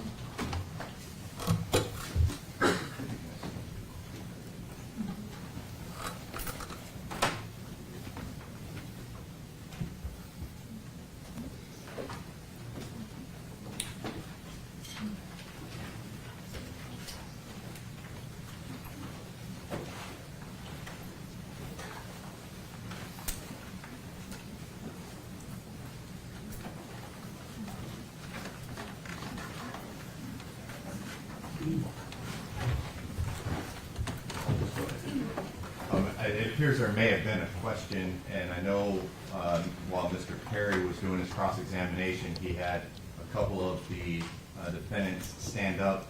I'm just going to go through with the defendants. If I can have Mr. Smith, if I can have you stand.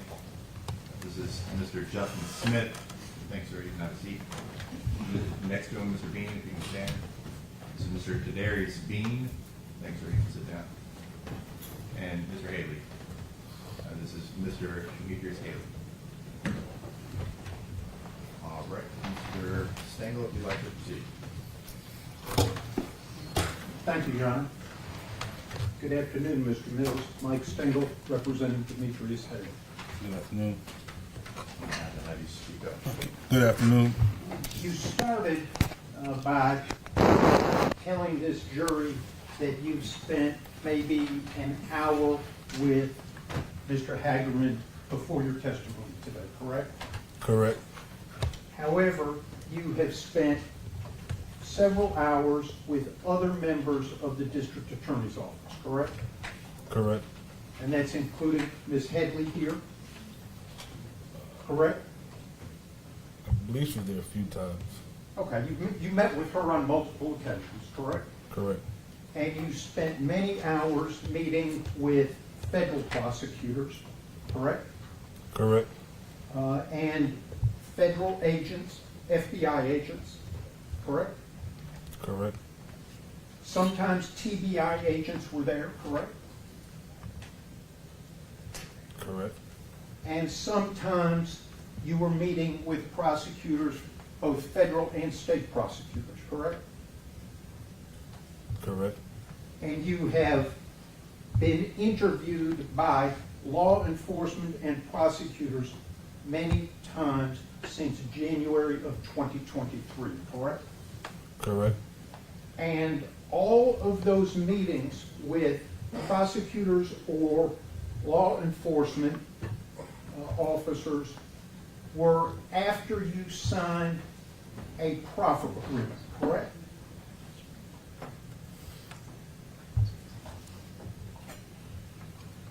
Let me ask it this way. Yeah.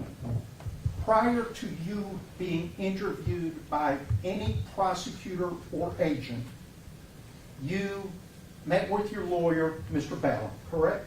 Correct. And you and Mr. Ballin signed written agreements before any interviews, correct? Correct. And the essence of those agreements was that they couldn't use what you told them against you if it was determined to be truthful, correct? I believe so. How it works. I'm going to pass you two documents and ask if you recognize them.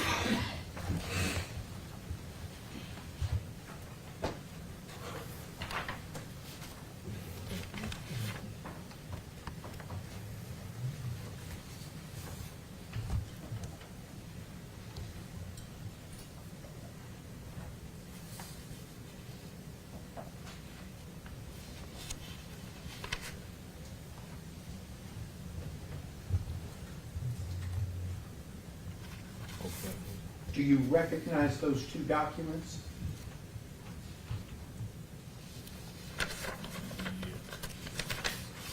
Yes, I signed it. And you signed both of them, correct?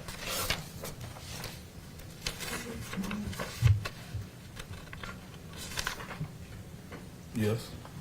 And you signed them on January 20th of 2023, correct? Yes. And that, it was after that that you had your first meeting with prosecutors and agents, correct? Yeah, I think this was the first meeting. Okay. You signed those at that first meeting, the beginning of that first meeting, correct? Yes. Okay. Your Honor, I'd ask that those be marked the next two numbered exhibits.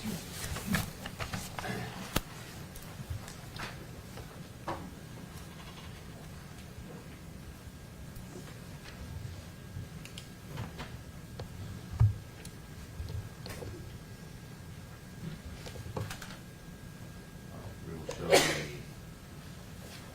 proffer, two-page proffer agreement with the Shelby County DA's office as Exhibit 12.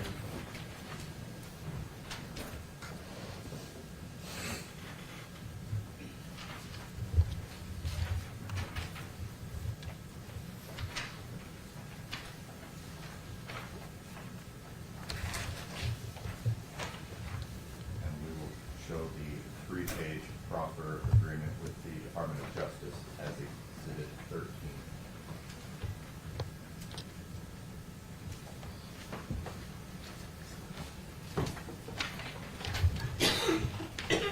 So your first meeting cooperating with law enforcement was January 20th, 2023, correct?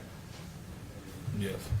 Which would have been not quite 2 weeks after your encounter with Tyre Nichols on January 7th of 2023, correct? Correct. And indeed, that occurred before you were charged with any crime in connection with your encounter with Mr. Nichols, correct?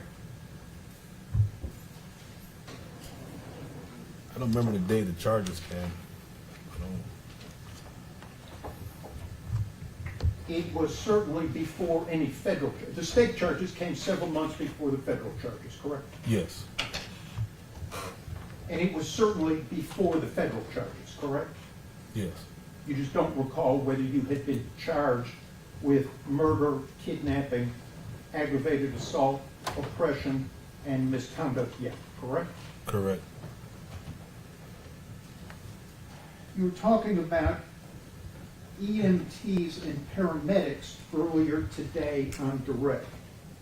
You recall that? Yes. What's the difference between an EMT and a paramedic? I have no idea. You were calling all of the fire department personnel that you saw at Castlegate and Bear Creek paramedics, correct? Yes. And do you know what a paramedic is? No. And were you using that as a generic term? Yes. Okay. Generic Memphis Fire Department medical personnel, correct? Correct.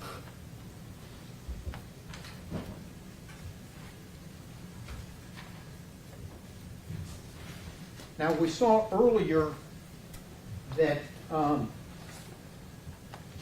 there was a picture of you and other Scorpion officers taken on January 8th at the office at Flickr, correct? Yes.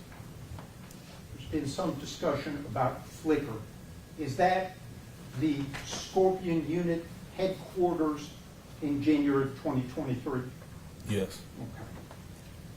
Okay. Who took those pictures? Security squad or TBI?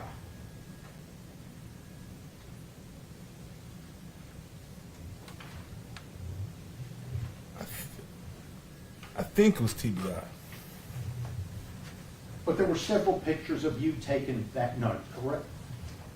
Yes. Okay. I might pass forward and ask you if you recognize those pictures, Mr. Mills.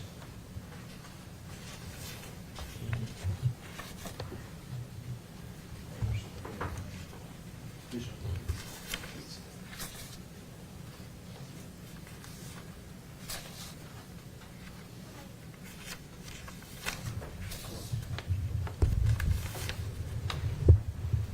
yes.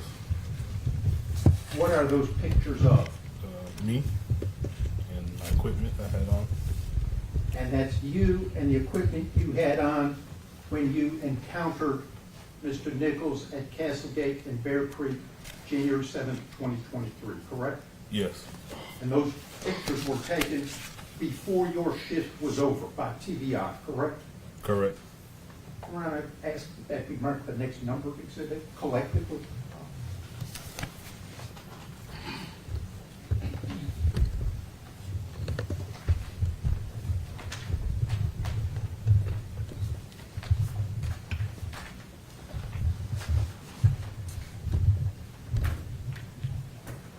Show the 6 photos of Mr. Mills as exhibit 14.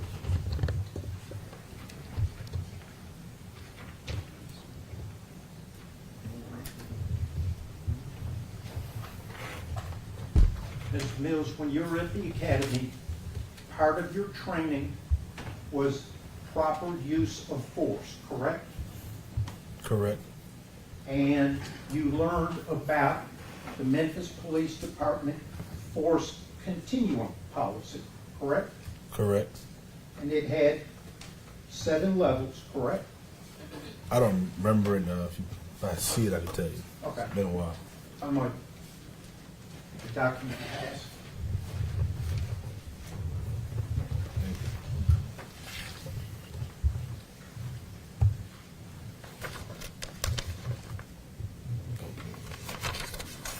Okay, 7. Do you recognize those 2 pages as part of the Memphis Police Department policy and procedures that were in effect and governed your conduct and all police officers in January of 2023? Yes. Okay.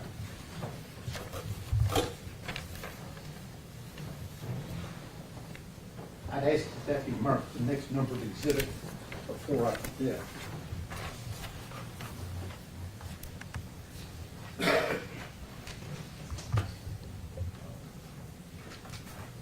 Show the 2-page policy in response to resistance as exhibit 15.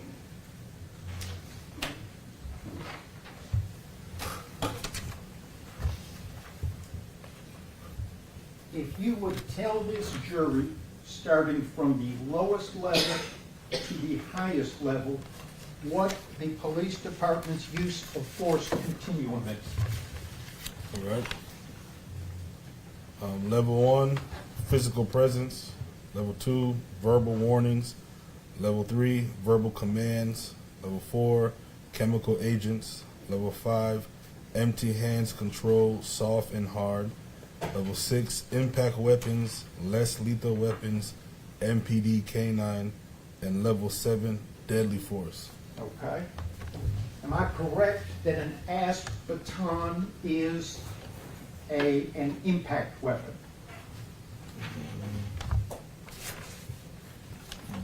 Yes, it is. So it would fall at level 6 on that continuum, correct?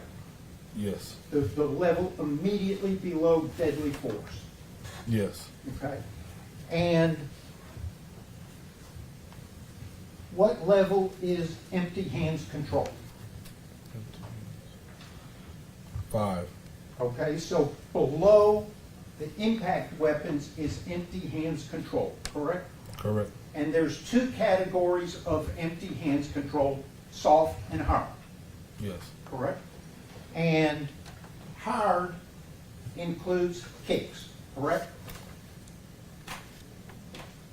It's right here. Okay, if you would read hard empty hands control techniques from the manual. Hard empty hand techniques.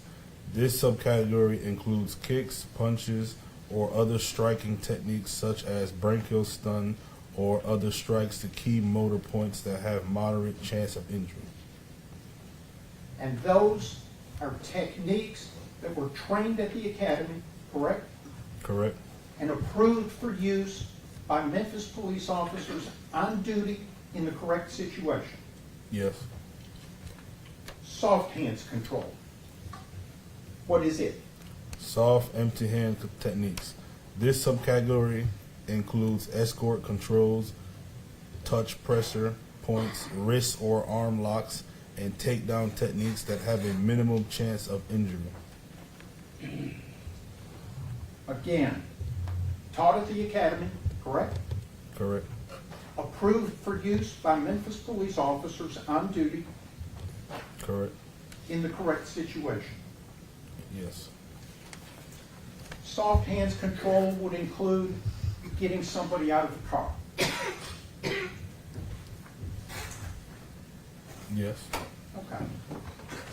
You've seen video of Tyre Nichols being removed from the car Yes. at Ross and Raines, correct? Correct. Now, you weren't there, correct? Correct. So your only knowledge of it is after January 7th, 2023, you've seen that video lots of times, correct? Correct. And that's soft hands control getting him out of the car, correct? Correct. And soft hands control, according to the policy, includes taking him to the ground in the appropriate situation. Correct.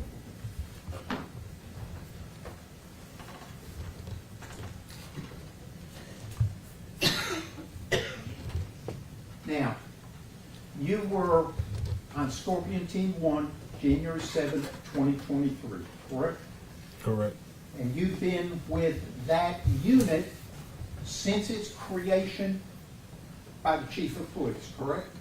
Correct.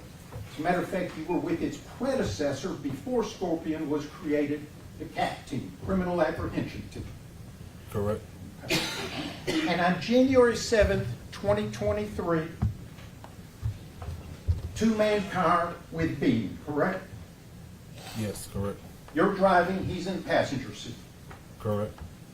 And that's when you hear call out over the Scorpion channel, got a man running, been pepper sprayed, tased, running southbound on Ross, correct? I think it was just a general precinct channel, but that's what I heard. Okay, dispatch Yeah. It was. put it out to everybody in the area, correct? No, the officer. We were using the precinct's radio frequency, not a private one. Okay. So, as a Scorpion officer, you had the ability to switch between whatever precinct you're in at that time or your encrypted channel, correct? Correct. Okay. So you believe that it was over the precinct channel that you heard the call out? Yes. Okay. And at that time, you're somewhere, Kirby Meadows, a couple of miles away with Bean, and you had somebody you intended to arrest in the back seat of the car. Correct. You let him out, let him on his way, and you and Bean responded to this call out, correct? Correct. And that was proper policing following your training. Correct. Officer needs help, suspect running, been pepper sprayed and tased, tells you there's been a fight with an officer, correct? Correct. And you were trained to respond to something like that. Help your fellow officer, correct? Correct. And that's what you did. Correct. Followed your training at that moment. At that moment. And at that moment, following your training was good policing. Correct.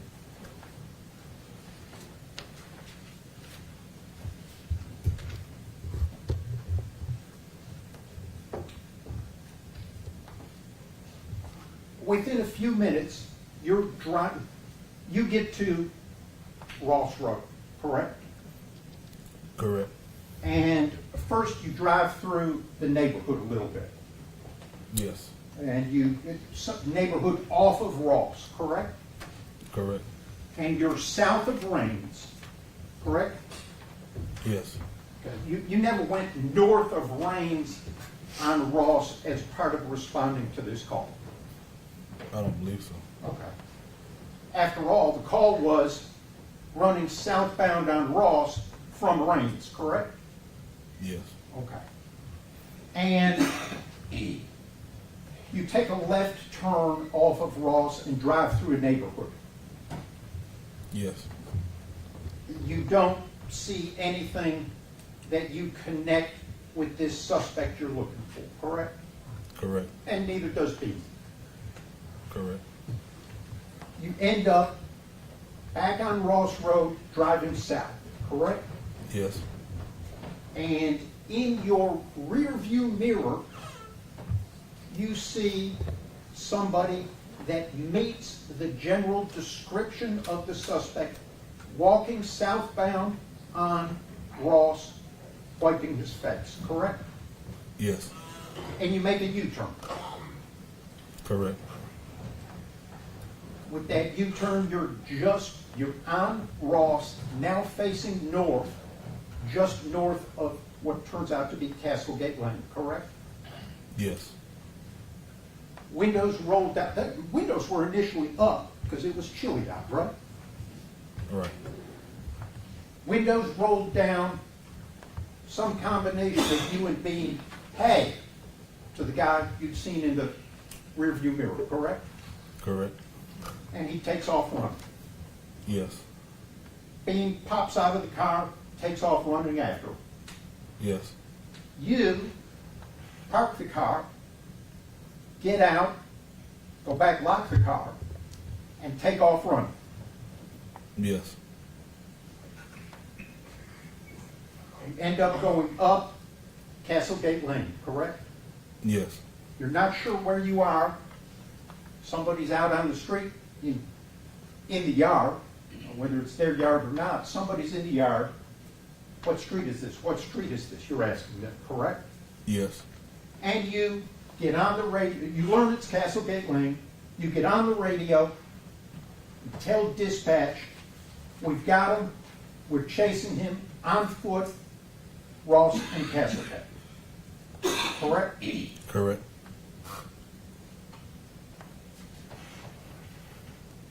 And again, you're engaged in good policing at this point.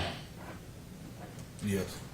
Responding to a call for a suspect who's fled from officers at Ross and Rains, correct? Yes. And now he's fled from you and Bean at Ross and Castlegate.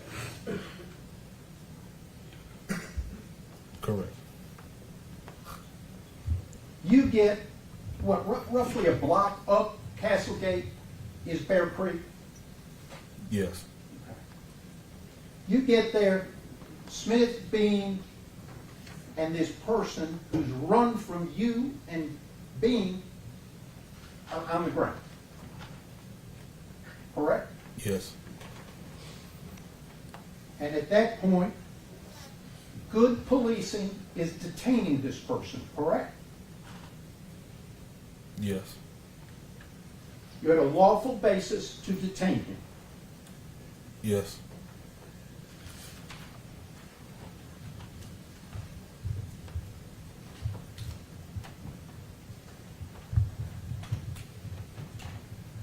Right as you arrived, you sprayed. Very shortly after, you sprayed, correct? Yes.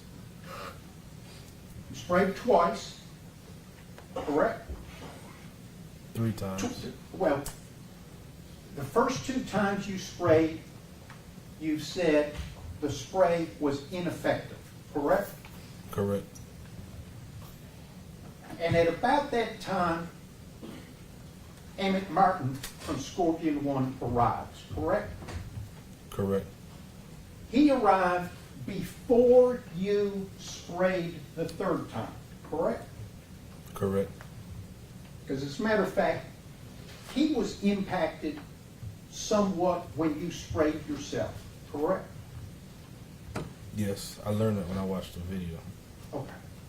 So you didn't notice that when you were on the scene? No. Okay.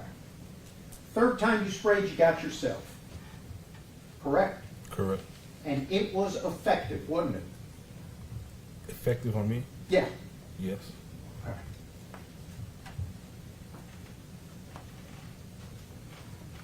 Caused your eyes to burn, face to burn, difficulty breathing, correct? Yes. And over the next several minutes, I think you testified, it would reactivate, it would sort of flare up. Yes.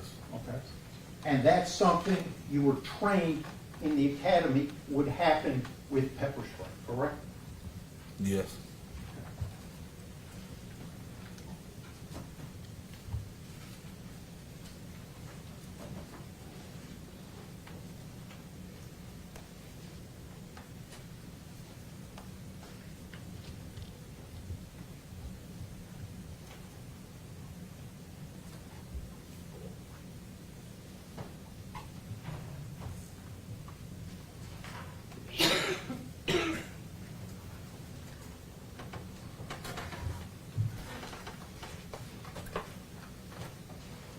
Smith and Bean were the first two officers to encounter Nichols at Castlegate and Bear Creek, correct?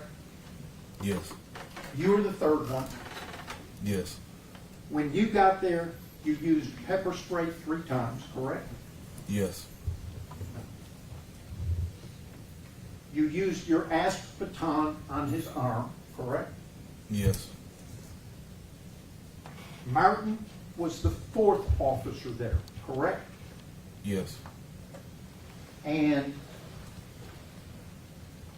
twice he kicked Mr. Nichols in the head when he got there, correct? Yes, I learned from the video. You learned that when you watched the video, correct? Yes. You were unaware of that at the time you were at Castlegate and Bear Creek, right? Correct. You couldn't intervene in his first 2 kicks, could you? No. Why not? I didn't know about it. So it's not reasonable to intervene if you don't know there's something to intervene about, correct? Correct. And it's not reasonable to expect intervention if you're not there, correct? Correct. Now, after your use of the asp baton, while you were at Castlegate and Bear Creek, you are aware that Martin punches Mr. Nichols in the head, correct? Correct. Some punches you heard and others you saw at the time, correct? Correct. And since then, you have seen the punches, all of the punches by Martin on video, correct? Yes. All of Martin's punches to Mr. Nichols' head occurred before Mr. Haley got to Castlegate and Bear Creek. Do you agree? Yes.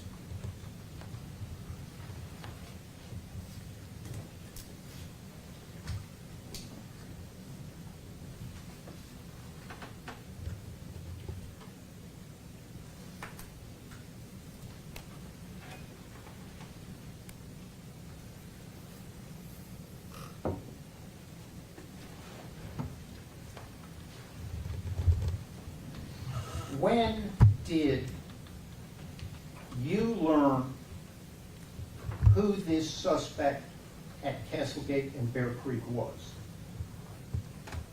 You mean his name? His name.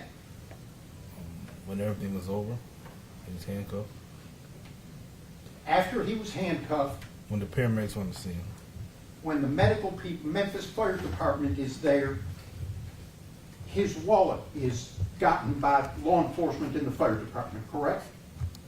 Oh, I don't remember how. Well, it's from his wallet that people learned his name on the scene, correct? Okay. I don't know how they got it, but I don't know how it was received, but I got information that it was Tyre Nichols. Okay. Was there any plan before the traffic stop at Ralston Rains that you're aware of to find, detain, and injure a Tyre Nichols? No. To your knowledge, did any members of the Scorpion team have knowledge of who was driving the blue Nissan Sentra that was stopped at Ralston Rains before he was handcuffed and detained at Castlegate and Bear Creek? Not to my knowledge.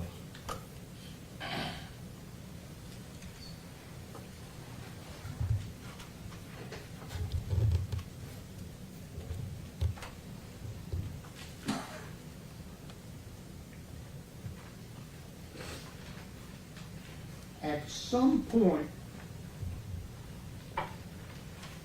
your lieutenant, your immediate supervisor, Lieutenant Dwayne Smith, arrived, correct? Yes.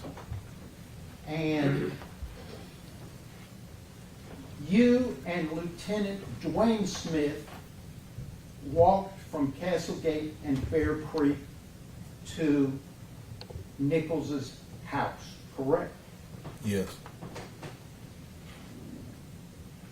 Lieutenant Smith knocked on the door and spoke to the people who answered, correct? Yes.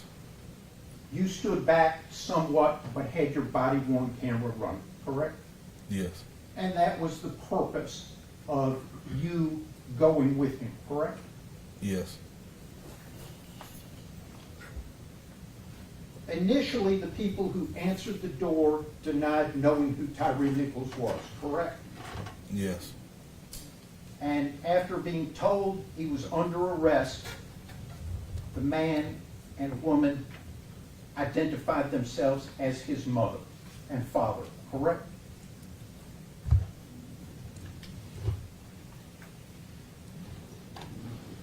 I'm trying to remember how it played out. Hold on. Would watching the video help refresh your recollection? Yes.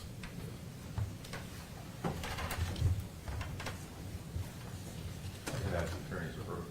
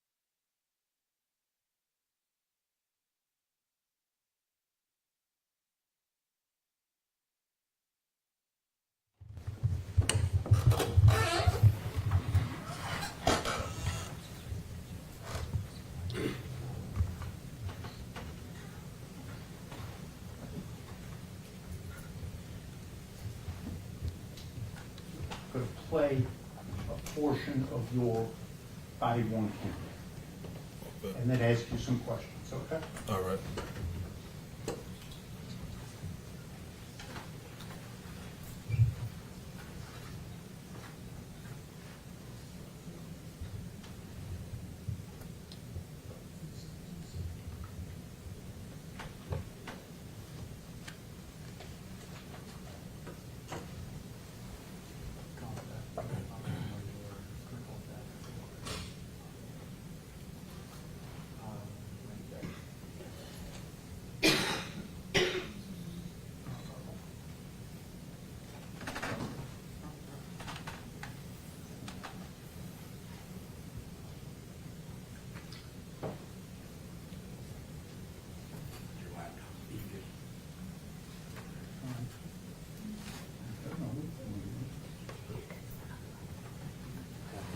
Thank you, Rebecca.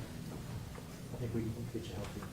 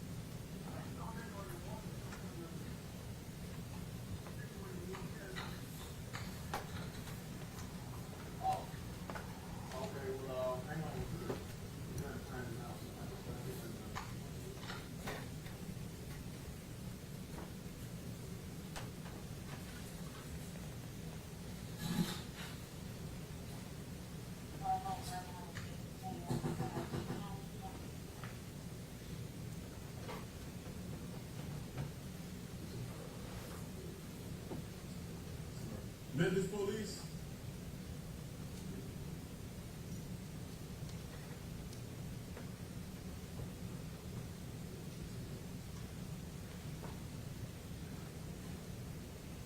Hey, how you doing? All right, let's just see how it's going to car. That's, you take the field. You think for the Tyre Nichols? Okay. You not guess how long you been living here? Oh, okay. All right, we got a, the reason I'm asking, we got this guy in custody, and, he showed the gas and that, I guess he's supposed to be supposed to.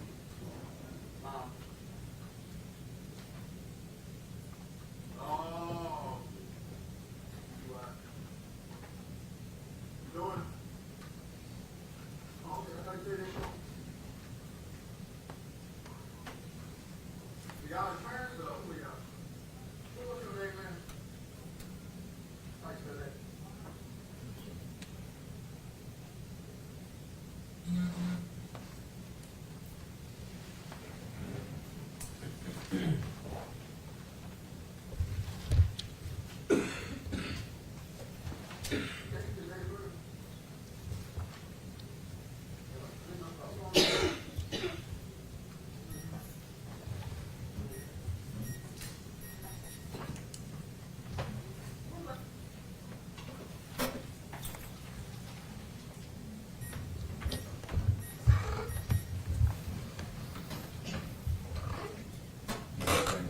I'm gonna do a little revenge. I get a little revenge and have them do the timestamp.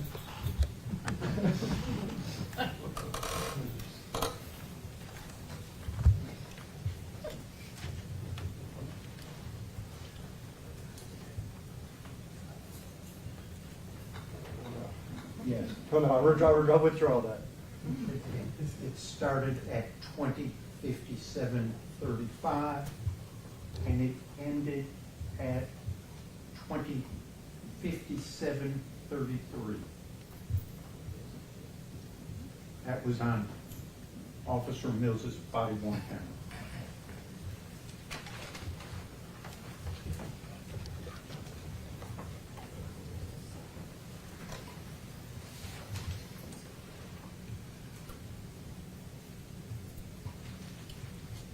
Now, on the evening of January 7th, 2023, after leaving the Wells's residence with your lieutenant, Lieutenant Dwayne Smith, you reported to him that you did everything by the book, correct? Yes. And when you made that statement, you were referring to your conduct and Memphis Police Officer Scorpion Team 1's conduct at Castlegate and Bear Creek, correct?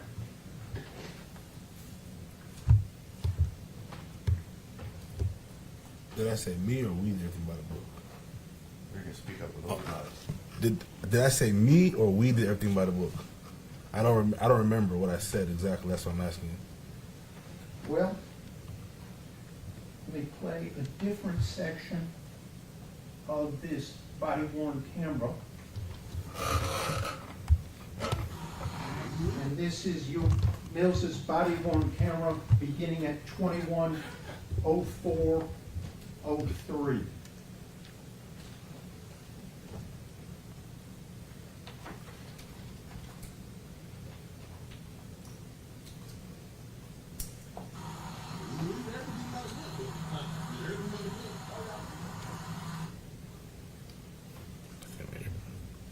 Was that your voice? No, that's my voice, yes. The video ends at 21:04:08. Yeah. Yes, I said that.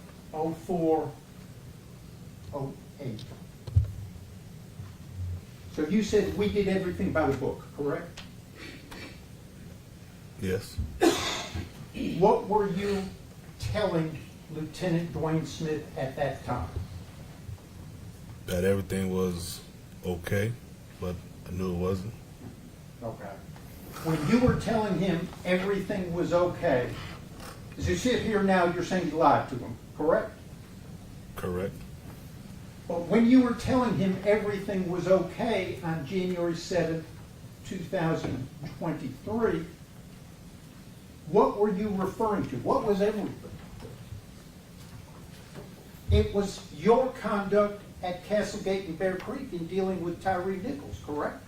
Correct. And it was your fellow officers' conduct at Castlegate and Bear Creek dealing with Tyre Nichols, correct? Correct.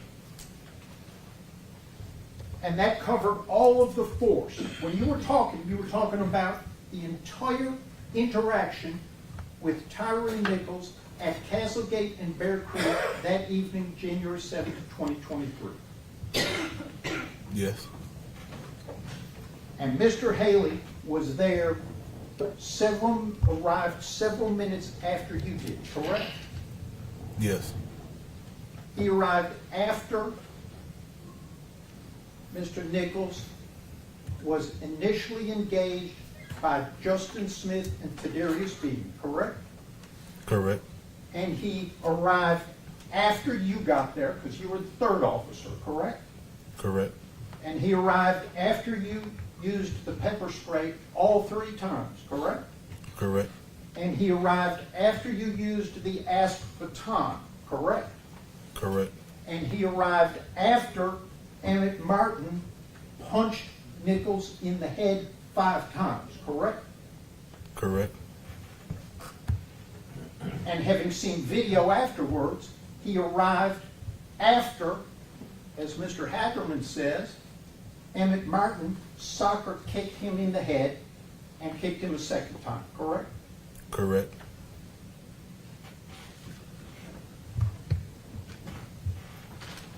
You did not see Demetrius Haley use any force on Tyre Nichols at the scene, correct?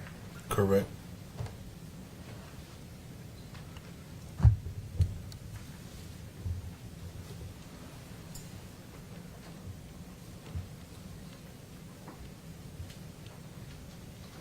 Now,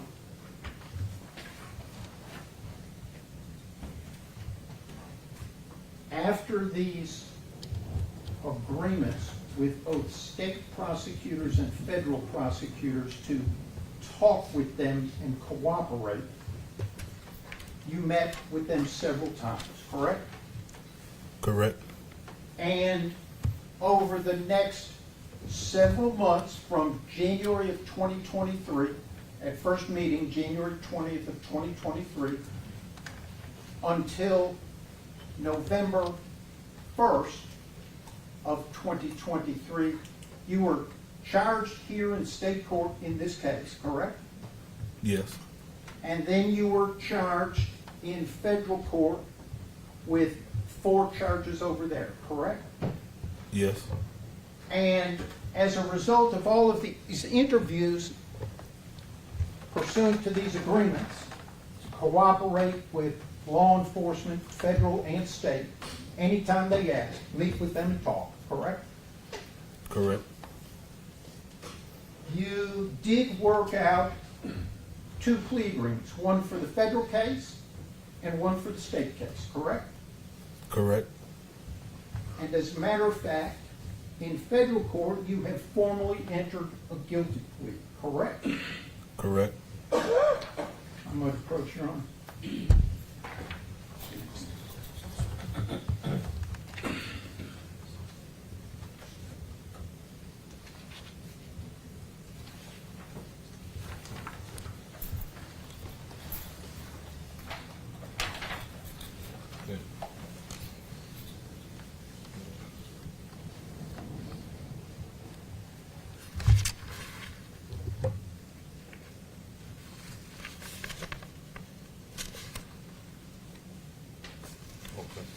You recognize that document, correct?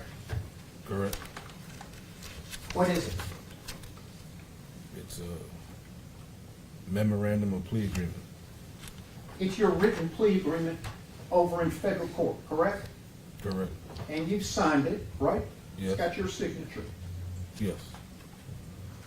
And pursuant to that agreement, on November 2nd, 2023, you pled guilty to 2 charges in federal court, correct?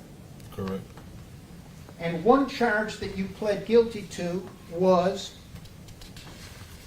violating Tyre Nichols' civil rights resulting in his death, correct? Correct. Count 1 of the indictment. Correct. You pled guilty to that. And you also pled guilty to another count, essentially conspiracy to obstruct justice or cover it up, correct? Correct. Your Honor, I'd ask that that be marked as the next numbered exhibit. Any objection? No objection.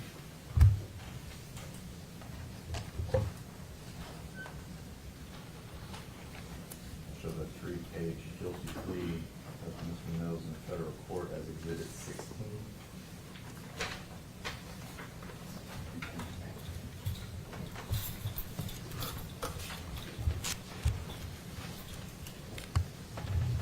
And that agreement, let me see if you agree with these parts of that agreement. Number 1, you agree to continue to cooperate with prosecutors, correct? Yeah. Both state prosecutors and federal prosecutors, correct? Yes. And you agree to testify if, against Demetrius Haley and anybody else, if you're asked to, both in federal court and in state court, correct? Yes. And you did testify in federal court, correct? Yes. Spent 3 days on the stand? Yes. And count one, violating Tyre Nichols' civil rights resulting in his death, that you pled guilty to, carries up to life in prison, correct? Yes. And with that agreement, the federal government has said, agrees, that if they believe you told the truth, they will recommend a sentence of 15 years or less, correct? Correct. And you can ask for any sentence below 15 years. Correct. And as a matter of fact, they might recommend less than 15 years, correct? Correct. They haven't told you what they're going to recommend, have they? No. That's not going to be determined until after you testify in this case, correct? Whenever I go to sentencing hearing. Okay. No parole in the federal system, correct?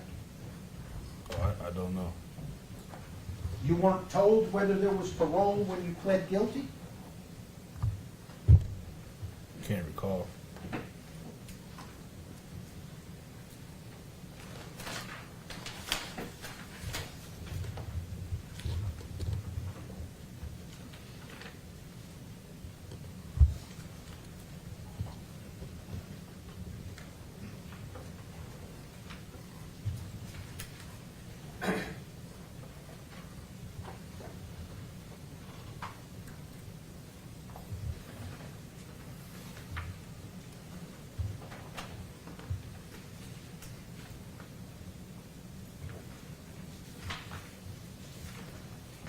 Court's indulgence.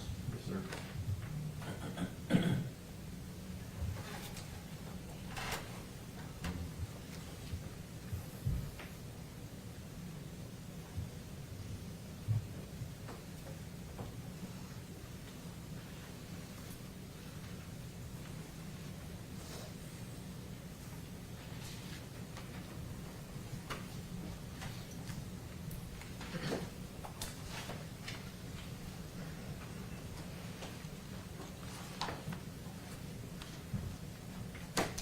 Do you recall when you pled guilty in federal court, being put under oath and asked questions by the judge?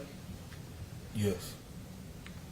And do you recall being told what the possible penalty for your convictions pursuant to that plea agreement were? Yes. And you were told it could be up to life in prison, correct? Correct. And not more than up to a $250,000 fine, correct? I don't remember. You remember Yeah. that you faced up to life imprisonment for violating his civil rights resulting in death. Yes. And you recall the court telling you, and do you understand that under the federal system, parole has been abolished, so there's no getting out early regardless of what the custodial sentence may be on parole? If it was said to be the yes, I heard it. You heard it. Yes.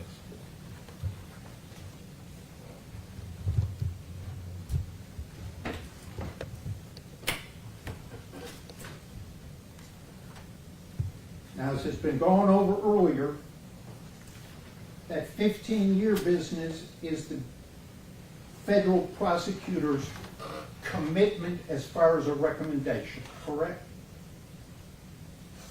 They will not go over, correct. They'll recommend 15 years or less, depending on how they feel your testimony went, correct? Correct.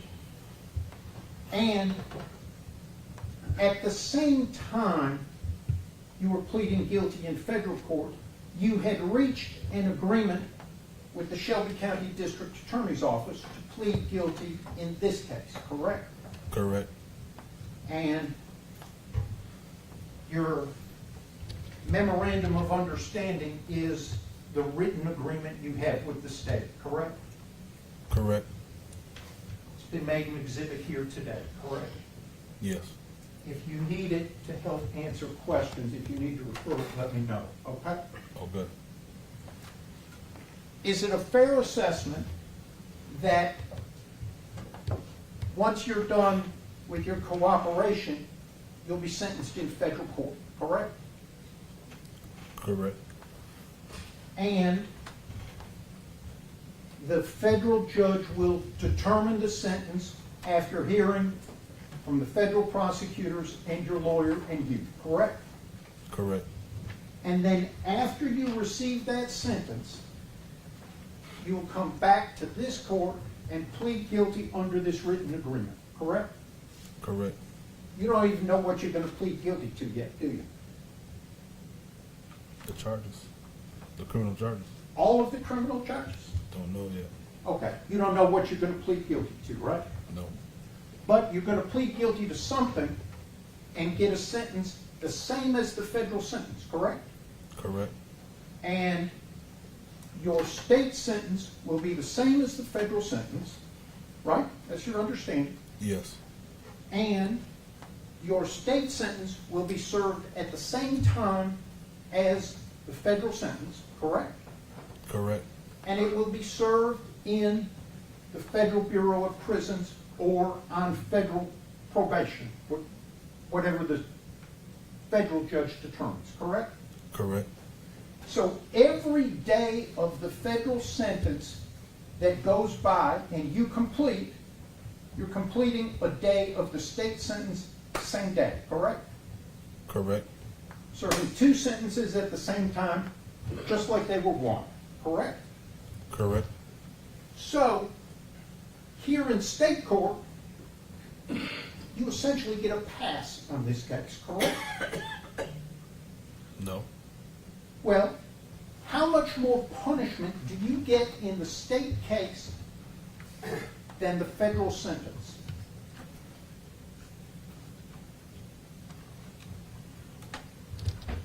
More charges on you. More charges, but not more time, correct? Correct.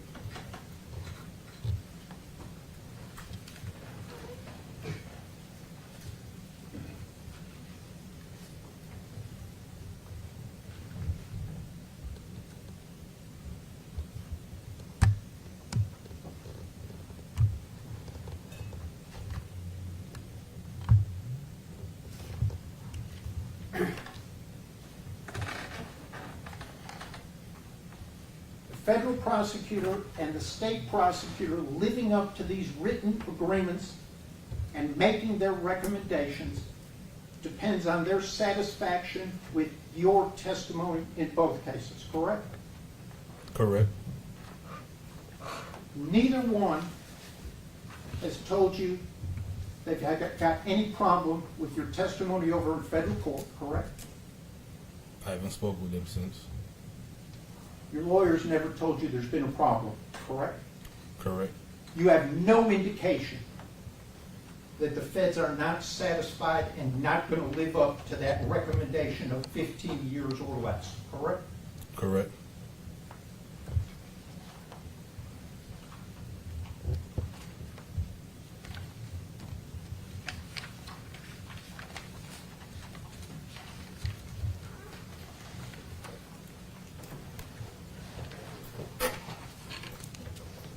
I'm going to have a moment with my client, Your Honor. Yes, sir.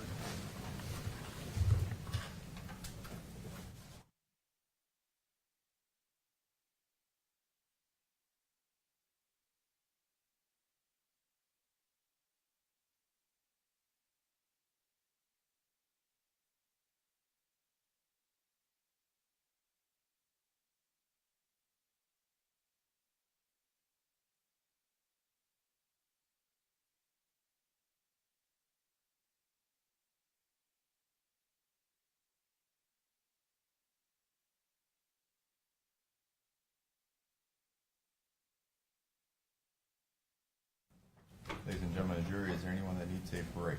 Everyone okay? All right, see you none. Really approach it briefly, Your Honor. Problem.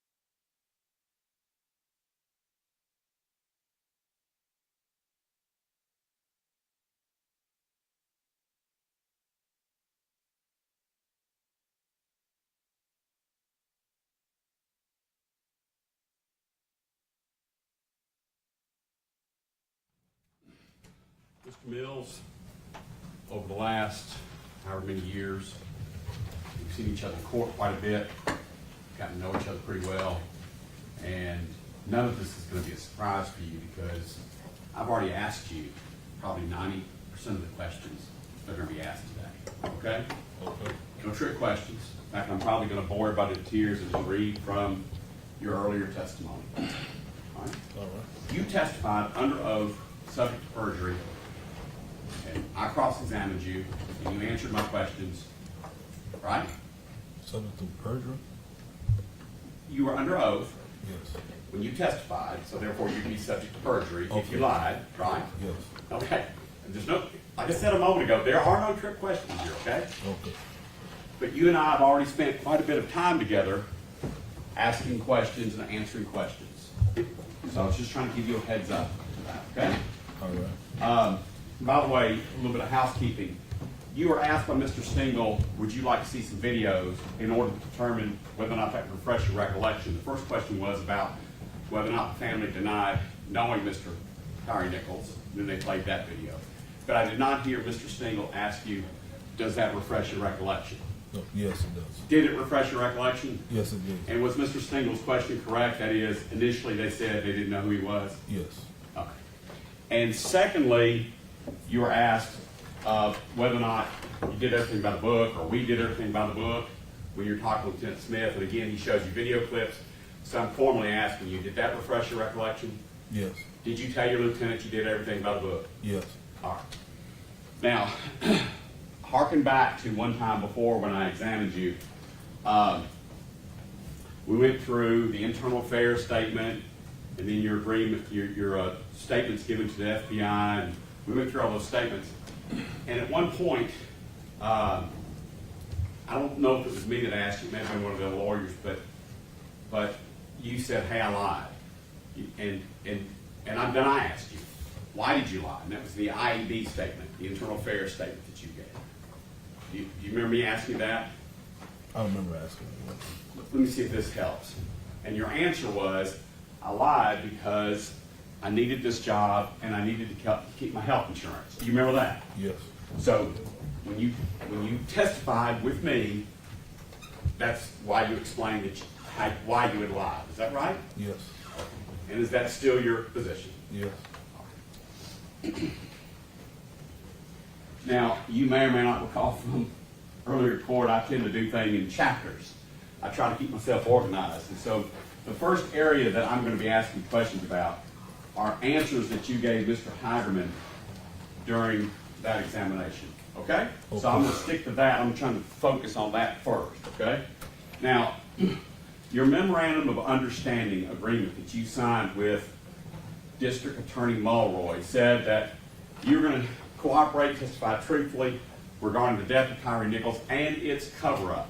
Remember that phrase in there? Cover-up. Oh, okay. Mr. Hagerman read you the memorandum, and I heard him ask, and you say yes, it's regarding the death of Tyre Nichols and its cover-up. Yes. Did you cover up anything surrounding the Tyre Nichols death? Did you? Not anybody else right now. Did you cover anything up regarding the Tyre Nichols death? That calls for yes or no.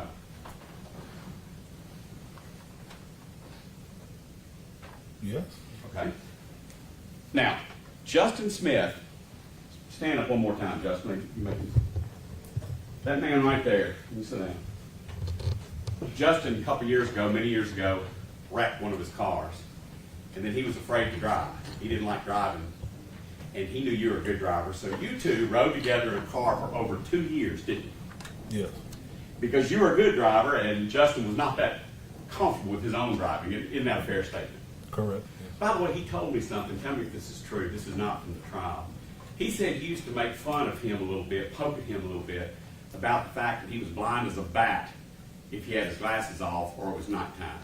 He used to kind of pick at him about how blind he was without his glasses. Do you recall that? Yeah, you can't see. Yeah, he's blind. You would agree he's blind as a bat without his glasses on, right? Yes. Now, you rode with Justin Smith for that 2-year period, 8 hour, at minimum, 8 hour shifts for 2 years, and you two became close. Is that right? Yes. And remember, you and I spent a lot of time talking about that Yes. in trial. And it's because you and Justin shared many of the same values as it relates to how you treat a suspect, how you treat an arrestee. You remember us talking about that? Yes. Both you and he are tough, but you are compassionate. Is that a fair statement? Yes. And would you still say that about Justin Smith, that he is a tough but compassionate cop? Yes. Is he brave? Was he brave? When you rode with him, was he brave? Yes. Was he honest? Yes. Was he honorable? Yes. Those are two different things, honest and honorable, right? Yeah. You knew him so well, you actually knew his wife. Did you not? You met his wife, and I mean, y'all didn't socialize about dance or anything, but you knew his wife. Yes. And he knew yours, right? I think we probably heard each other when talking on the phone. Okay, that's fair. Thank you, sir. Now, going back to that memorandum of understanding about cover-up, in all the time you knew Justin Smith has never covered up a single thing in his career, has he? Not that I know. You're the only guy I've got on the stand, so I got to ask you. Oh, I'm saying no, not that I know. Thank you. In fact, you know of the Charles White incident, aren't you? Charles White incident. That ring a bell? You know who Charles White is? He was a white cop Yes. on Scorpion. Had some weird looking hairdo. Big old boy. White guy. Yes. Y'all had a juvenile in custody over there in Flicker Street and was handcuffed. He was giving some lift to somebody, and Charles White slapped him across the mouth, didn't he? Yes, I heard about it. I was all for it. Right. About that. And what you heard about was a squad room full of officers. I'm sorry, Mr. Mills he wasn't there for this? It's his reputation testimony. I would object to specific, we get approached.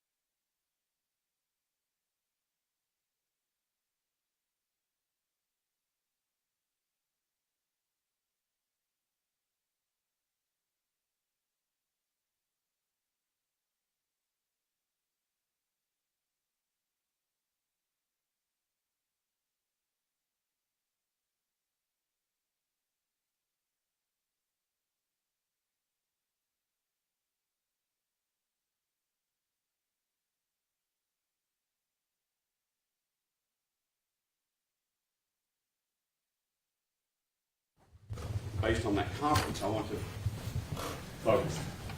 OCU, big umbrella, Scorpion, 1, small team consisting of about 6 people on the team. Is that right? 10 maybe. Okay, 10. Yeah. 6 to 10. But it's a fairly small, tight unit. Is that right? Yes. And Justin Smith had been in OCU and CAT with you, criminal apprehension team, and Scorpion, which was renamed by C.J. Davis, for about 3 years. Is that right? Yes. And in that 3-year period of time, Justin Smith had a reputation within OCU and Scorpion. Is that right?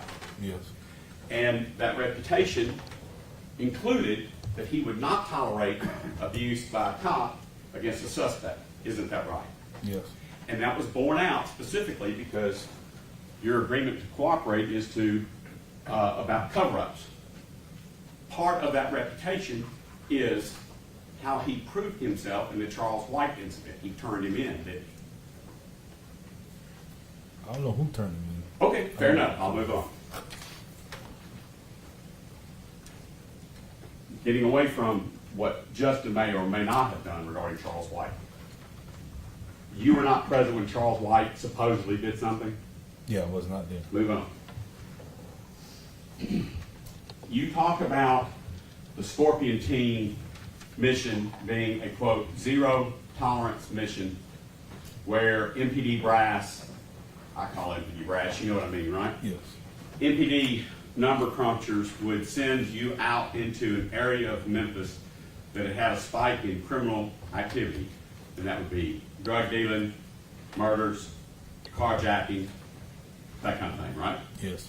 And you said that your mission was to make contact with people by way of traffic stops. Yes. It had to be a legitimate speeding stop or something. To make contact with them, because the goal was to get felons off the street, to get guns off the street. You said that, right? Yes. And you said the word switches when we were talking, when Mr. Hager was asking questions. Some of these people may or may not know what a switch is. What is a switch? I didn't say switches, but I know what you're Mr. talking Hagerman about. did. Oh, I didn't Let say me put it another way. Was that one of the goals of the Scorpion team, was to get guns and switches off the streets? guns, drugs, cars, seize cash. And seize cash? Yeah. That's probably what I said. Huh? I think that's probably what I said. Seize Okay, cash. fair enough, because you're a low talker and I'm deaf. Okay? All right. And part of what you said was, you clarified that if you can make contact and you can find a felony amount of drugs in that car, you get to seize that car, you get to seize that cash, right? Yes. Even if that car is titled to that man, if it's carrying drugs, MPD seizes it, right? Correct. Now, you weren't a policymaker of MPD, and that was the policy sent down there to you guys on the Scorpion team to make contact with these people for that purpose, right? Yes. So if somebody turned without using a signal, or they're speeding or running red lights, that was the reason for a Scorpion unmarked car to make a traffic stop. Is that a fair statement? Yes. In fact, that's what y'all did. Yes. And you would go to hot spots where there were drug deals going on, gas stations or whatever, and you would, for lack of a better word, station yourself there, camp out there, looking for hand-to-hand drug transactions, and you would investigate it and attack that crime, right? Yes. All right. And as part of this, you went to a detective school in order to be a, for lack of a better word, an undercover detective with skills in narcotics, those kind of things. Is that right? To be an OCU, yeah, technical school. Right. To be an OCU, you went to be a tech or a detective. Yes. In order to be skilled and qualified in recognizing those type things. Is that right? Yes. And in the, how many years were you in CAT team or OCU, Scorpion? OCU over there since I said COVID, so whenever. COVID-19, so it's 19. It's about 2020, 2020, I guess. Okay. 2019. So up until 2023. So 3 or 4 years? Yes, about 3 years. Do you have any idea over that 3 or 4 year period how many felony arrests that you don't have to be the one making it, but you assist somebody else sometimes making a felony arrest? Do you have any idea how many felony arrests that you made over that period of time? A whole lot. I know. And would it surprise you, and you can just tell me you agree or disagree, or my number's wrong or my number's low, just ask, that Justin Smith and anyone who's been in OCU for a period of 3 or 4 years like you have made over 1,000 arrests, either directly or been involved as a secondary officer over that period of time? That's accurate. It's about one a day, isn't it? Yes. Okay. Now, I want to ask you, of the number of arrests that you made, or OCU members made, nearly 1,000 over three years, what percentage of those suspects had some form of hidden weapon on them? And by percentage, I'm talking about 40%, 70%. I'm just asking you, in your experience. Hidden weapon, we dealing with Scorpion team.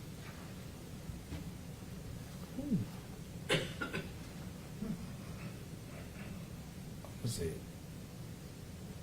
80-90%. Bingo. So out of 1,000 people that you and your teammates had to lay hands on and arrest, 800 to 900 of them had some form of hidden weapon either in their pocket or their waistband. Is that right? Yes. And would you agree with me, I think you agreed with me before, that until a suspect is in handcuffs, nobody is safe? I think that's your words, isn't it? Handcuff and search, no one But, safe. man, great. So not only are they handcuffed, then they have to be searched. And until then, no one is safe. Correct. more than 1 or 2 officers on the Scorpion team have gotten disciplined for handcuffing someone, obviously not doing a good job searching them, and a weapon is found inside the squad car later. Isn't that true? Yes. So until they're thoroughly searched and handcuffed, no one on that scene is safe. Is that right? Yes. All right.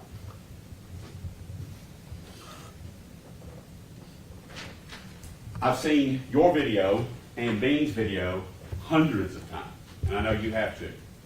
Okay? And by the way, I think your agreement to cooperate with the federal government and the state government came on January 20th. I guess that comes up again. Nichols died on the 10th. Your IAB was on the 11th. Does that sound right to you? January 11th? Yeah. And then on the 20th is when you entered into those agreements. So you were cooperating as early as January 20th, after Nichols' death, right? Cooperating. Yes. Okay, and you're here to tell the truth. Yes.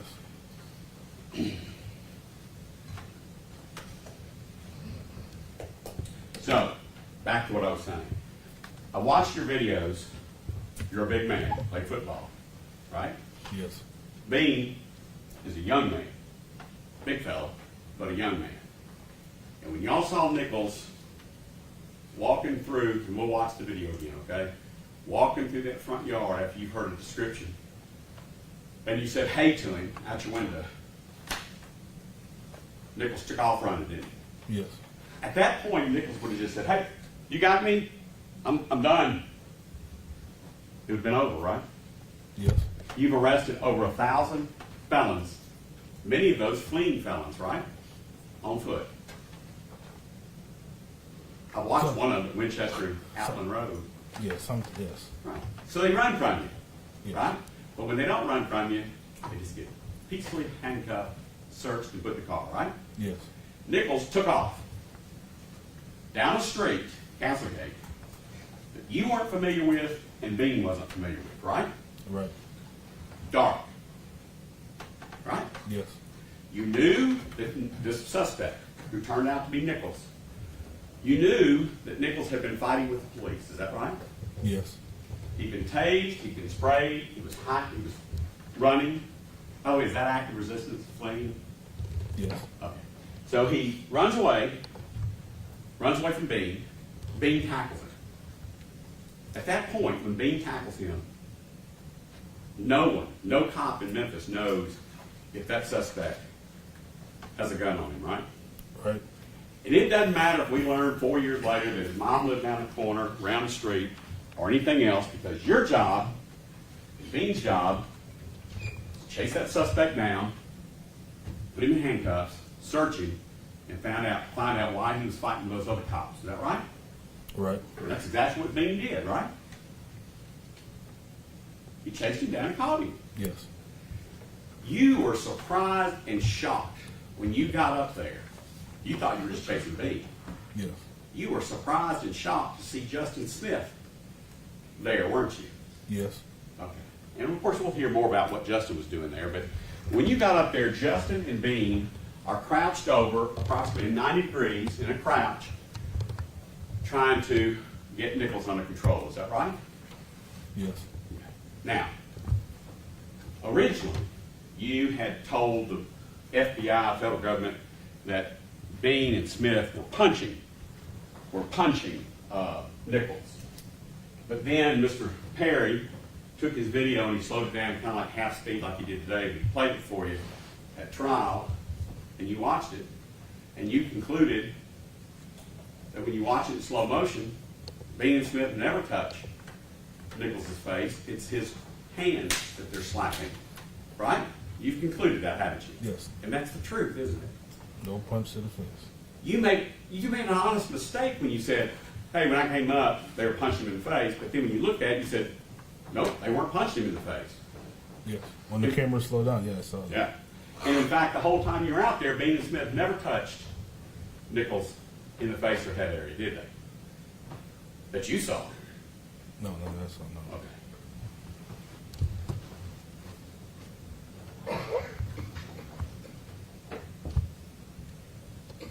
Now we refer to things. We've been referring to things as pepper spray.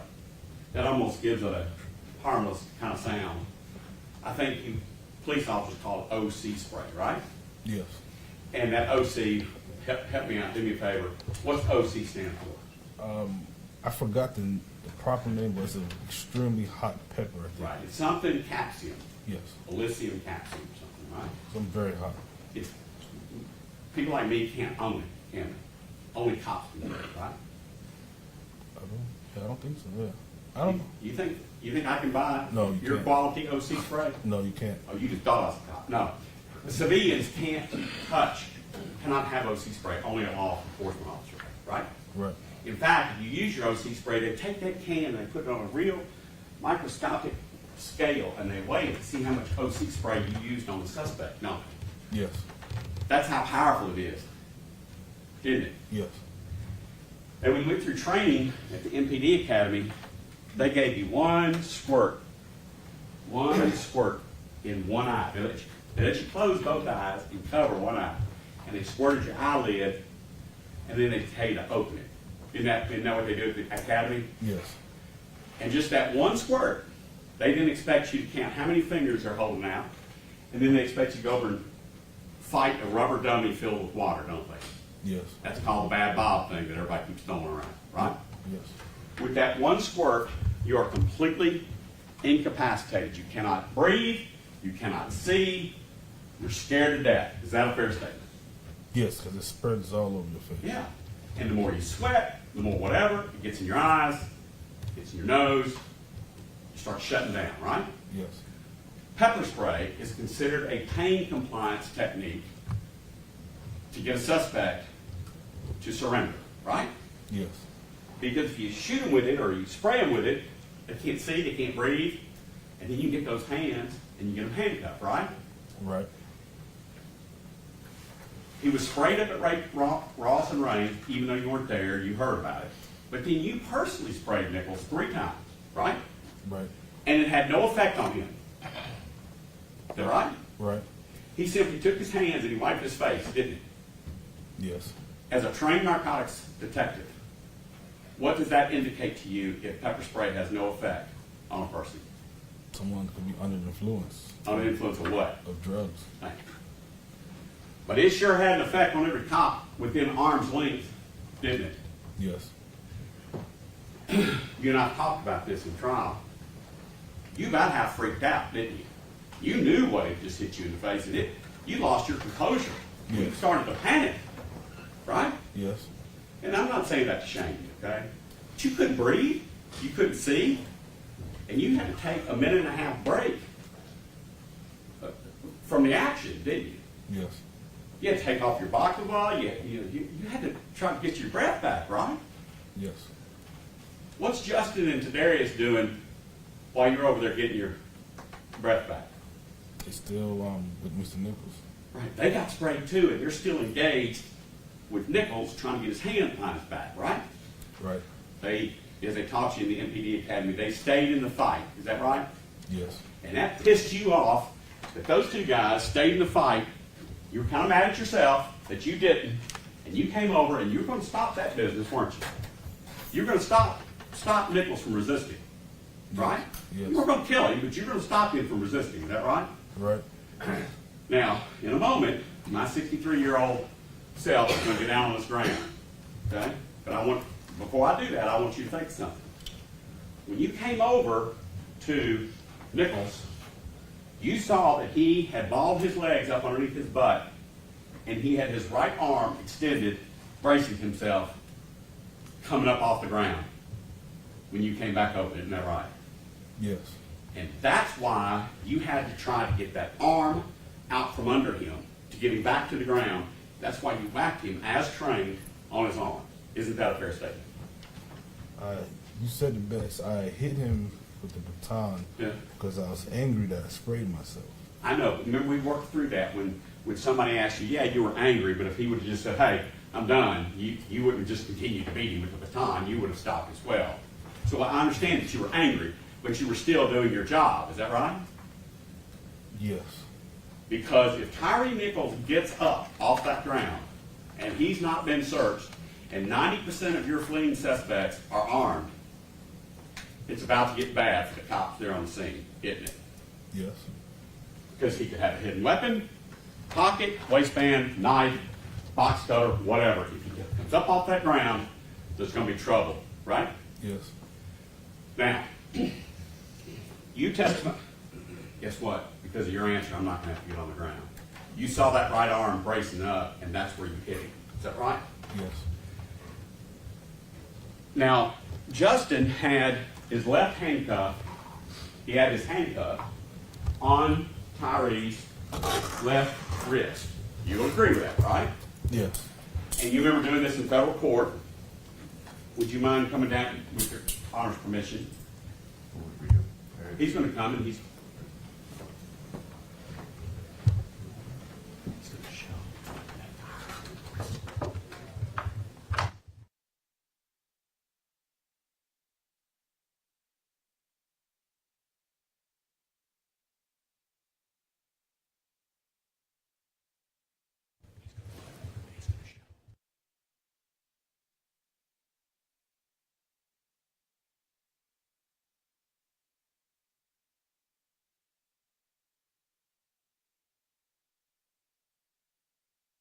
Come down here just like we did in federal court, okay?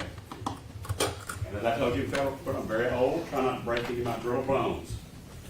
With that left handcuff, or the handcuff, on my left wrist, and for a change I have the key. Okay?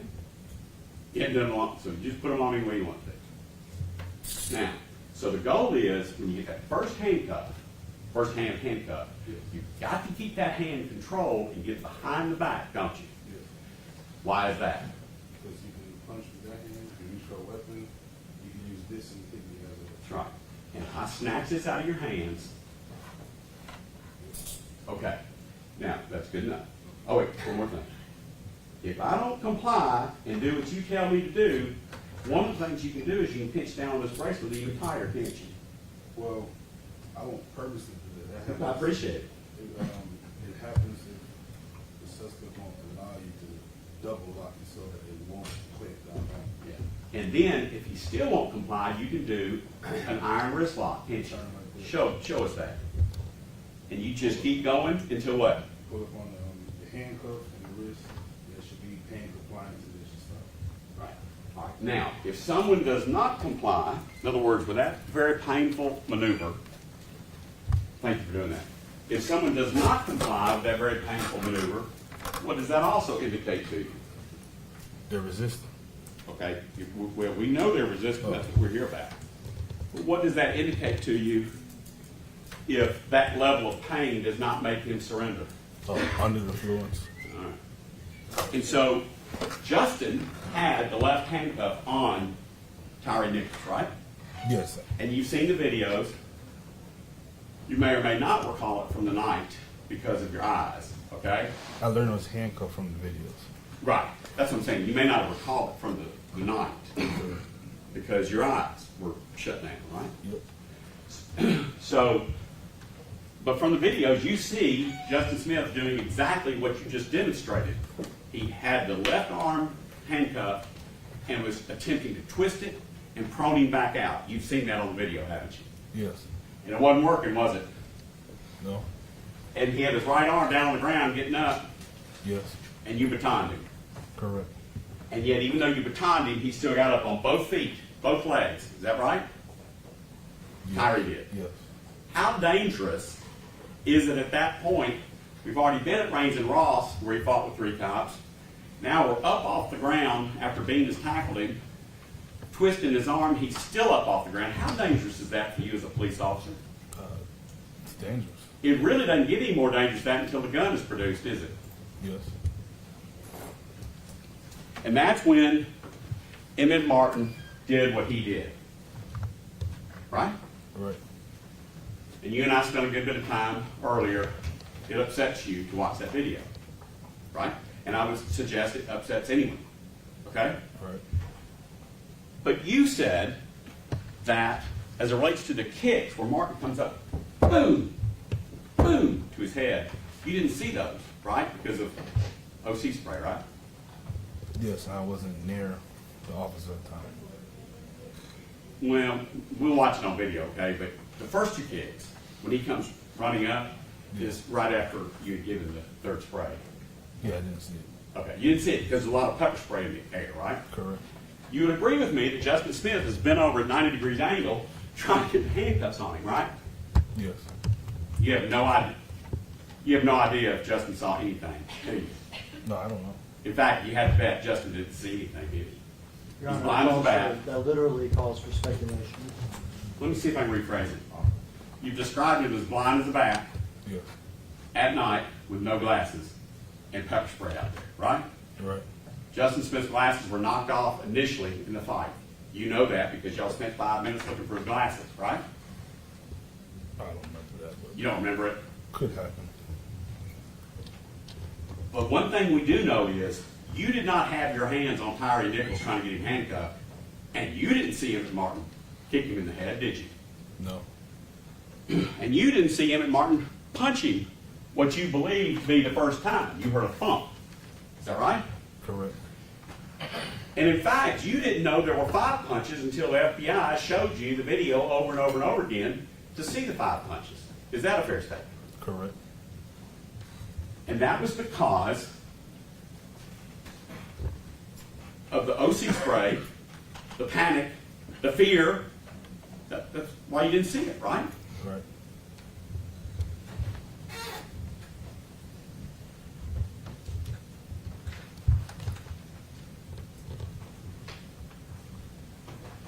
Do you remember Mr. Hackman asking you, did Nichols ever punch or produce a weapon? You remember him asking that question on direct examination? Did he produce a weapon? If you don't remember, we'll move on. Yeah, I don't remember. By the way, do you need to wait until somebody produces a weapon to do something? No.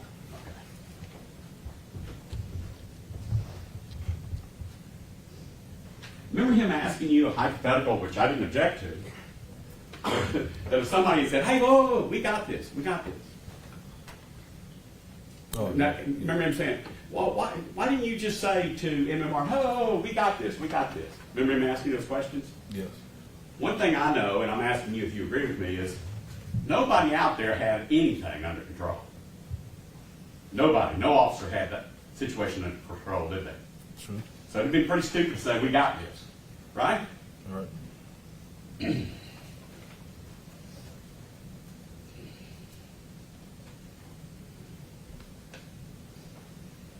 In fact, you didn't even see Haley arrive on the scene, did you? I think you testified to that. You didn't even see Haley roll up, did you? Not until I watched the video. Right, no, we're right. While on the scene, you didn't even see Haley roll up, No. right? No, I didn't. Again, because of the pepper spray, right? Right.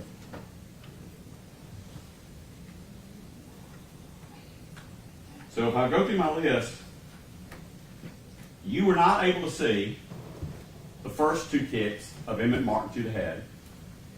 You did not see what you believed to be the first punch that you heard thump. You didn't see all the punches, and you did not see the last kicks that you've seen on video later. You didn't see any of that, right? Correct. Again, that wasn't because you're sticking your head in the sand or trying to look away. It's because of what? The OC in my eyes.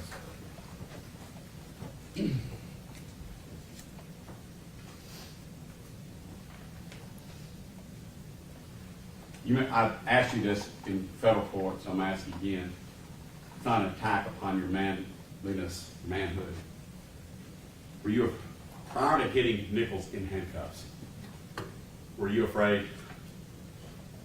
I was afraid. Were you fearful of what was about to happen? What could happen? What was about to happen? Once I saw him, wait. Maybe I poorly worded the question. Before we came to this somewhat air-conditioned courtroom, when you were out there that night dealing with Tyre Nichols, before he got handcuffed, before that last handcuff went on, were you experiencing fear, Yes. exhaustion? Yes. Were you completely perplexed by why this one guy is whipping y'all's tail? Yes. That's a pretty good description, wasn't it? That guy was whipping y'all's tail, wasn't he? Yes.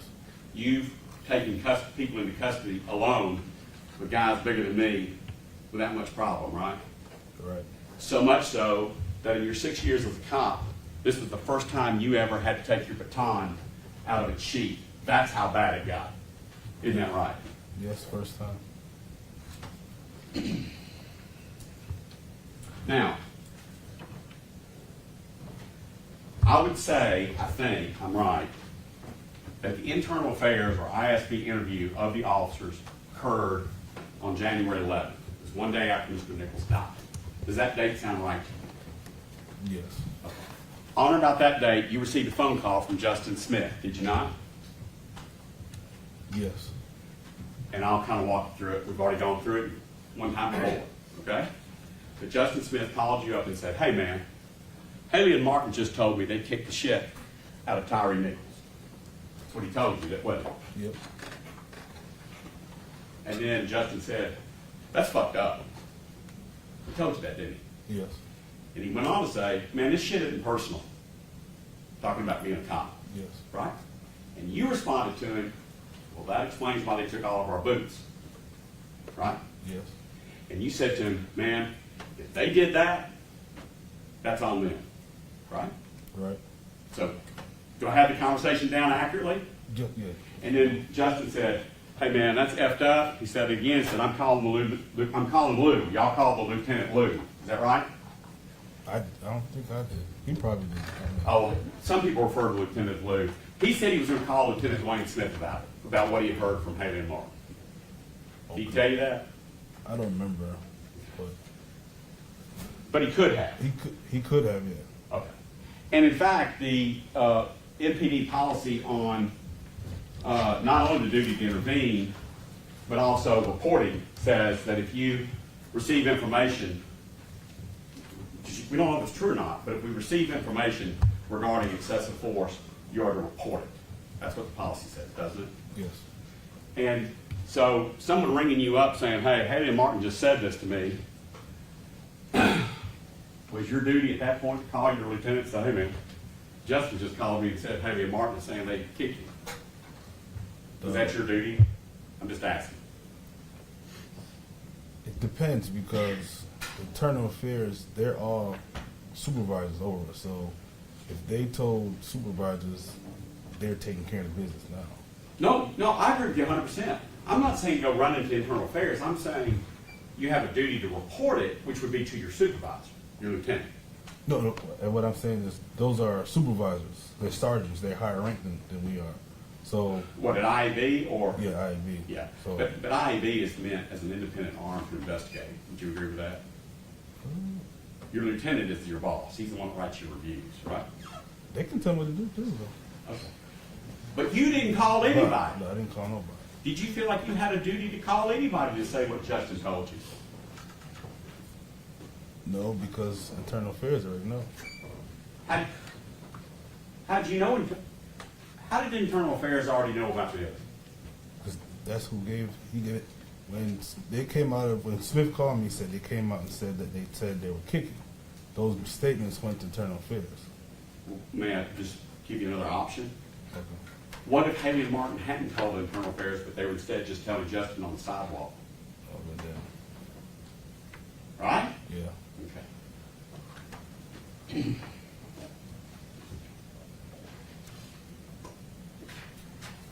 You've listened to the dispatch tapes, and I'm trying to do some of this so we save like hours of listening to the tapes, okay?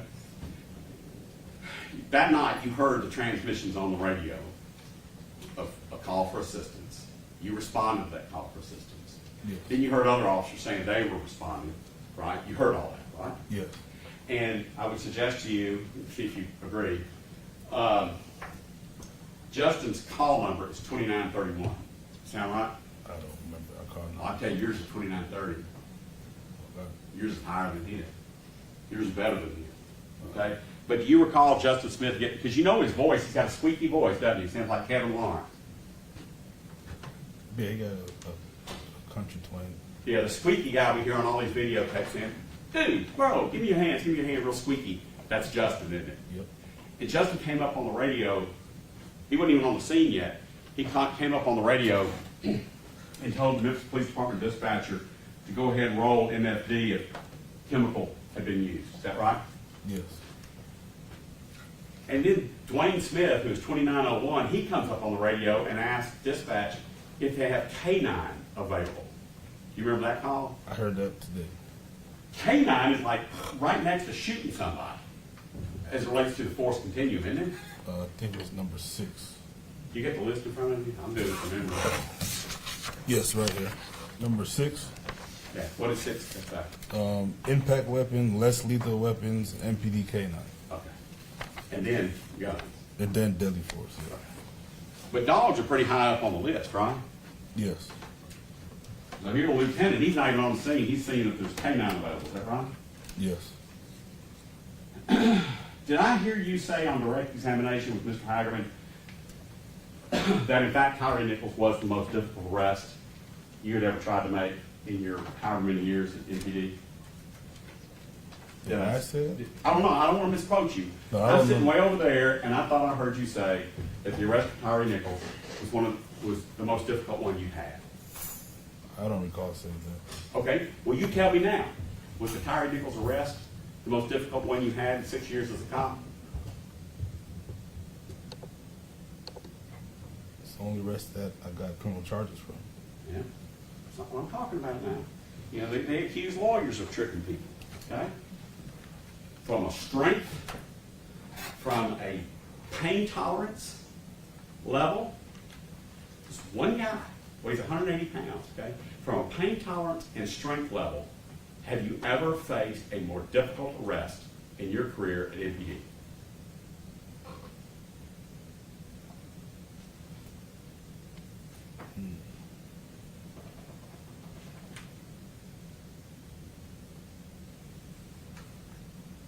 I'm thinking. That's cool. But I'll take it as a no if you can't think of one. I'm saying that was the most pain tolerance arrest Okay. I made. Cool.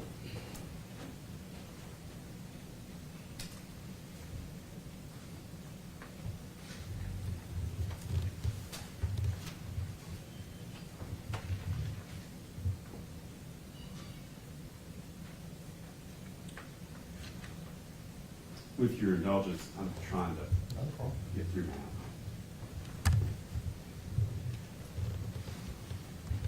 On the ASP baton, I wish I had one with me, but it's a steel pole that looks like if somebody's old enough to remember a TV antenna that expands out. Is that right? It's a steel pole, right?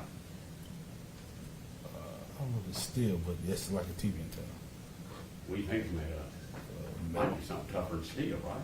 Metal, something, yeah. And when you extend it, it extends out to full length, about that long, right? Yes. And when you strike the human body, be it behind the leg, behind the knee, on the forearm, when you strike that, have you ever been struck with one? No. And when you were going through training, the guys had to dress up like a big Michelin man in big old padded things, didn't they? Use like punching bags. Yeah. Okay, so it's like a big padded punching bag that you had to hit, right? Yes. So if you crack somebody with a baton one time, you expect that to bring them to their knees crying? Yes. You hit him 3 times. And you saw no difference in it, did you? No. In fact, you kind of too hard on yourself. You said you were angry. And I think that's what Mr. Perry was getting at. When you saw it didn't work in 3 times, you stopped. Right? Yes. If you were out of control angry, you'd have just continued to beat him. But when you saw that 3 strikes did not bring this guy under control, you stopped. Is that a fair statement? That's fair. Because 1 strike should have brought him under control. 3 darn well should have, right?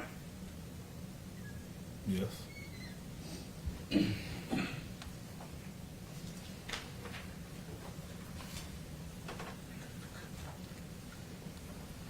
going to read off a list of activities. I'm going to call them activities. Actions of Tyre Nichols when you came up upon Justin and Tadarius trying to get him in handcuffs. Was Tyre attempting to pull away? Yes or no? Yes. Was he attempting to push away? In other words, create distance between himself and Justin. Was he clenching his arms and body? Yes. If I clench my arms like this, y'all call it, I think you call it turtling. If I clench my arms like this, how many men, if I'm just a normal guy, how many cops is it going to take to unclench my arms? It all depends on. What's your best estimate? More than one, more than two. You're a big man. You play football. Yeah. If I clench my arms like this and I'm 63 years old, are you going to get my hands behind my back? By myself, no. By yourself, no. So Tyre was clenching his arms, flailing his legs around, and he was blading. You know what blading is, don't you? No, what's blading?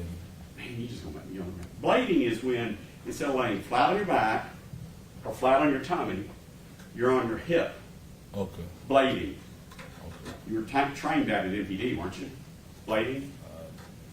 I can't recall that. Okay.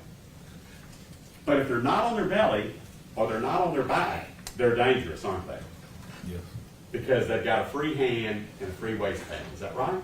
Right. And by having a free hand and a free waistband, he can be one of those 90% with a weapon, right? Right.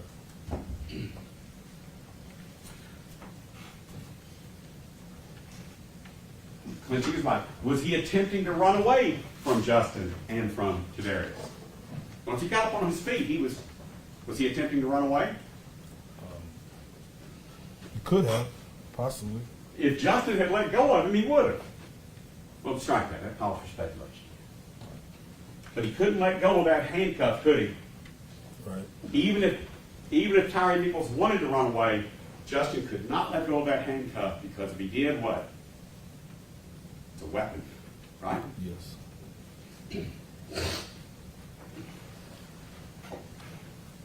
Was Tyre refusing to comply with all commands?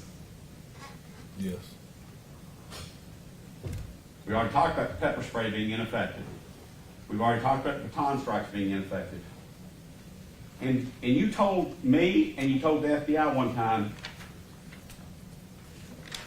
that if Tyre Nichols had gotten that one arm free from Justin with that handcuff, your exact words were, it was going to be real bad. You remember telling them that? It could be real bad. I don't remember saying it, but if Tell one me that. handcuff is on the wrist, yeah, it can be bad. Bad how? Just need you to pick your voice up. Oh. Loud and make sure you're speaking loud enough because you can hear you. I said it can be bad if a person suspect has one handcuff on their wrist, because they can use that one handcuff and attack the officers, which has happened in the past. Connor Schilling, a few others, right? I don't know their names, but it has. And they can also attack pedestrian, civilian, whatever, right? With that handcuff. If they want to. Yeah.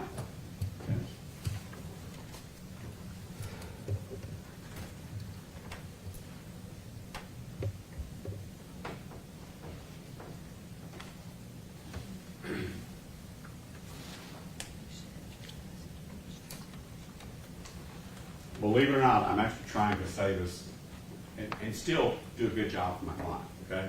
So instead of playing the video, I'm just going to ask you some things about what I saw in the video. And you tell me if you can recall it. Okay. Now, you and Bean were riding together, Bean's in the passenger seat, and you're going down Ross Road, and as you're going down Ross Road, you see someone nonchalantly walking through the front yard of someone on Ross Road. Is that right? Yes. And he was wiping his face with a multicolored jacket of some sort, which matched the description that was put out on the radio. Is that right? Yes. You then very calmly performed a U-turn and came back toward him. Is that right? Yes. And you and me are talking, saying, that's him, right? Correct. And so Bean jumped out of the car and chased him. Yes. And you followed behind him, right? Yes.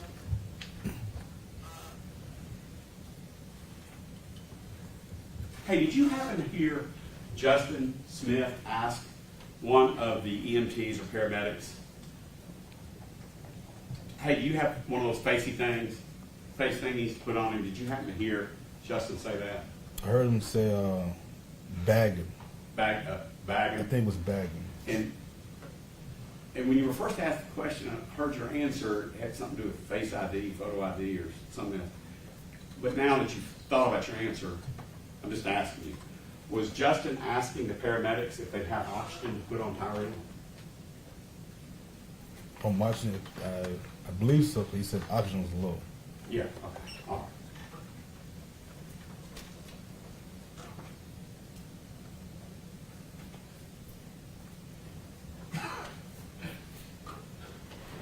I'll tell you, and you tell me if you agree with it or not, whatever.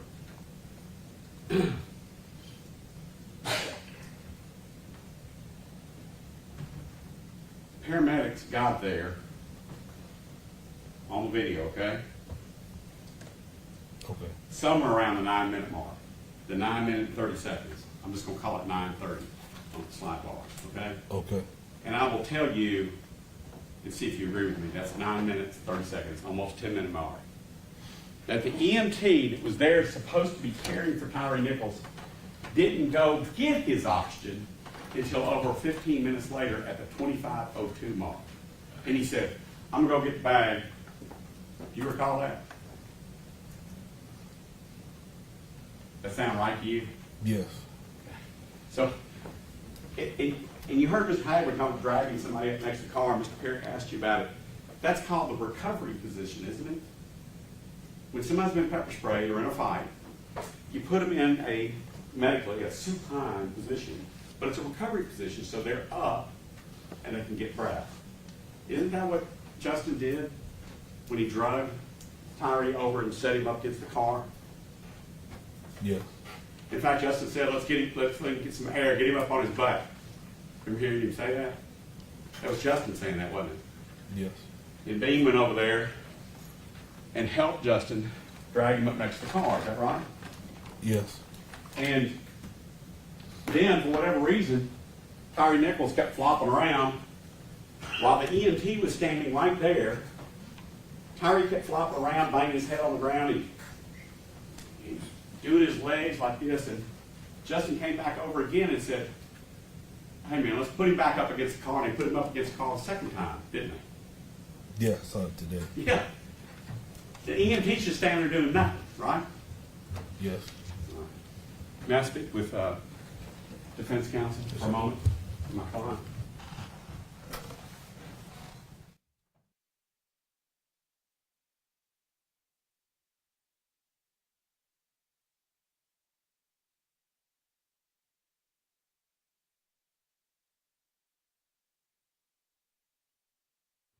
Mr. Nichols was, I guess the word we're going to use, is flopping around. How many times did you tell those paramedics he got hit in the head? None. I didn't tell him anything. And how many times did you hear Justin Smith tell those paramedics he got hit in the Objection, head? Your Honor. This is his witness. He cannot use leading questions. Hold on. Just make your objection. I'm objecting to the leading on his redirect. Respond. This is a yes or no question. And I have an objection. All right. What's your objection? You may or may not have seen it. When you asked the question, Mr. Mills answered it and then was about to qualify that answer, and he moved to his second question. Witness needs to be able to answer the question. We can just make sure that the questions aren't leading questions, as this is a direct witness, and if you can just make sure you're allowing him to give this complete full answer. This is a yes or no question. All right. How many times did you hear Justin Smith tell medical personnel he got hit in the head? I didn't hear any. How many times did you hear Tadarius Bean? I'm going to object, Your Honor. His leading, when he's, number one, when he's doing this, that's suggesting the answer. Number two, he's suggesting the answer by yes or no questions. The premise is that it's leading. He can say, what did you hear him suggest to paramedics? If he wants to ask that wide open, he can do that. He cannot do that on redirect, Your Honor. That's totally inappropriate. As far as the hand gestures, I don't believe that the hand gestures are doing anything other than clarifying the type of question that he's asking as far as it being a type of strike. As far as it being a leading question, he's not suggesting an answer, he's asking an amount. And so the court's not going to, the court's going to overrule the objection. May I make my objection? All right. The question on the table is, how many times did, let's just use Justin's name, how many times Justin Smith tell EMTs he's been hit in the head? My objection is, pursuant to the rules of evidence, assumed facts not in evidence. And that means, that is, there's been no testimony in evidence that Justin Smith ever saw any strikes to the head. So therefore, it assumes facts not in evidence. Your response. Your Honor, this is plainly irrelevant. We can approach the rest of the arguments that were discussed.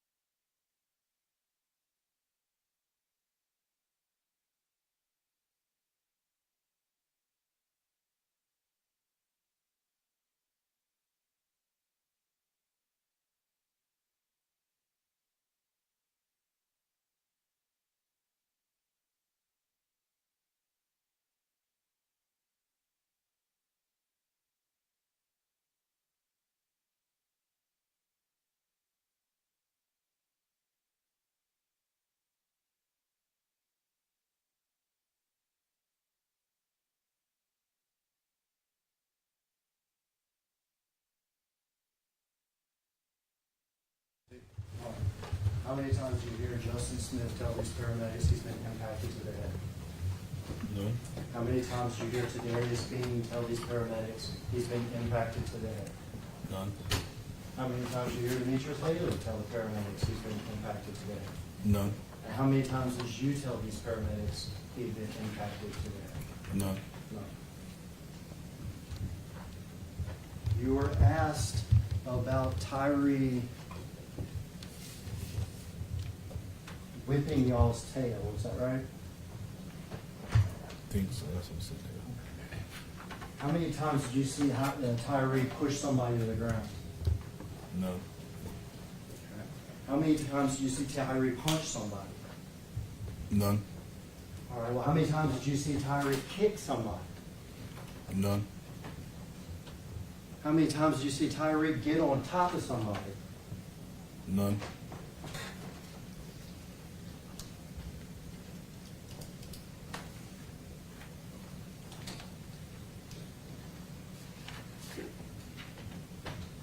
You were asked by Mr. Perry and shown a picture from a training and policy manual of the police department, is that right? Yes. Having to do with a baton strike? Yes. And was it a picture showing like where or how you're supposed to do it? Yes.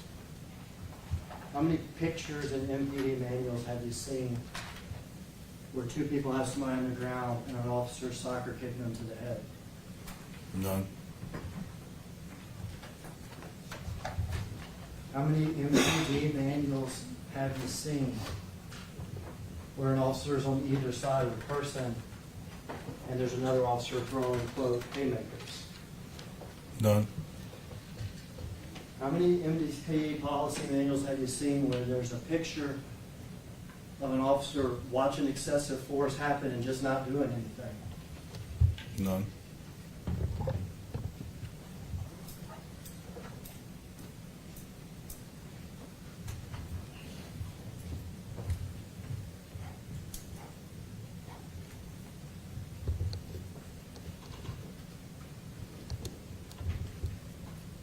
Is it the right thing to do to try to intervene?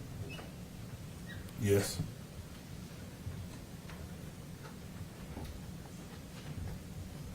You said you shared values with Justin Smith, is that right? Yes. Did you violate those shared values that night? By not intervening, I did. You did.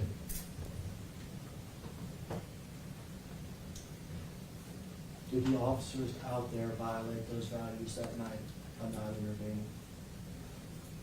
Yes.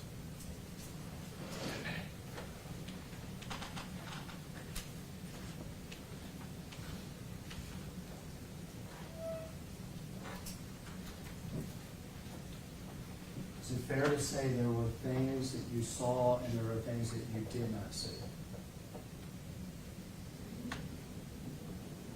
Yes.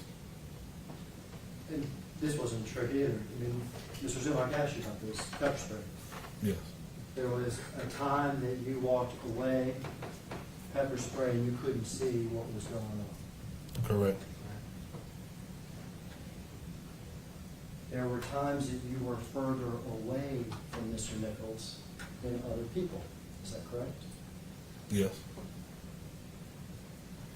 When Mr. Martin kicked Mr. Nichols in the head, where were Justin Smith and Tadaris Bean?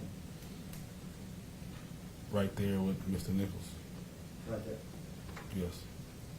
When Mr. Martin kicked Tyre Nichols a second time in the head, where were Justin Smith and Tadaris Bean? In the same place with Mr. Nichols. Right there. Yes. When Emmett Martin was throwing haymakers, where was Justin Smith and Tadaris Bean? With Mr. Nichols. Right there.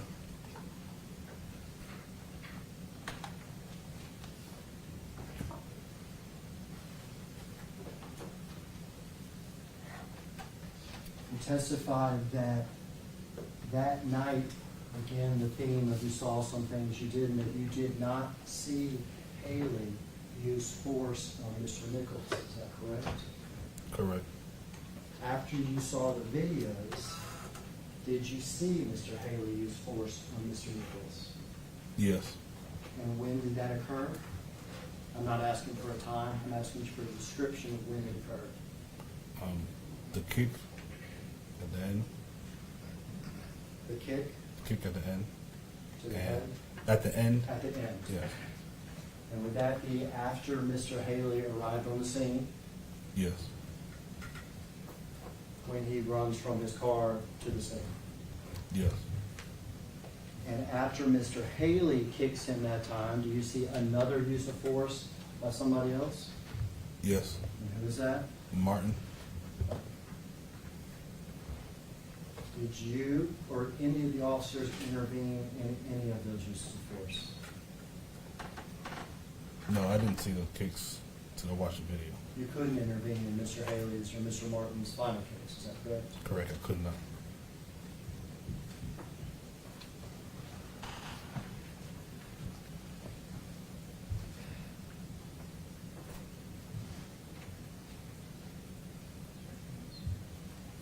That's all my questions, Judge. All right, free crossing straight. Yes,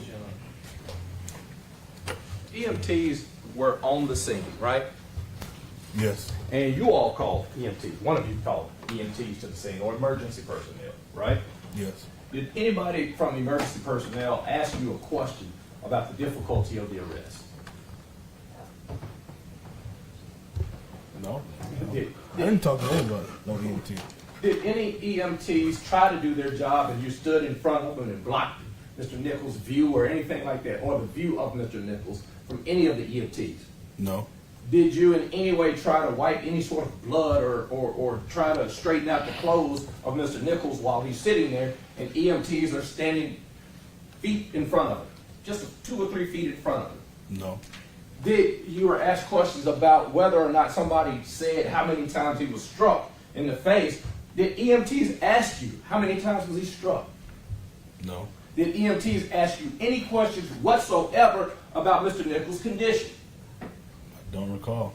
And based off of the video that you've seen earlier, as it related to the medical directives that were going on out there, it only seemed that one person had any sort of input at all with EMT people, right? Yes. And according to your ISB, that was the only member of your team trained in any sort of medical stuff, correct? Correct. And who was that? Smith. And Smith is the only person out there that, other than Bean helping Smith, right? Yes. Smith says, let's get him up in the recovery position, correct? Correct. And Bean helped him get into the recovery position, right? Right. But neither of them at any point were asked questions from the EMTs about how he looks like he looks. I can't recall. Okay? When you were asked this question a few moments ago, and I just want to be clear about not talking about how many blows, etc., was there anything on that scene in that particular night that you can recall that was meant to in any way throw the EMTs off from doing their job? No. All right, Mr. Singh. Thank you, Your Honor.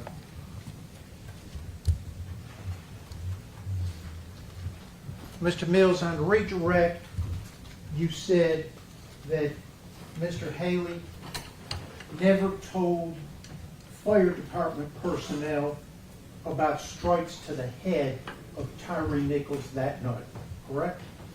Correct. Now, Martin's first soccer kick and second kick to the head, you didn't see until you saw video. You didn't see there at the scene, correct? Correct. You couldn't intervene in those because you didn't see them, correct? Correct. Haley wasn't present, was he? No. So he couldn't have talked to anybody about those blows to Tyre Nichols' head that night, could he? No, you couldn't. Now, Martin punched Tyre Nichols in the head that night several times, correct? Correct. You saw some of those punches, correct? Correct. And heard what you believe were others, correct? Correct. And all of them occurred before Demetrius Haley arrived at Castlegate and Bear Creek, correct? Correct. So he couldn't have told any EMTs or paramedics or fire department medical personnel about something he wasn't present for, could he? Correct. That's all I have, Your Honor.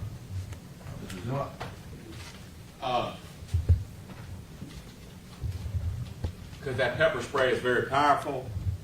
You're all bewildered, tired, exhausted.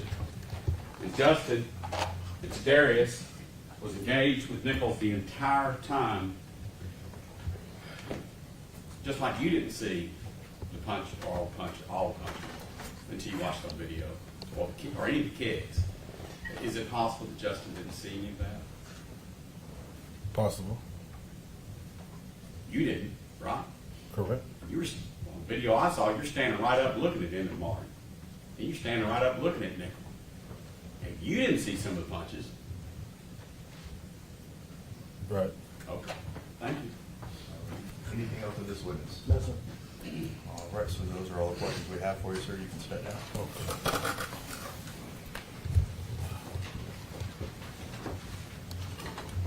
Right, ladies and gentlemen, I think we have put you through enough in this heat. We are going to go ahead and excuse you all for the evening. We are going to go ahead and get started as early as we can tomorrow morning and get right back into it. And hopefully, they will have the air fixed for us tomorrow. So we wish you all a good evening and you are excused.